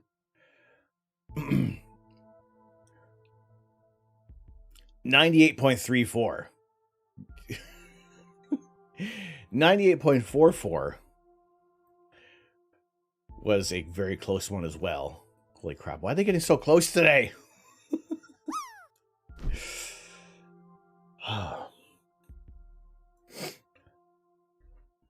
But I do this. I share images of outer space. I bring the moon just that much closer to you. Any chance I get. 99.24. What the f***?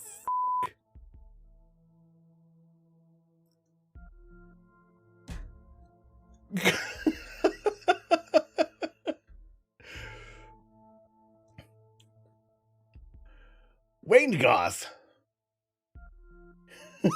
Hell yeah, boys, get in. Oh my goodness, Winged Goth. Anyone you would like to gift it to specifically, or would you go for the community? Tosticles, how are you? For reaching 99.24. Let me know what is your wish. Anyone in chat or community? We'll go to the community. All right, let's do that.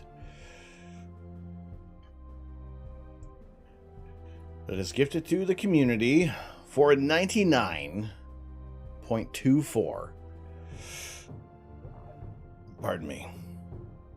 And getting this gift courtesy of Winged Goth UK, Memphis! Memphis!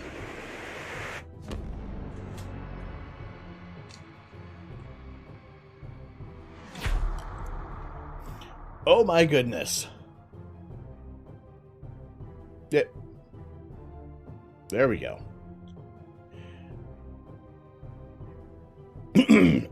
Sir LaRoot Memphis. Sir LaRooted? Am I missing something on there? Memphis for the...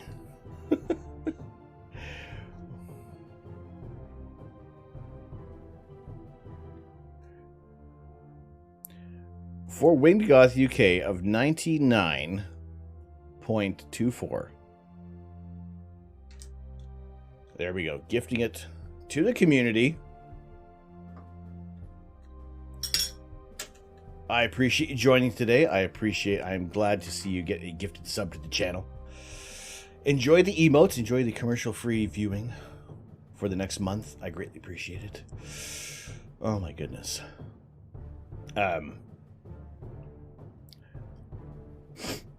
We're getting too close. I don't know if I can eat another ghost pepper tonight. But what I will do is...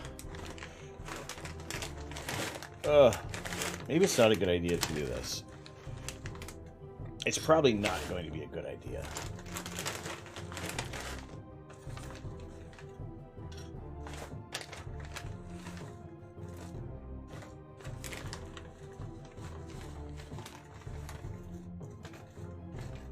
Let's look at what? Who stepped on my chips?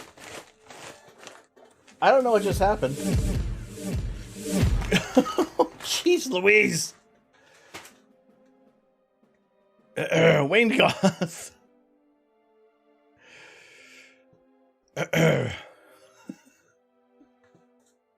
Hey, look, it's the moon. It's the moon. I don't know how much time we got with clear skies, so we're going to look at the moon for a bit, because it is absolutely beautiful. It is in an awesome phase right now. Winged Goth, thank you so much for the 400 bits. I was about to cash this from Gandalf, because,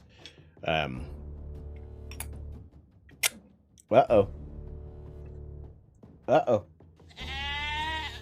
I saw something go somewhere. I hope it didn't go in the keyboard. Huh. Maybe I didn't see something go somewhere. Holy potatoes!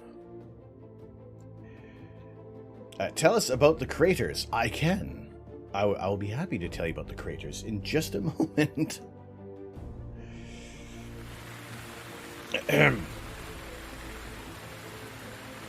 But I also want to...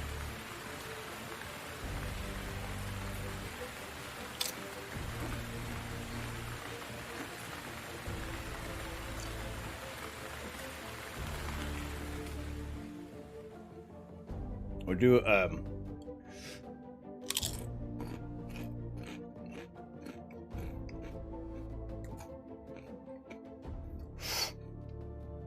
Oh, remember how it burned so much before?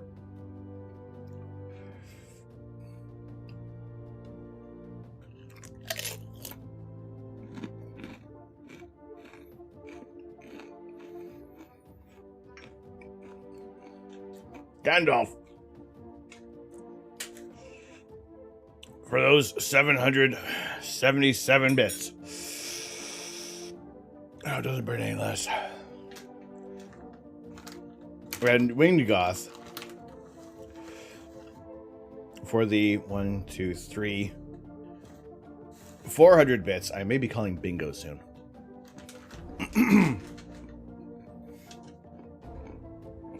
I thank you. My asshole doesn't, but I thank you. I thank you very much.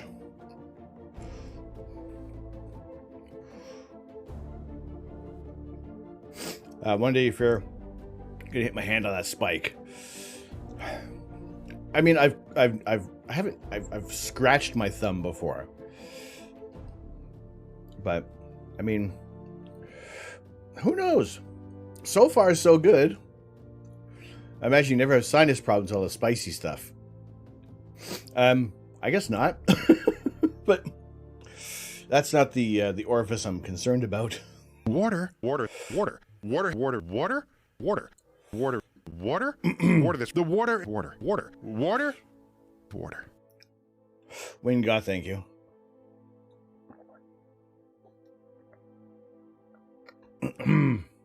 I'm also going to do some coffee as well.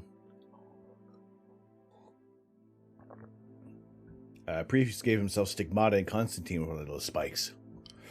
Well, thankfully, I have no urge to do that. All right. Also, Lily, you had mentioned something about a Shelby Cobra coming back. Can you repost that again? Sorry, I missed that. I saw that. What are they bringing back for cars tonight at 11 o'clock? News. Streamer launches himself from toilet into orbit. First streamer in space.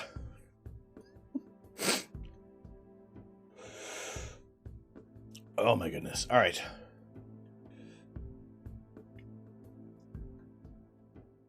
So what is really cool about the moon right now is that it is at a 70% waxing gibbous. So it is coming into the light. It is working toward 100% waxing gibbous coming on Sunday, the 15th, where we will hopefully be witnessing a total lunar eclipse. And we experience the entire time of totality. We see the entire eclipse here from Central Ontario, and I really, really hope that we're going to be able to get to have the light of the moon punch through the clouds. I have a little assistant here that tells me some information about our moon. You should have gone for the head. But we're not going to find out about the moon today. I am dusted. Mr. Stark, I don't feel so good.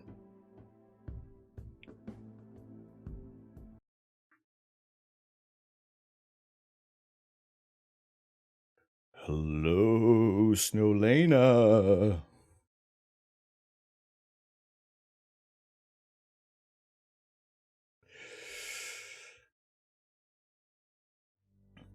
Everything burns.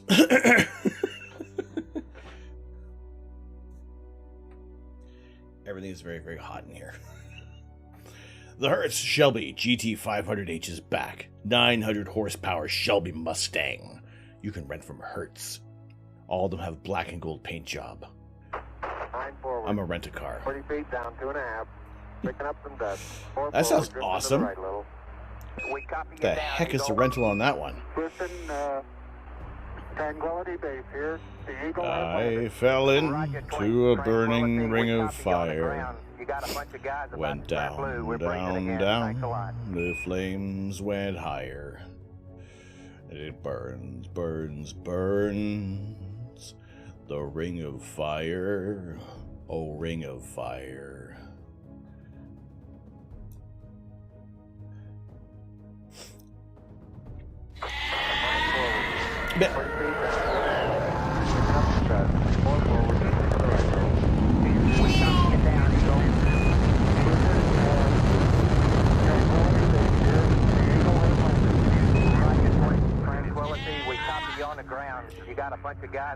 Do you have that saved somewhere, Nori?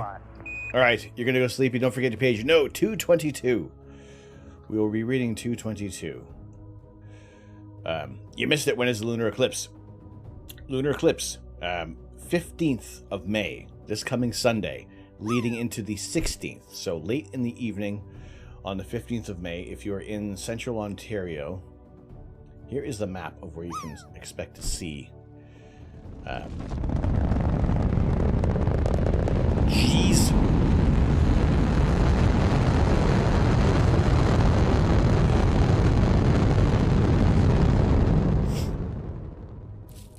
Here is where you can see. Oh, geez, Nori. I guess for some reason P didn't follow the auto mod. So here is where you can see totality, the entire lunar eclipse.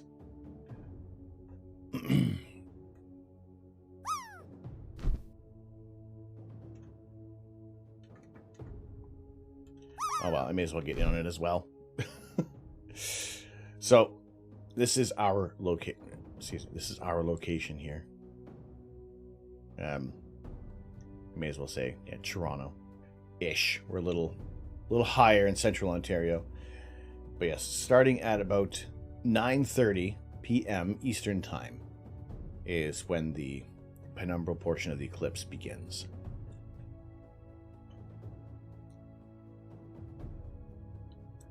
So yeah, so Eastern Time. I'll drop the I'll drop this in here as well. So you can click on that. You can check out exactly how much of the lunar eclipse you can hope to see. It is one of those things you can look at it with the naked eye. It is meet camera friendly. Pardon me. And I am hoping that we can have enough clear skies available to be able to share the skies.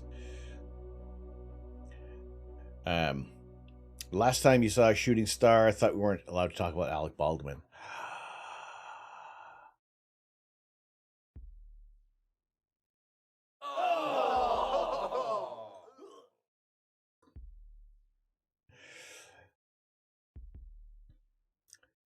Night all, be good, and remember, do not eat hot stuff before bed. Yeah, who would do that? Who would do such a thing?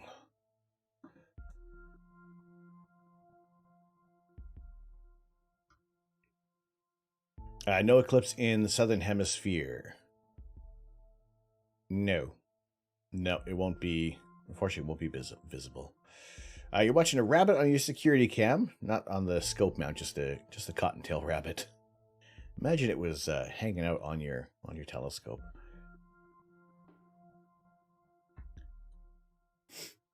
All right, is it sweaty in here, or is it just my hot peppers? All right, let's see if we can.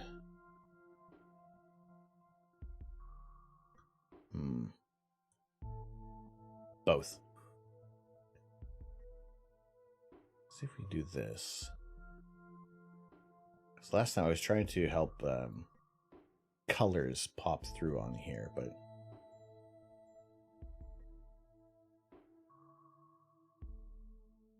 a little bit. There we go. That's a little better. All right. So because we're using a color camera, this is water. This the water.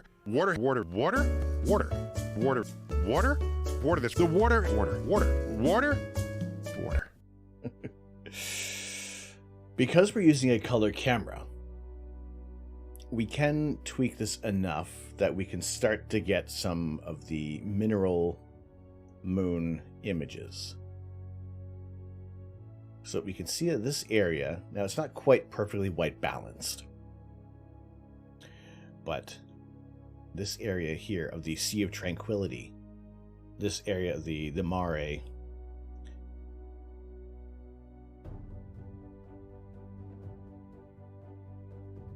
and this is heavy in titanium oxide, which is where it gets the blue. This area in the Sea of Serenity is heavier in iron oxide deposits, so it's rusted. You get the rusty color. So you properly white balance an image, you can start to pull out the reds and the blues in the lunar surface and start to get some greater details. And right now this is kind of only achievable because we're using a color camera. Let's see if we can. I see we get this green hue, pushing things a little too far.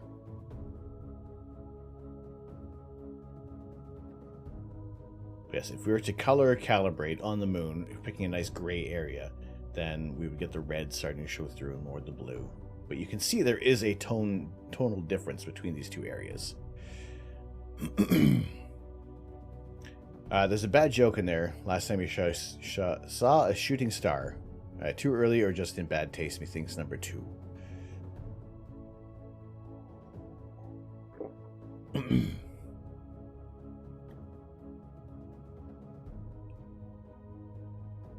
I'm melting, that is all. Yes, I'm becoming a puddle.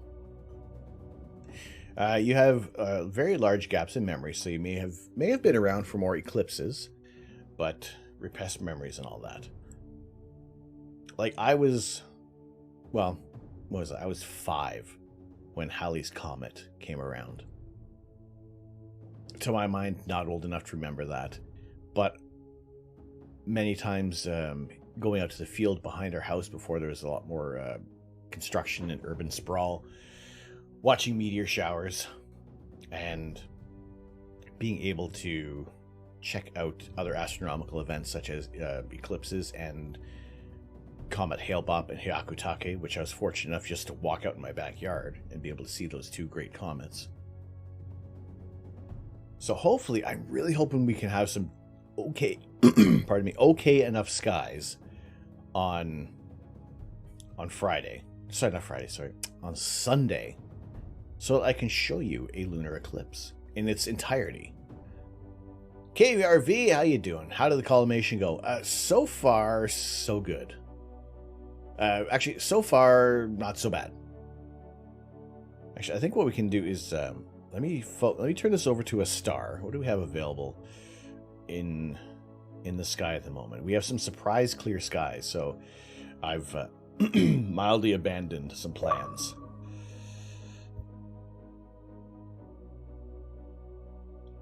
Let me turn the scope over to Vega. And let's see how, if it looks soft or what.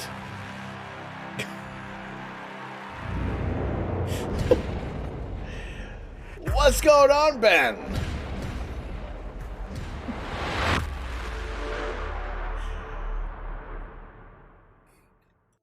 To see if it looks soft or what, and in comes a raid.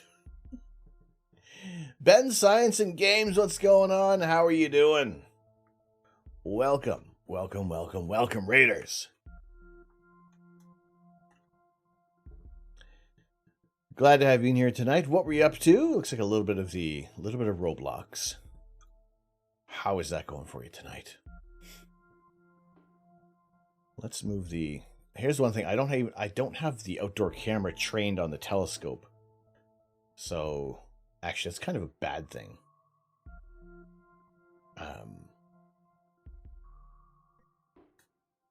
Let's see if I can turn it over there. If I can't see this, that's actually a bit of a problem. 9 forward. 40 feet down, 2.5. Picking up some dust. 4 forward, drifting to the right a little. We copy you down, Eagle. Drifting, Tranquility Base here. One of the most romantic dates you ever orchestrated was taking your girlfriend out to your friend's ranch in the middle of nowhere Guys about to turn blue. We're breathing again. Thanks a lot. for a fireside picnic dinner during a meteor shower, and you gave her a necklace with a meteor fragment as a pendant. Aww. That's awesome. That is incredibly romantic. Wow.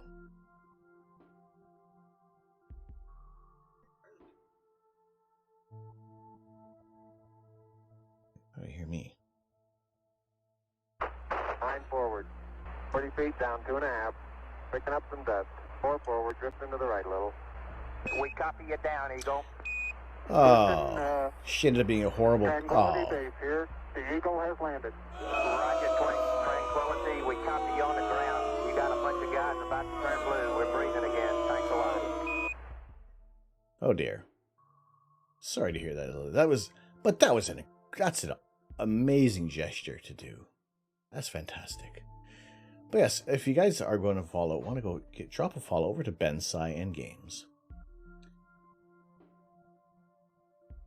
Go say hello. Go tickle that username. All right, let's see if we can have the. Ooh, all right. Here's a little bit of a dramatic shot. You make awesome dates, BT Dub. That sounds pretty awesome. That sounds pretty darn awesome. All right, here is a very dramatic look at our telescope.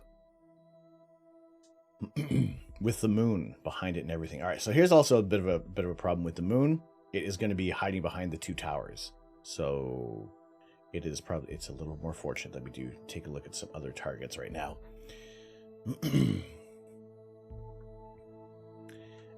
Focus doesn't look too bad. I mean it could be better, but 9 forward. for the most part. 40 feet down, 2.5. Picking up some dust. 4 forward, drifting to the right a little. We copy you down, Eagle. Drifting, Tranquility Base here. The Eagle has landed.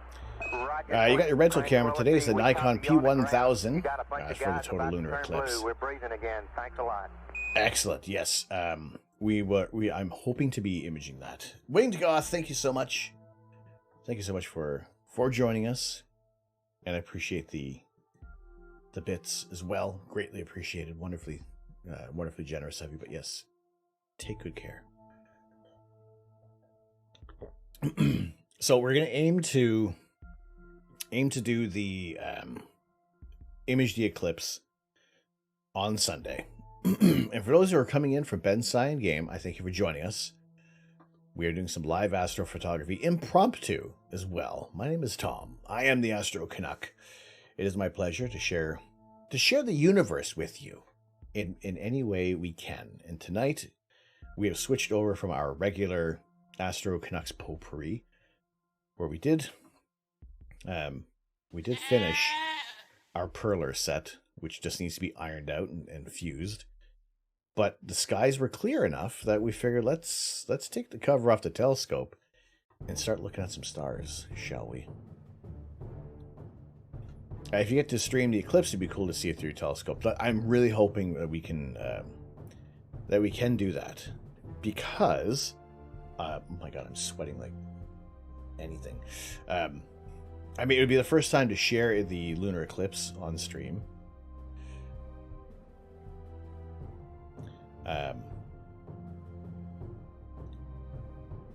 As well as being able to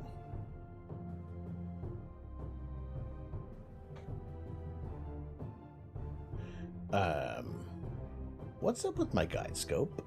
Oh, that would be why. That would be why.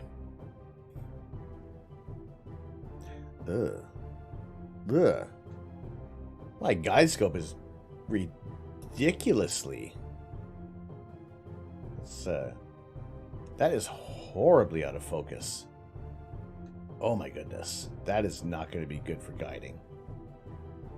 That is not going to guide worth anything tonight. Maybe we're going to do some lucky imaging. We'll do some very short exposures. Or maybe we'll look at some star clusters. We'll focus on that. Hopefully those two lows stay in place so the weather stays stable. 40 feet down, 2.5. Picking up some dust. 4 forward, drifting to the right a little. We copy you down, Eagle. Houston, Tranquility Base here. The Eagle has landed. Roger, Tranquility. We copy you on the ground. You got a bunch of guys about to turn blue. We're breathing again. Last time we streamed a lunar eclipse, it was 2019. It was cloudy. It's the weather has been all over the place. So hopefully we're going to be able to get some clear skies. Well, it may not even clear skies, but just enough to to be able to bring some views of the eclipse. All right, so 3 seconds nets us some. I mean, overall, like, it doesn't look too bad. Everything looks fairly even. Stop that. Like, any rings look fairly concentric for the collimation. I believe there's one corner that seems a little off, and I'm possibly thinking that might be some tilt on the focuser itself, which would need to be addressed. But for the most part, I think everything is looking pretty darn good. So let's see what we have available to us so that we can do some short exposures, because guiding, I don't think guiding is going to be too reliable at the moment. But let's see what we have. What's close by? Now we looked at the, what's the prize comet globular cluster look like? NGC 6229. Maybe one to look at. I know a lot of the globular clusters we do like to image. Have you seen how effing clear the images are from JWST? Yes, it looks amazing. I am super freaking excited for that. To see what science is going to come out of the James Webb Space Telescope.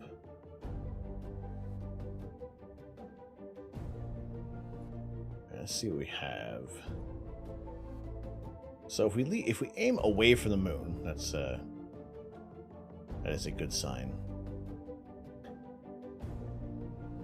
All right, what if we try?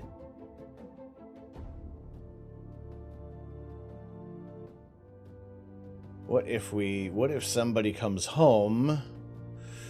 What if somebody comes home and turns on the lights?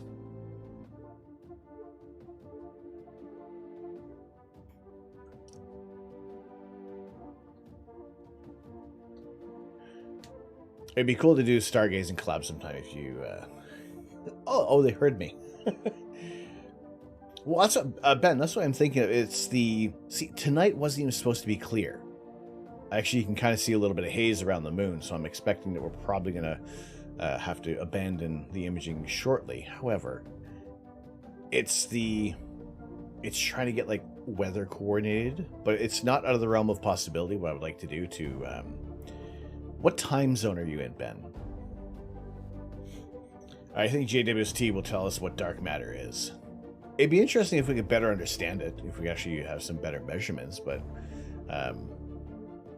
we will wait and see. Because there are many different cameras that can be utilized with James Webb, and they all, I mean, the MIRI is so far looking to be my favorite. So I'm hoping to see some familiar targets that we've seen in the past come to light with James Webb in greater details. Will I go to space someday? I wouldn't say no, but highly likely no. I am happy to have all 2 feet, all 2 cheeks planted firmly on the ground. With all the peppers he eats, blast off is imminent. It's actually not that bad. To be fair, I ended up having a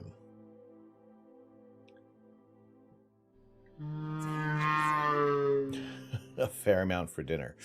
There was some steak for dinner. So, your crazy idea you had was to have NASA or Elon Musk help you launch a space telescope for anyone to control, which you even through Twitch, you even tagged Elon Musk and NASA in a tweet thread about it. You're in Central Time. All right.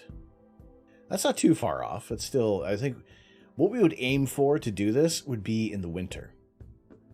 I know we have there can be issues with the weather overall, but when you have that longer stretch of night, there's more opportunities for more overlap. So I would say once we pass the summer solstice, we will start thinking about as the nights start getting longer, if we're going to be, have the opportunities to image, to have that imaging collab. All right, here's like a really close-up view because I have the shoulder camera in my hand of the finished product for today. You would go to Mars if your wife would let you. Tomorrow is your 31st anniversary, so maybe she'll be tired of you by this time. Oh my goodness. Well, congratulations, Gandalf, on 31 years.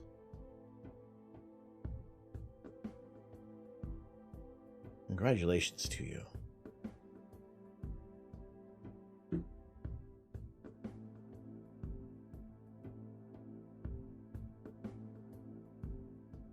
I don't know. It comes from being really old. Like, it's just numbers. All right, let's see if we can take a look. Let's go over to NGC 62. No. I was like, I want to take a look at the Blue Horsehead. That might be possible. It's in the southeast. Let's try for IC 4592. Let's see if that's a possible. Oh, it's a lunar eclipse. You were getting excited. Lunar eclipse is a moderate possibility for Sunday night. I hope. IC 4592.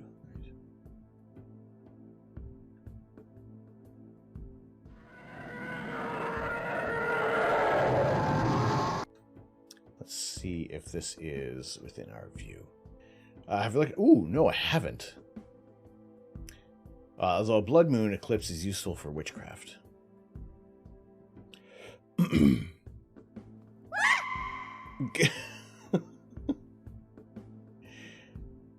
Hyena Plus, you are most welcome. There was during our drop game, which is still going on now. Yes, we had somebody land for a high amount. Actually, it was very, very close to the limit, and everyone voted for a yes to gift a sub. All right, it looks like we may not have the Blue Horsehead Nebula in view. So let's Yes, how are you doing this evening, Hyena Plus?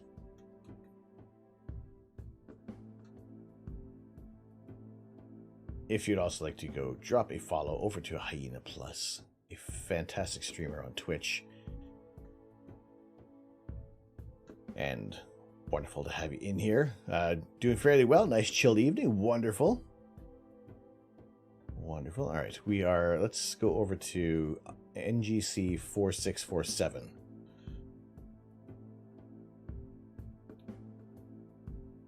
Let's go take a look at a supernova, because we know that is within view. Buckaroo Brogan, how you doing? Heat map, what's that do on here? Heat map on this channel allows you to point at whatever it is we're looking at. We have a channel redeem. That is called the what is that? So if you are on the PC, you can click on your screen. So in the case of something where we're looking at, let's say,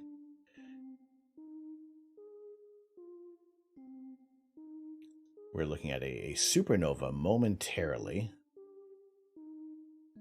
Let's make sure that, there we go. That's good. All right. So let's do another shot here. So this is Messier 60. This is NGC 4647. This little point of light is a star that has exploded. And with a 3-second exposure, we can already start to see it. I think you headed to bed, though. I hate to have to leave such a handsome face and a luscious beard. But Morpheus calls. No worries, Gandalf. I appreciate you joining in today. Thank you so much. We are, like I said, we have met the goal for our monochrome camera. And I thank you so much for the support today. And I will have I want to say I would have a less ambitious goal, but oh look, there's a red dot where my pointer should be. Like the but we got the thingy. Astro knows what the heck you're looking at. We got the thingy, so I am super freaking excited. I really am. It's when it actually is going to arrive. That's when the excitement ramps up. But yes, thank you. All right, so we're going to do short exposures, and I'm also going to turn off dithering, because we're doing so short of an exposure. It's largely not going to matter too much. We're not going to really get walking noise. So let's do... We'll probably get away with 30-second exposures. But yes, have a great night yourself. Thank you so much for joining in. Much appreciated. And awesome to see that silicon badge.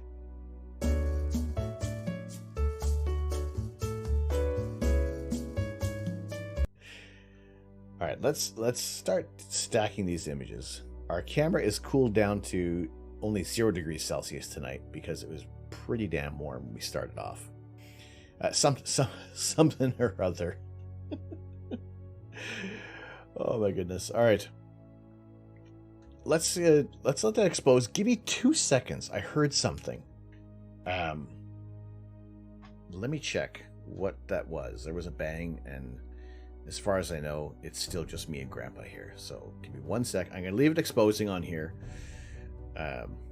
We'll be right back. Yeah.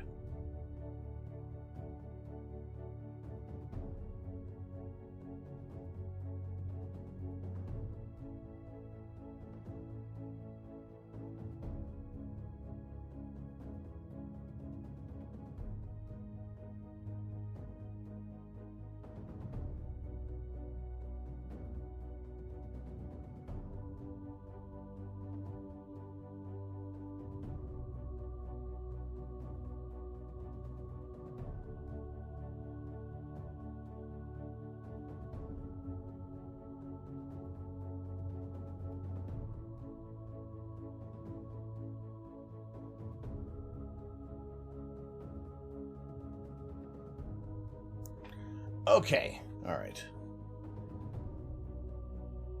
We're good. It was Mrs. Canuck. She has returned. Everybody be cool.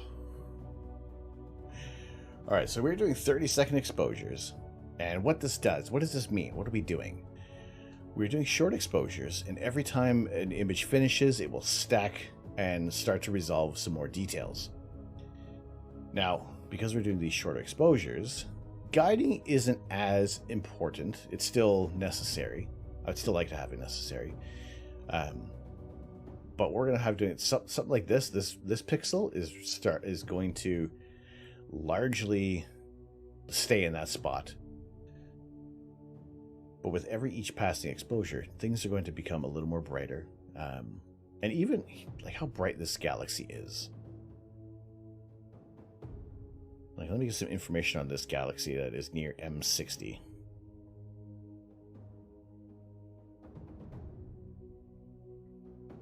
No, M60.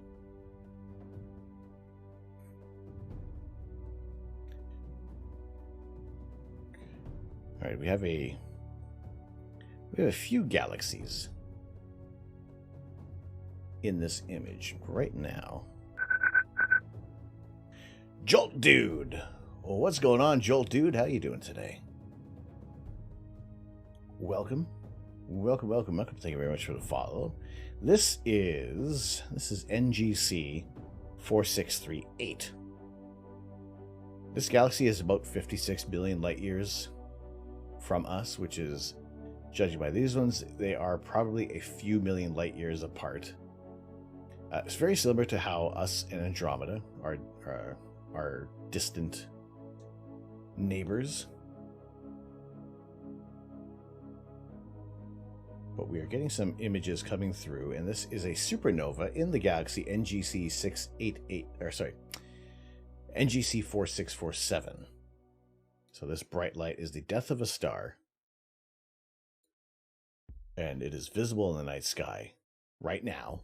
It has been discovered not too long ago. You're a supernova. Oh, stop. Stop. Go on. No, I'm always happy to show this image because this is something we don't get to see all the time. You know, the fact that we're seeing the death of a star. We haven't had one visible in our galaxy for quite a while now, and to be able to witness it from another galaxy, and this is 56 million light years away, is, well, it's pretty damn special. So people were asking before, how has collimation been going? And for the most part, everything looks pretty darn round. You know, we are, save for one of the corners. Which corner is it? I think it is...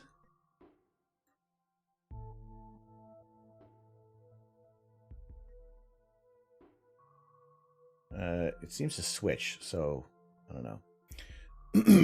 Have we ever witnessed a birth of a star?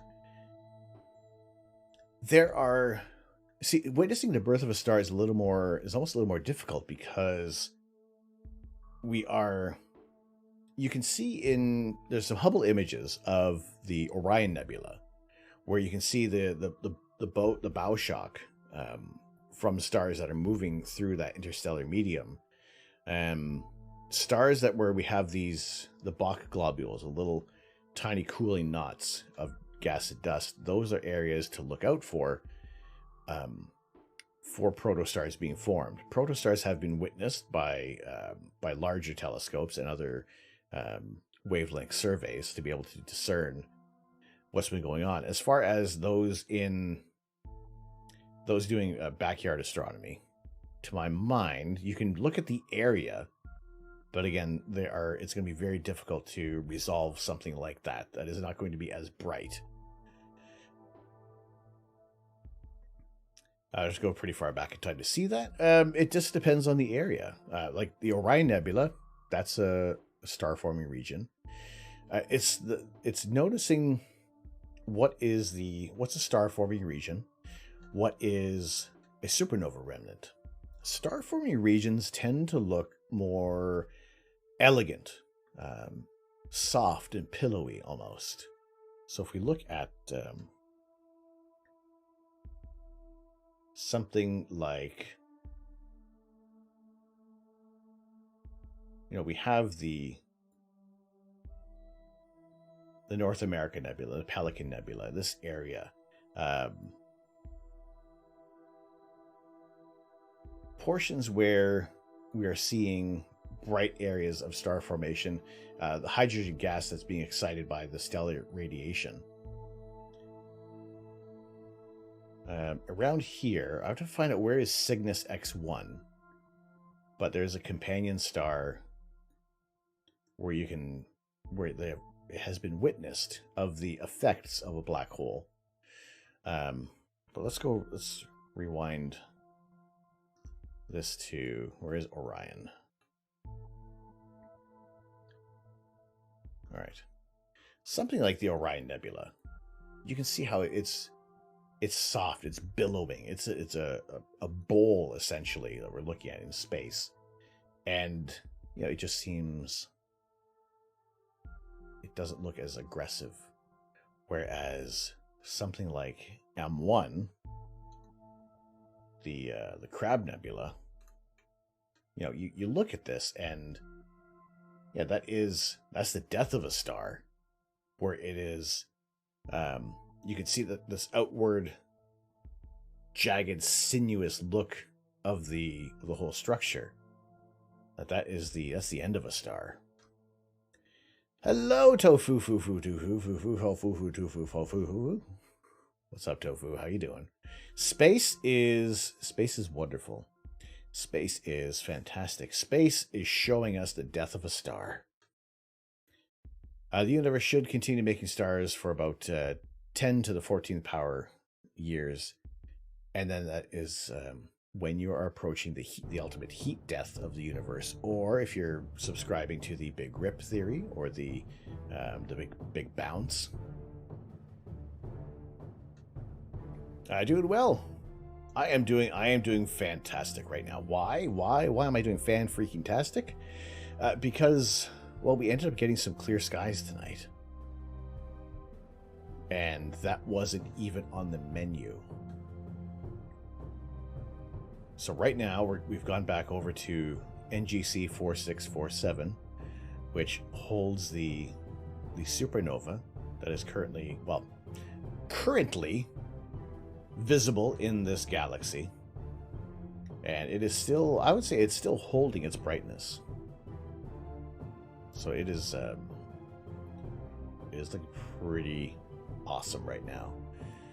Now I'm actually surprised. I am very surprised that guiding is actually doing fairly well. Like, look at this. That's it. That is very defocused.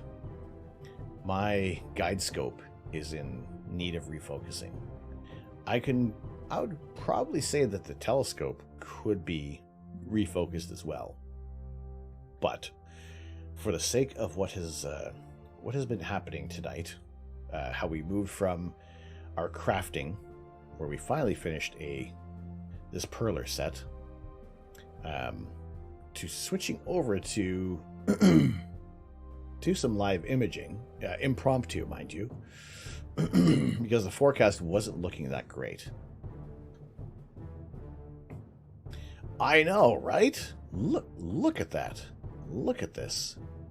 Look at this thing. It's wonderful. We just have to seal it. We just need to run the iron over top of it. But it looks wonderful.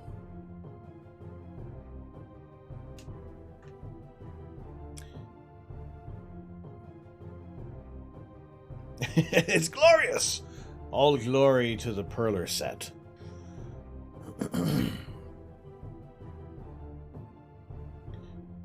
Greatly appreciated. Also, things that have happened today. Things that have happened. I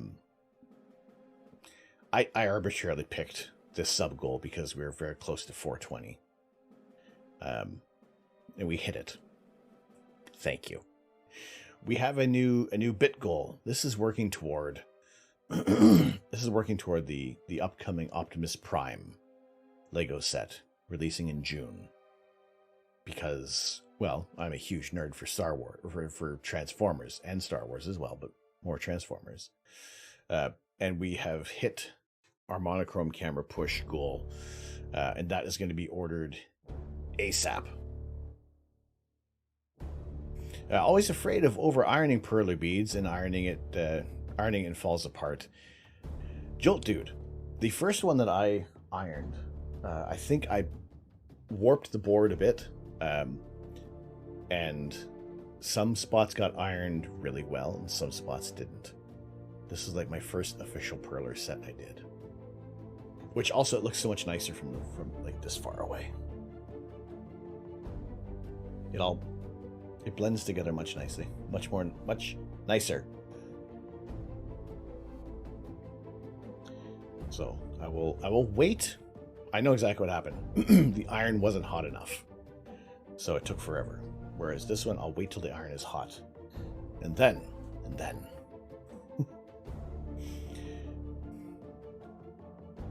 The protostar is shrouded in dust. So you can't really see it turn on. There have been they've witnessed the beginnings of like where it's located, but yeah, as far as the star turning on, I don't know offhand either.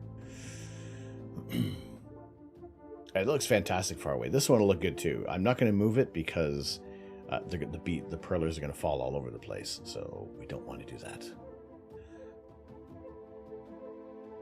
So now that we've had we got about 12.5 minutes on this target, and we can adjust. See, you can also see like if you don't cool when the camera doesn't get cooled down enough, and you don't dither enough either, where that is like every so many exposures the camera will move almost considerably in one direction or two, but you can see the hot pixels because the camera is still fairly warm even at 0 degrees Celsius. That some of these hot pixels are more prolific right now. All right, Lily got a new goal in life. Witness the birth of a star. Look, things like this. This was captured by an amateur astronomer. You know, it was, it has been recorded. It is known. This is SN2022 HRS. And that supernova is in the galaxy NGC 4647, right next door to Messier 60. An elliptical galaxy, about 55, 56 million light years away. And just always happen to be capturing images like this, and being able to show you something different on stream, being able to show you something different full stop, is what I enjoy doing.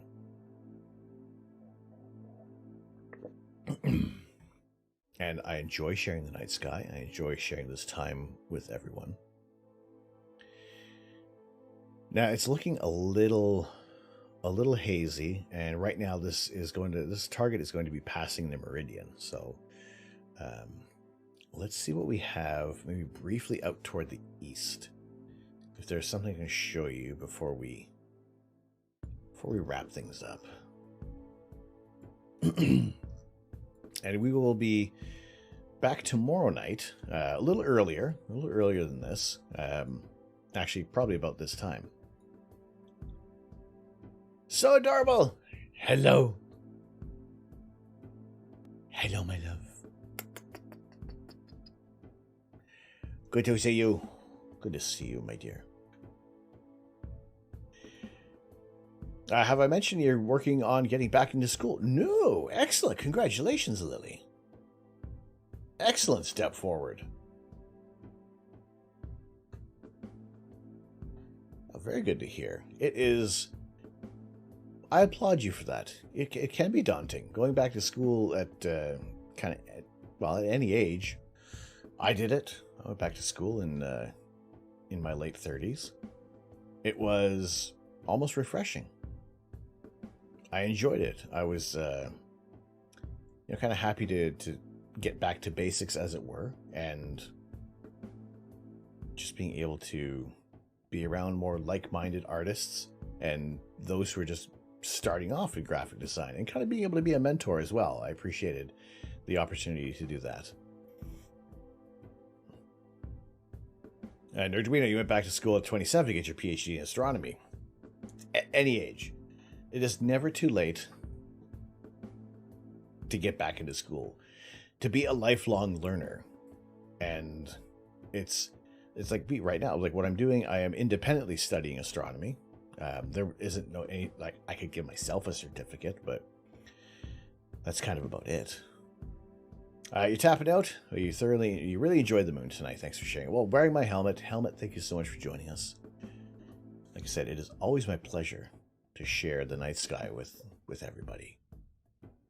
And see if we have some time for one more target out to the east.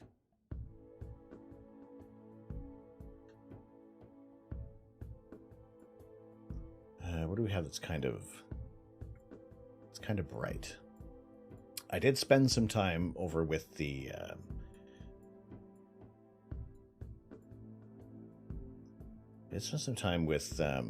the Crescent Nebula the other night. Let's see, because we're using the Astro Canuck University astronomy degree. Yes, it is highly coveted by me and me alone. I am a very tough teacher. All right, let's take a look at it. Let's see. Let's go to Caldwell 15, NGC 6826, at the Blinking Planetary Nebula, because we're going to be doing short exposures. Let's see if we can get a good look at this planetary nebula. Let's save this. This is a good example of an image that we haven't dithered, and we haven't cooled the camera down to sub-zero temperatures.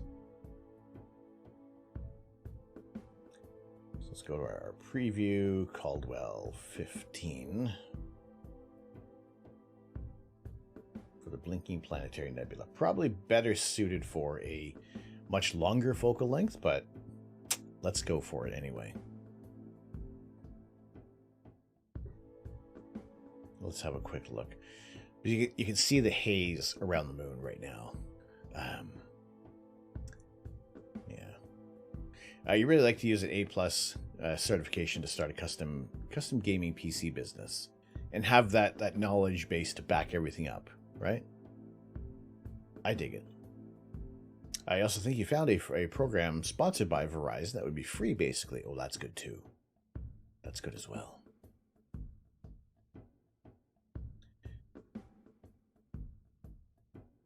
You're over 40, you don't look a day over 30.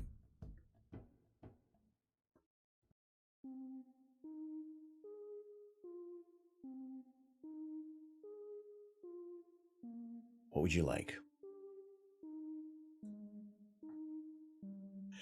All right, ooh. All right, this is kind of cool. All right, this is the Blinking Planetary Nebula. Now, 5 seconds is probably even too long.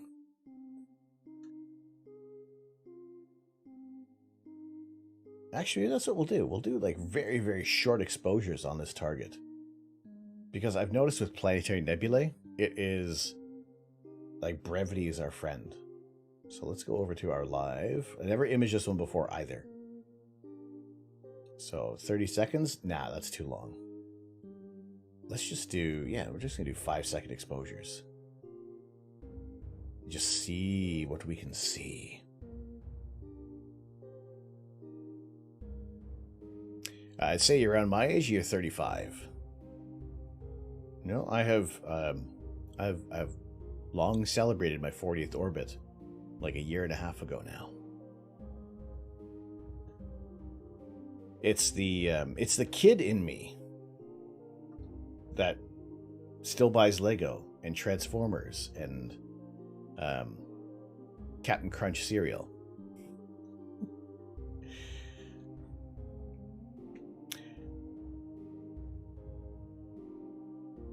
Mid-30s, yeah, when I said I was just going to late 30s, you were surprised. I mean, thanks.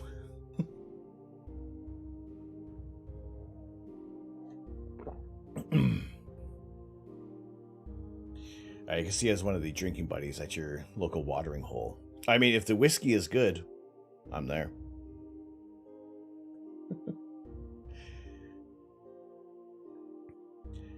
Well, thank you, Lily. I appreciate it. I would be happy to join you in a drink. Never lose your inner nerd. No, heck no, no way. That's what keeps me going. That's what drives my, I don't know, my childlike wonderment. Not a pint of whiskey? Fine. Fine. We'll have a lager. All right, this is looking pretty cool. To back it off even more. Now, something like this, a planetary nebula like this, would be better suited for a longer focal length. And let's see. All right, so this is the Blinking Planetary Nebula, just 4,000 light years away.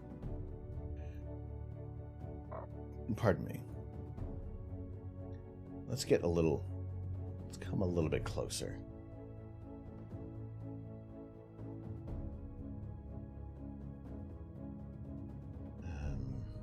Let's see what we can do with this.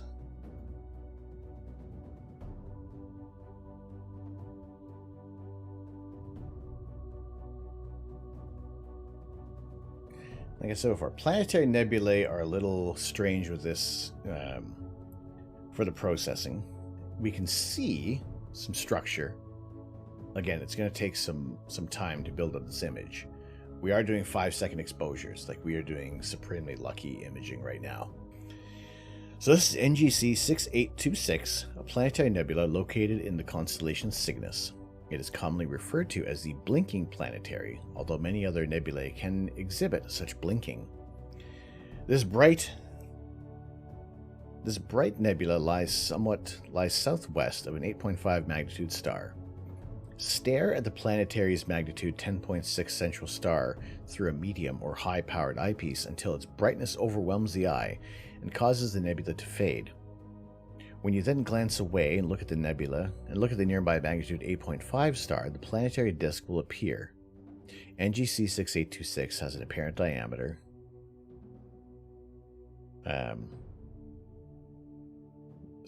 Has a photographic magnitude of approximately 10 magnitudes. The alteration between the direct and inverted vision of the planetary's nucleus thus causes the nebula to blink. Many planetaries with a prominent central star will produce this phenomenon. The different combinations of the central star and disk brightness in other planetary nebulae will require different magnifications to produce the blinking effect. A distinctive feature of this nebula is that two bright patches on either side, which are known as flyers, which is these little bright patches we can see over here. These are fast, low ionization emission regions. They appear to be relatively young and moving outward at supersonic speeds. So we can see a little more of a better Hubble image of this nebula. So this is what we're looking at, and those are those two bright regions that we can see just kind of protruding out this way. Which again, our scope is designed similarly to the Hubble Space Telescope. However, it is much smaller than Hubble. Now, I'm really surprised how well guiding is actually working right now, despite having so many defocused stars in the image.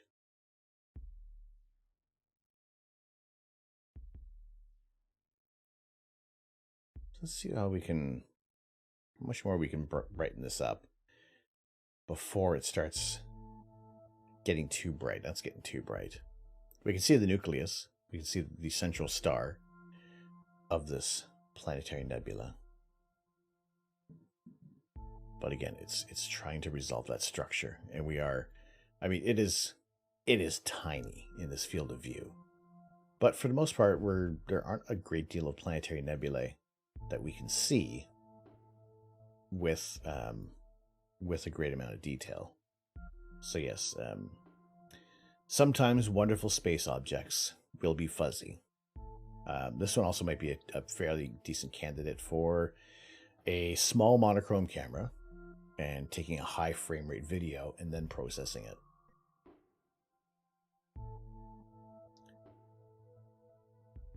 So actually, this is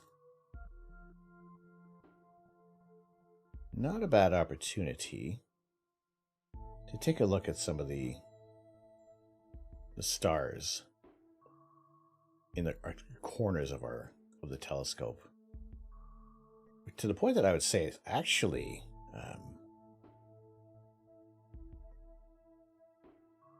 it doesn't look, they're not looking all that bad.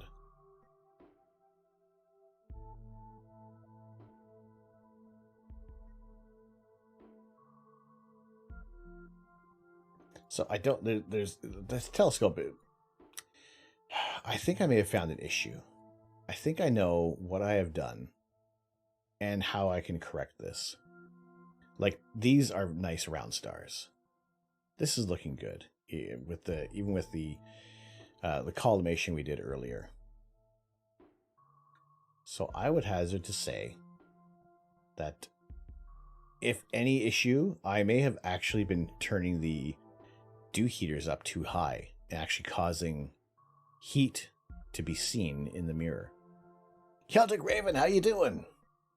Good to see you. Good to see you tonight. We have some surprise clear skies and a bit of a dramatic shot right now. Outdoor camera isn't in the regular spot, so things are, you get a little bit of a different view at the moment. But good to see you. Hopefully you're doing well yourself. We are looking at Caldwell 15. This is the blinking planetary nebula. And we're doing 5-second exposures. Not a great deal of time, but again, it's a nice bright target to be able to start to see some details. And again, if we back off the histogram just enough, we can start to see some of those outer jets. The emissions coming off of this star in the end of its time.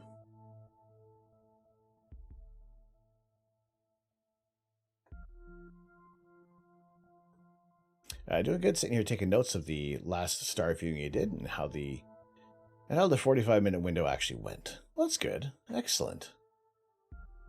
Good to have you in here. We are going to be the plan is for tomorrow. Tonight was supposed to be a little bit of Kerbal Space Program, but that went out the window, as everything does when we get clear skies. I would say the focus on the telescope isn't too bad. I didn't actually go out and do a refocus, and everything actually looks pretty decent. I would say it's probably only lightly out of focus. But again, things that we can fix up later on. But tomorrow night is a targeted imaging night, so we'll have a rough idea of what targets we're going to go after. I'll probably throw in our L Extreme filter so that we actually have some contrast in fighting the moon, the moonlight that is largely going to be to the south of the telescope. So we'll point out toward the east and take a look at some of the hydrogen alpha regions in the constellation of Cygnus to get some different views. Also taking a look at, we'll come back to the blinking planetary nebula as well, just to see what it looks like through the L Extreme filter rather than the L Pro. So we'll complete that live stack and we'll save that. We'll save that image. But we have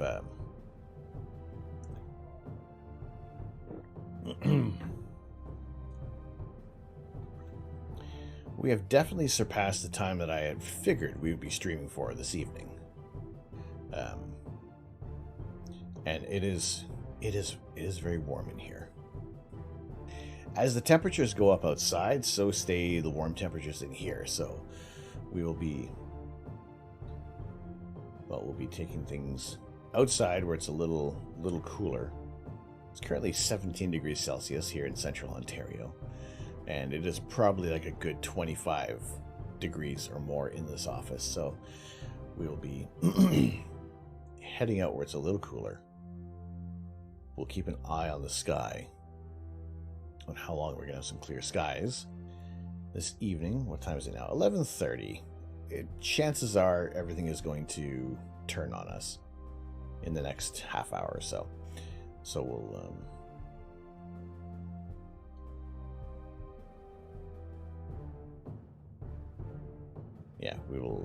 we will say that is the evening for tonight. But let us see who is on this evening. Who is doing something fun? Who haven't we said hello to in a while? Or who haven't we said hello to at all?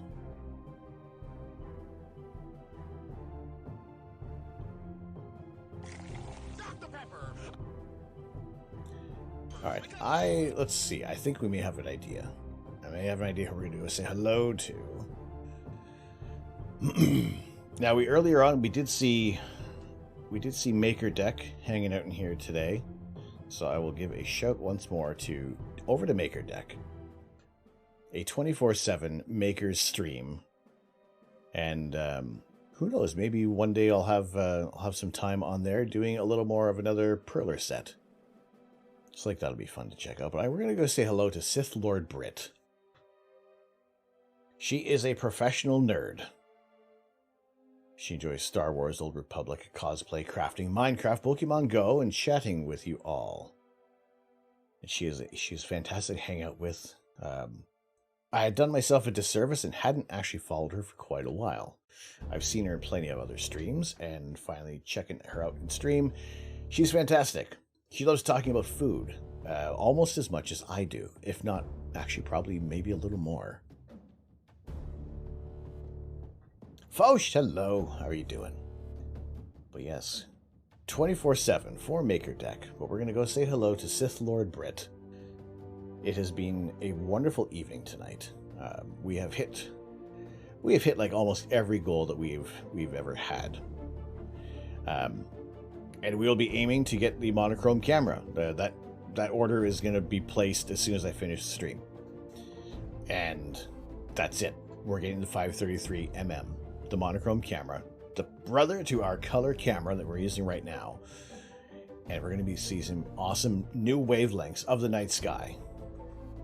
So I want to thank everybody who joined us tonight. Those who have cheered bits and subscribed, resubscribed, gifted subs, you're absolutely incredible. Those who have spent time, you mean the world to me.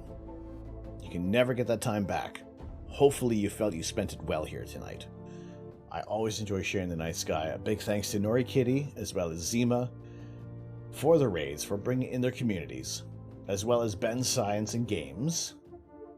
I appreciate you bringing the community over here. Hopefully you all had a good time. And we'll aim to be back tomorrow night, starting at about 9:30, 10 p.m. Eastern Time. It's going to be a little bit of a later start because it is the nighttime doesn't start until much later. So yeah, we'll do that. Unless we start a little earlier and look at the moon.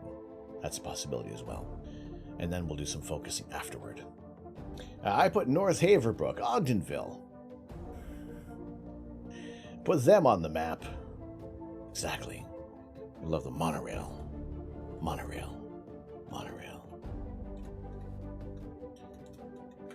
Alright, but yes, we're going to go say hello.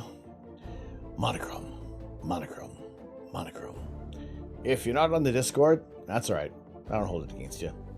We put some information up on there every now and then. Twitter, I'll put some information up there. I will always say thanks to those who have honored us with the raids. But once again, for those who are subscribed, that is the raid message. For those who are not subscribed to the channel, you can utilize Carl Sagan and our pale blue dot. It is always wonderful to have you in here today. And I look forward to seeing you tomorrow night for some more live astrophotography. Until then, I have been Tom. I am the Astro Canuck. I'm not here to change the world. I'm here to share the universe. Have a very good morning, a very good evening, a very good afternoon, wherever you are. And we will see you in under 24 hours. Take care.